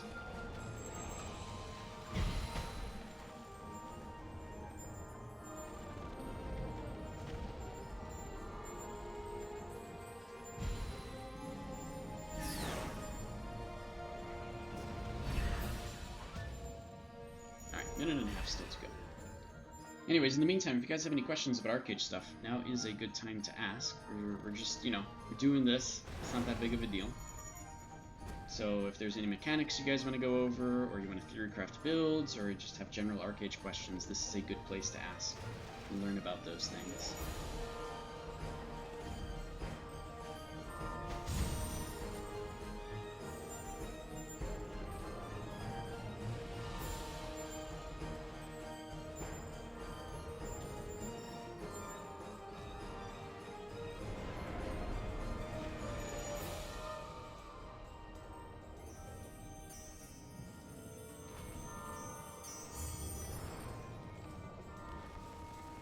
Alright, come on.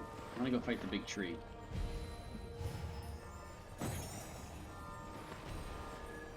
It's so laggy, though. Just because I'm streaming, of course, but... I want the 3080 Ti, man. Or just 3080. I don't think there's a Ti version, is there? But I want the 3080. And I'm so excited. I just want the dedicated encoder. I mean, mine has one, but it's not as good. So I really want this thing. I'm so excited. It's gonna make streaming so much better, I really hope. Even for Archeage.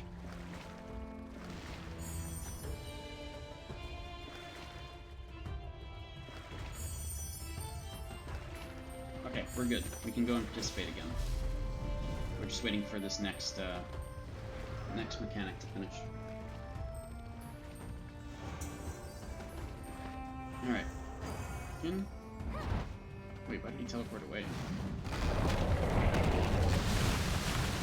Out of view.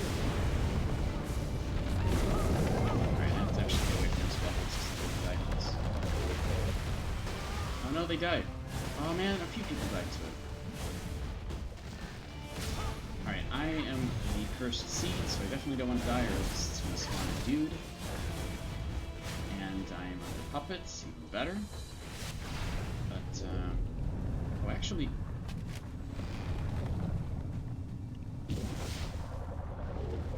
Nice! Haha, I can use my rocket boots to avoid that. Amazing! Look how good that is. Rocket boots for the win. Again. Literally. Alright, this pull isn't that... It's ridiculous, man. Oh.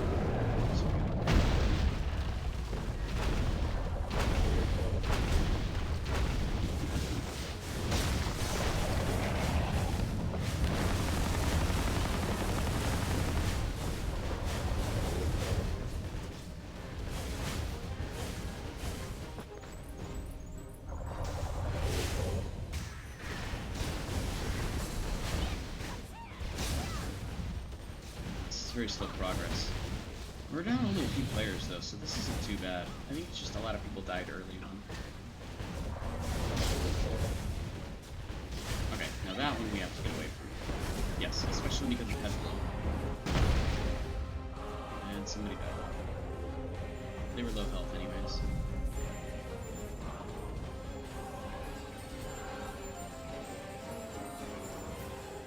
Actually, how much of a difference is that person actually AFK? Oh. They actually got kicked. That's so weird. Alright, anyways, I wonder how much of a difference optimization might make. I'm risking crashing, but... Let's see. Man, it looks so different now. I actually like it that it's not as bright, though. No, this really doesn't make a difference. Honestly, it's just CPU bound. That's the whole problem, is that I'm CPU bound. Oh, nice, puppet again. I can do my trick. Some ass pushed you in the water? Oh, what a bastard. Wait, what? No, I didn't push it in time. Damn.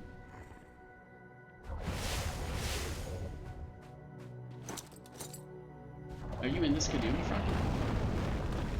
Yes, you are. Did you die? Oh, and you're on your ult. Oh, oh man.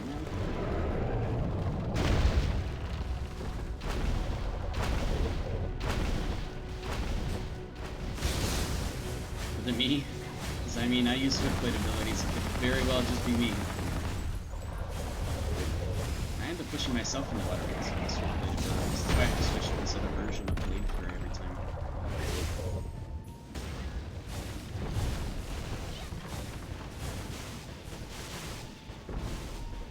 But you still got plenty of time to come back first. Okay, I need to actually pay attention right now to not be inside of the circles on the ground. I am tempted to switch back out of optimization mode because this isn't really doing anything anyways. So I'm CPU bound. It's called the encoding, the process for OBS.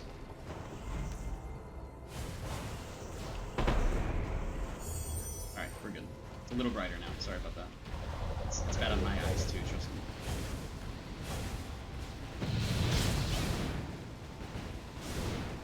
Two people logged out. I'm surprised. I mean, this isn't that bad. Alright, I'm gonna watch his true line. Kill this guy. Oh, he's already dead. Nice.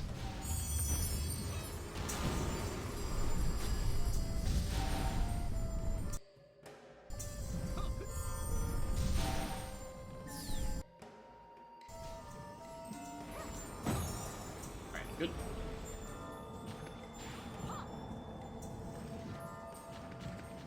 Did pretty bad, right? I wasn't actually paying attention. Alright, we're good.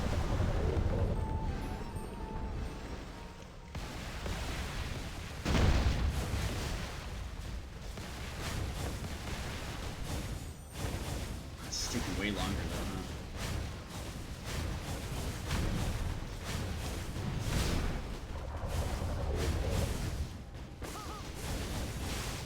Alright, I guess we don't have enough people for torches, so I'll help with that. I didn't notice that I wasn't helping anyways. Community is invincible right now, so we'll just get out of range. Or just go up here and stay up here.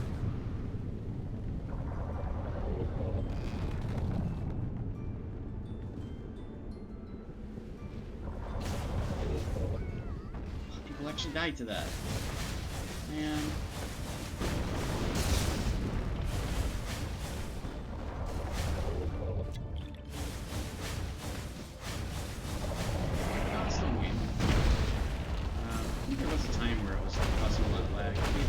They may have disabled it for some time, but it's definitely back now. No, maybe they didn't disable it, but they, I don't remember what they did.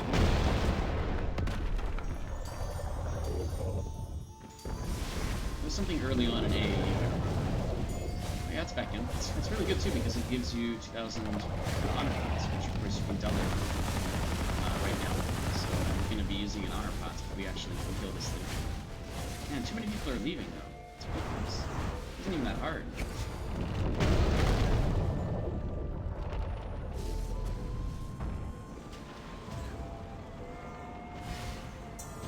I'm surprised.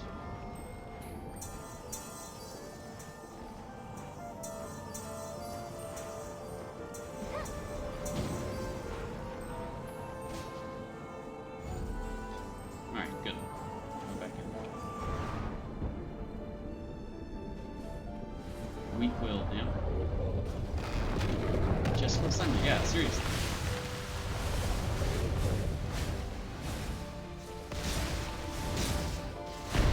It's not that hard. Oh, that person just died too. Wait, they didn't die. Where are they?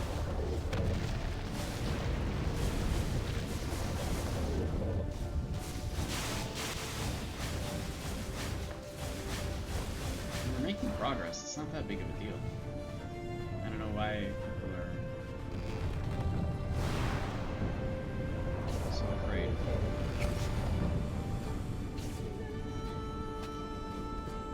I can't switch my armor right now, damn.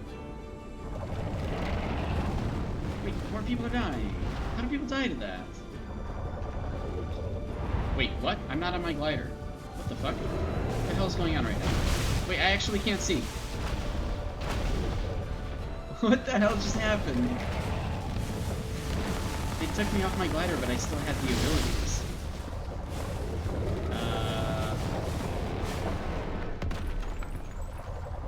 Okay.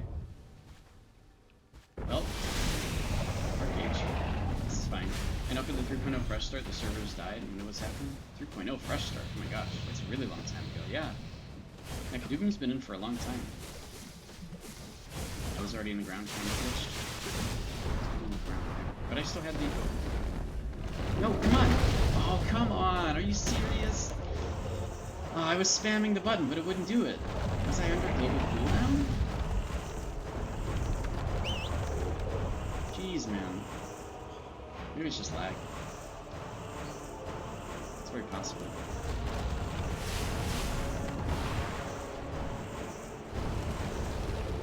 Alright.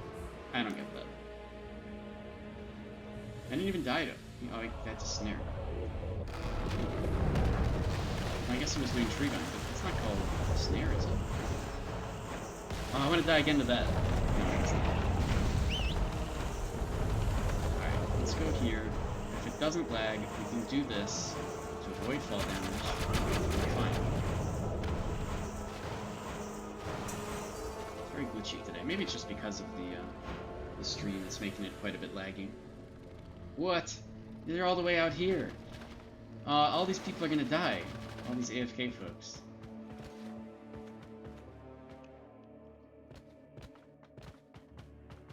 Well, the more people that leave, yeah, the less chance this is gonna happen.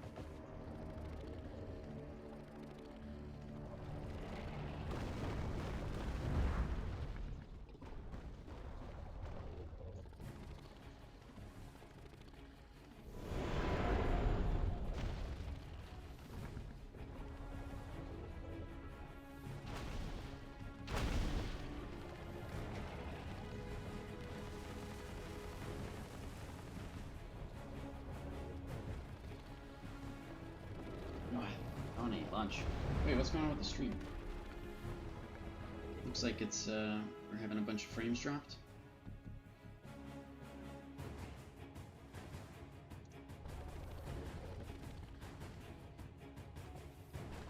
Yeah, I'm in red. I have no idea why.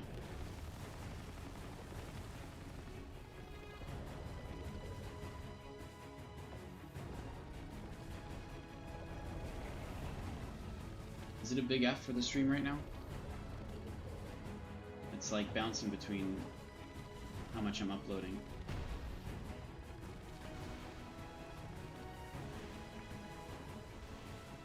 Oof, I have no idea what's going on right now. Connection is very, very unstable. Are you noticing that too, Sister Bear? Are you downloading something? Is your connection okay? Because mine's like dying right now. What do you... Oh. Oh, were you downloading something? Yeah. Ah, okay, yeah, that would do it. Alright, fair enough. I'm gonna end the stream soon here anyways, so... I wanna go eat.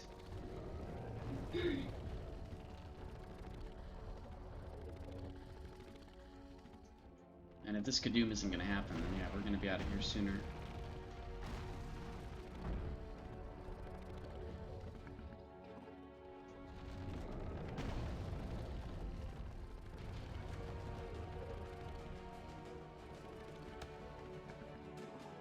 We do have a lot of low levels here, huh? Wow. A lot of low levels, okay. Well, lower levels, probably people with less gear, I guess. That's not the biggest deal, but... Yeah, everybody's generally still 10k plus, never mind. Low levels or not, people have the gear to do this, it's not that big of a deal. I don't know why we're in there, so... Still have a little bit of time. Oh, if I can get that, awesome. Great.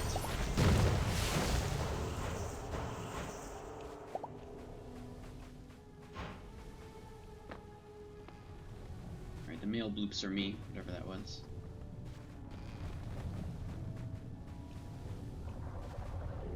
Ah, somebody else left too.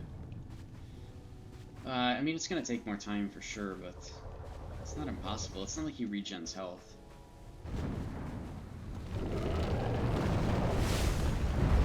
Oh my god. Alright, lighter. Down.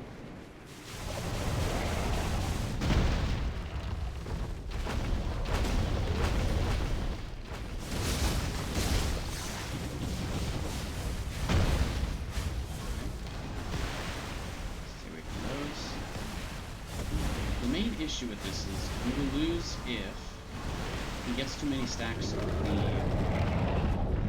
his buff, which he does have 11 of.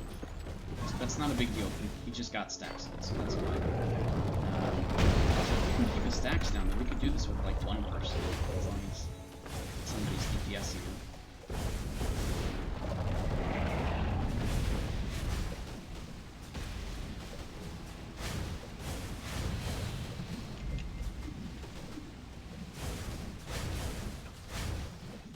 I'm surprised anybody would leave, though, considering freaking double everything right now, right? Effectively, you're losing out on 4,000 honor. Okay. Even more than 4,000 honor. Especially if you're using a sunlight juice, right?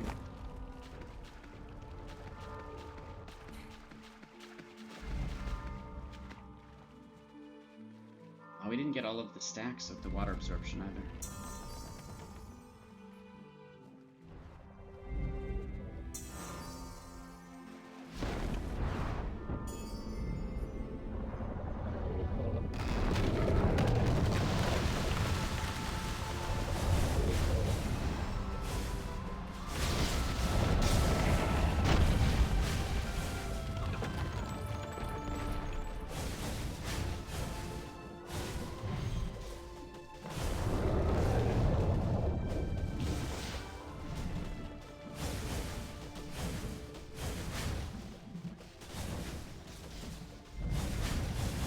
Okay.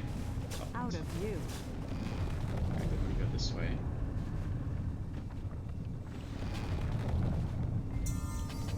Oh, come on! Oh, you know what? I was in combat. That's why I couldn't change out my my gear. So I was still in combat. Okay. Still fine. So I couldn't do the rocket boots thing. You can't change armor while you're in combat. You can change weapons and stuff, but not armor. Out of view.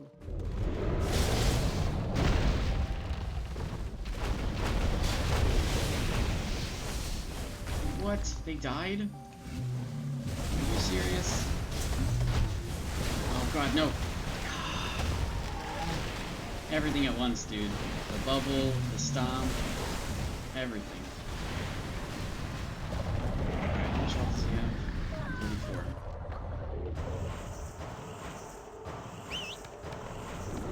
Now that thing is gonna kill everybody. Is it still up there? Yeah. That guy is actually gonna kill everyone, this minion. It's not gonna... Alright, this isn't gonna happen if people aren't killing it. That stomp probably killed somebody else, too. Oh my god.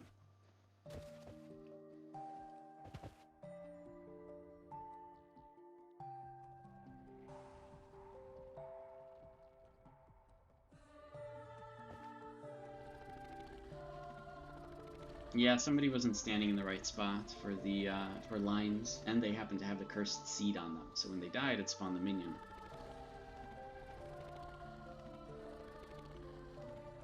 The minion is actually really annoying. He's very easy to kill if everybody just kills him and focuses on him. But otherwise, they'll just one-shot anybody around him occasionally, and that is happening right now. And he's still alive. Still, he's gonna look. He's gonna get his stomp off. Okay, thankfully we had enough healers there to keep everybody alive, but still. It doesn't need to be this complicated. But then again, I died to the bubble as well that was happening, because I tried to escape from both his stomp and the bubble. Everything at the same time like that was not good for me.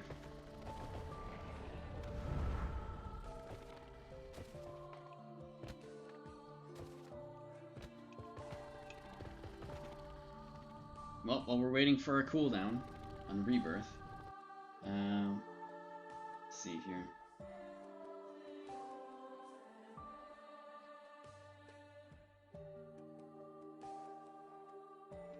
Getting questions about tech stuff, so hold on another screen.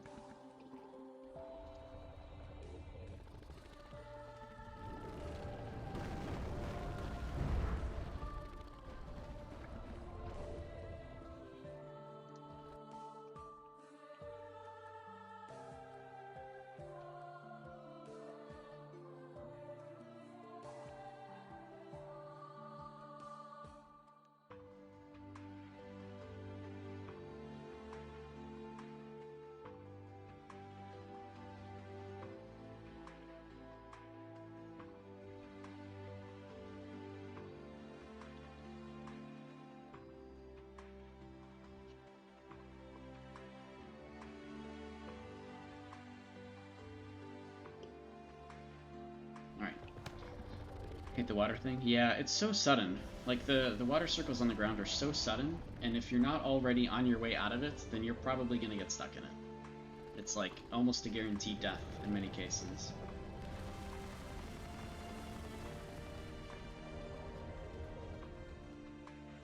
Dude, I might have to go there and help with the torches. Oh no, now they have to leave again. There's still 7 more. No, more people died. This one was already dead before, but...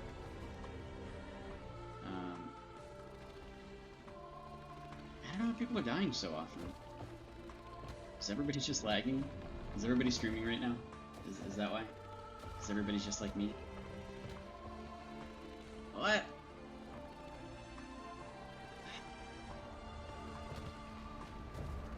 I don't know, man. I'll res him, but like... I don't know what to say.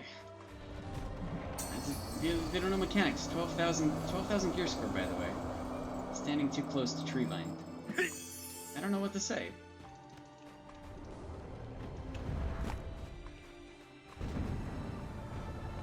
Too many alts? No, I don't think so. Otherwise, everybody's alts are 10k plus gear score, so it's pretty fine. But okay, I can actually use the rocket boots this time.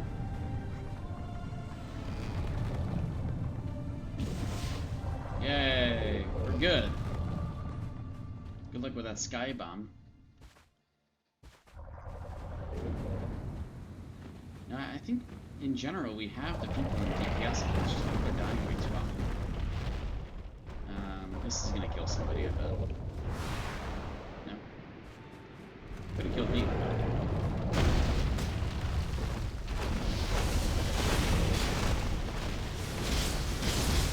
But see, he's still got 5 stacks of this water absorption. Oh my god, it's just taking forever. Please don't put a bubble under me. We have to be torches here. Oh, there's a bubble. There's 4 people that are dead. Target is facing. Okay, I don't know that does. That's out of view. out of view. Don't out of view me. Oh god, there's a dude. We have to kill that. And watch Kadoom. Oh, and stomp. Okay, good stuff. Shake off battlefield. No problem.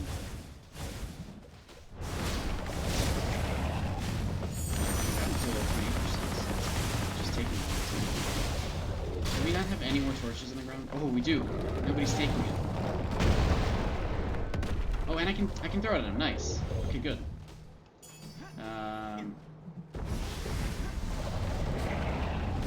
That's weird. We base skip? No. I don't have enough DPS to base skip.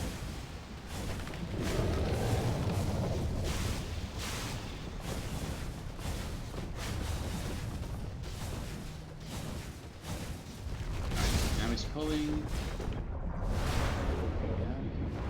And of course. What's wrong with the slight minuscule lag that I got? We do need to kind of res some people though.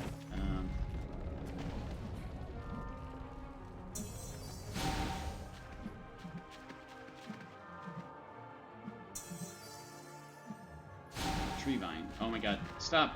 What are you doing?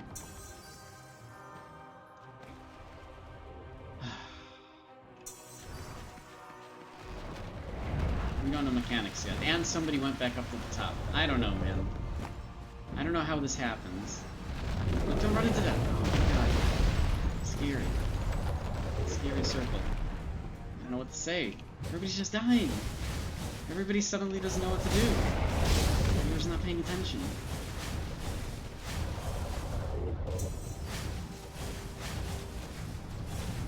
But here, he's immune, so there's no point.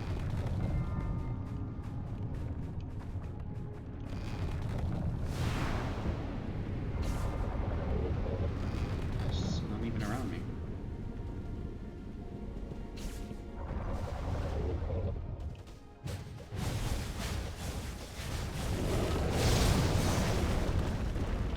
Okay. And I can use the gliders. Good. Alright, I'm just gonna lines. here. Please don't die. I'm gonna give you some, just in case.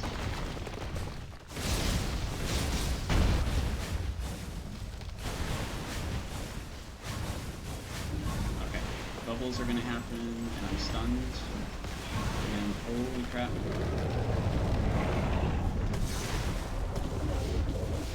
Oh my god, what am I taking? Wait, why am I taking so much damage?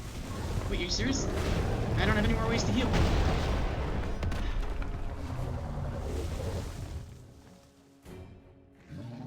I don't know what to say. Everybody's just dying. Well, okay, obviously somebody died there with the cursed seed on them, right? So that spawned this guy. What killed me, though? The stomp was the one that actually killed me, but that was very much at the end. Before then, I was just dying to all of the little tree ads. So I guess everybody else went away.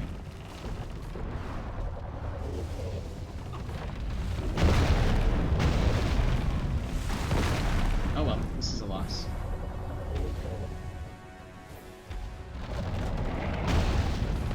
I don't know. Everybody was just, I don't know, man. This is ridiculous. No, it's not gonna happen. For sure. Not at this point. Maybe we are, like, we didn't have healers there at the end, but... I was also at the boss when everybody else was away, right? Because nobody wants to do lines for some reason. So maybe I should have just gone to the group and assumed, you know, people don't want to do lines. Now, the biggest problem here is that he's going to keep getting more and more stacks of the water absorption, so... That will make it so that we can't kill him for sure.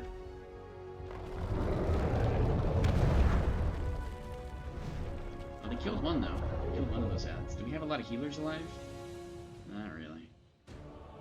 We have 1, 2.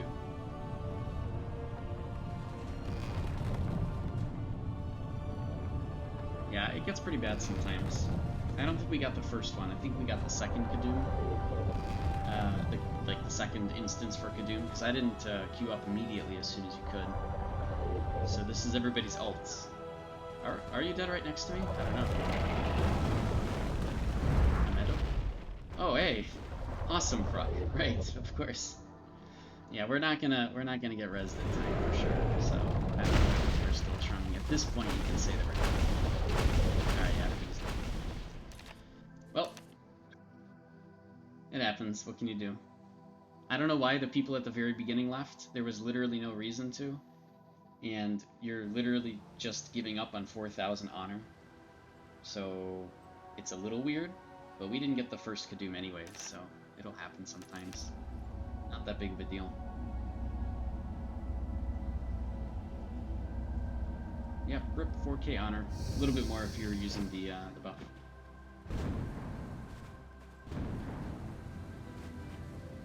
Oh well. Alright, I'm gonna go eat lunch. I'm done. I was gonna go eat lunch anyways, and then we had Kadoom, so. All good. I'm heading out. Guys, appreciate everybody hanging out for the duration of the stream and such. Go check out the lore video that I put up yesterday. It's very good. It's 45 minutes long, but it goes over pretty much everything related to the Archeage and Archeage lore in general. I liked the video, actually, which is hard for me to say, because usually I don't like my own videos. But this one actually worked out pretty well, and I'm very happy with it. And if that's the kind of thing you want to see more of, just off to the side every now and whenever I get a chance to do more lore videos, just like that video. I'm not kidding. That actually does tell me that you guys want more videos that have to do with lore and stuff. So, I'm serious. I don't use YouTube in that sense. I'm not trying to make money off of it because I don't even have 1,000 subscribers. So I'm not eligible to make money off of YouTube, which is a thing for those that didn't know. But anyways, it's fine. That's not a big deal to me. At least if you guys like that kind of thing, letting me know is good. Alright, I'm done. I'm gonna go eat lunch. Thanks everybody for hanging out, and for all the new follows and everything. Again, you can catch me at all these links in social media. I don't have a schedule, so I go live whenever I can, so follow if you want to know when I go live. Otherwise, thanks for the, more love to Cody. I'm actually gonna go take him out of the cage right now and hang out with him, so appreciate that. And I'll see you all next time. Probably tomorrow. Probably tomorrow in the afternoon. Those tend to be when I do the Sunday streams, so expect something around then. Alright, that's it. Thanks, everybody. Talk to y'all later.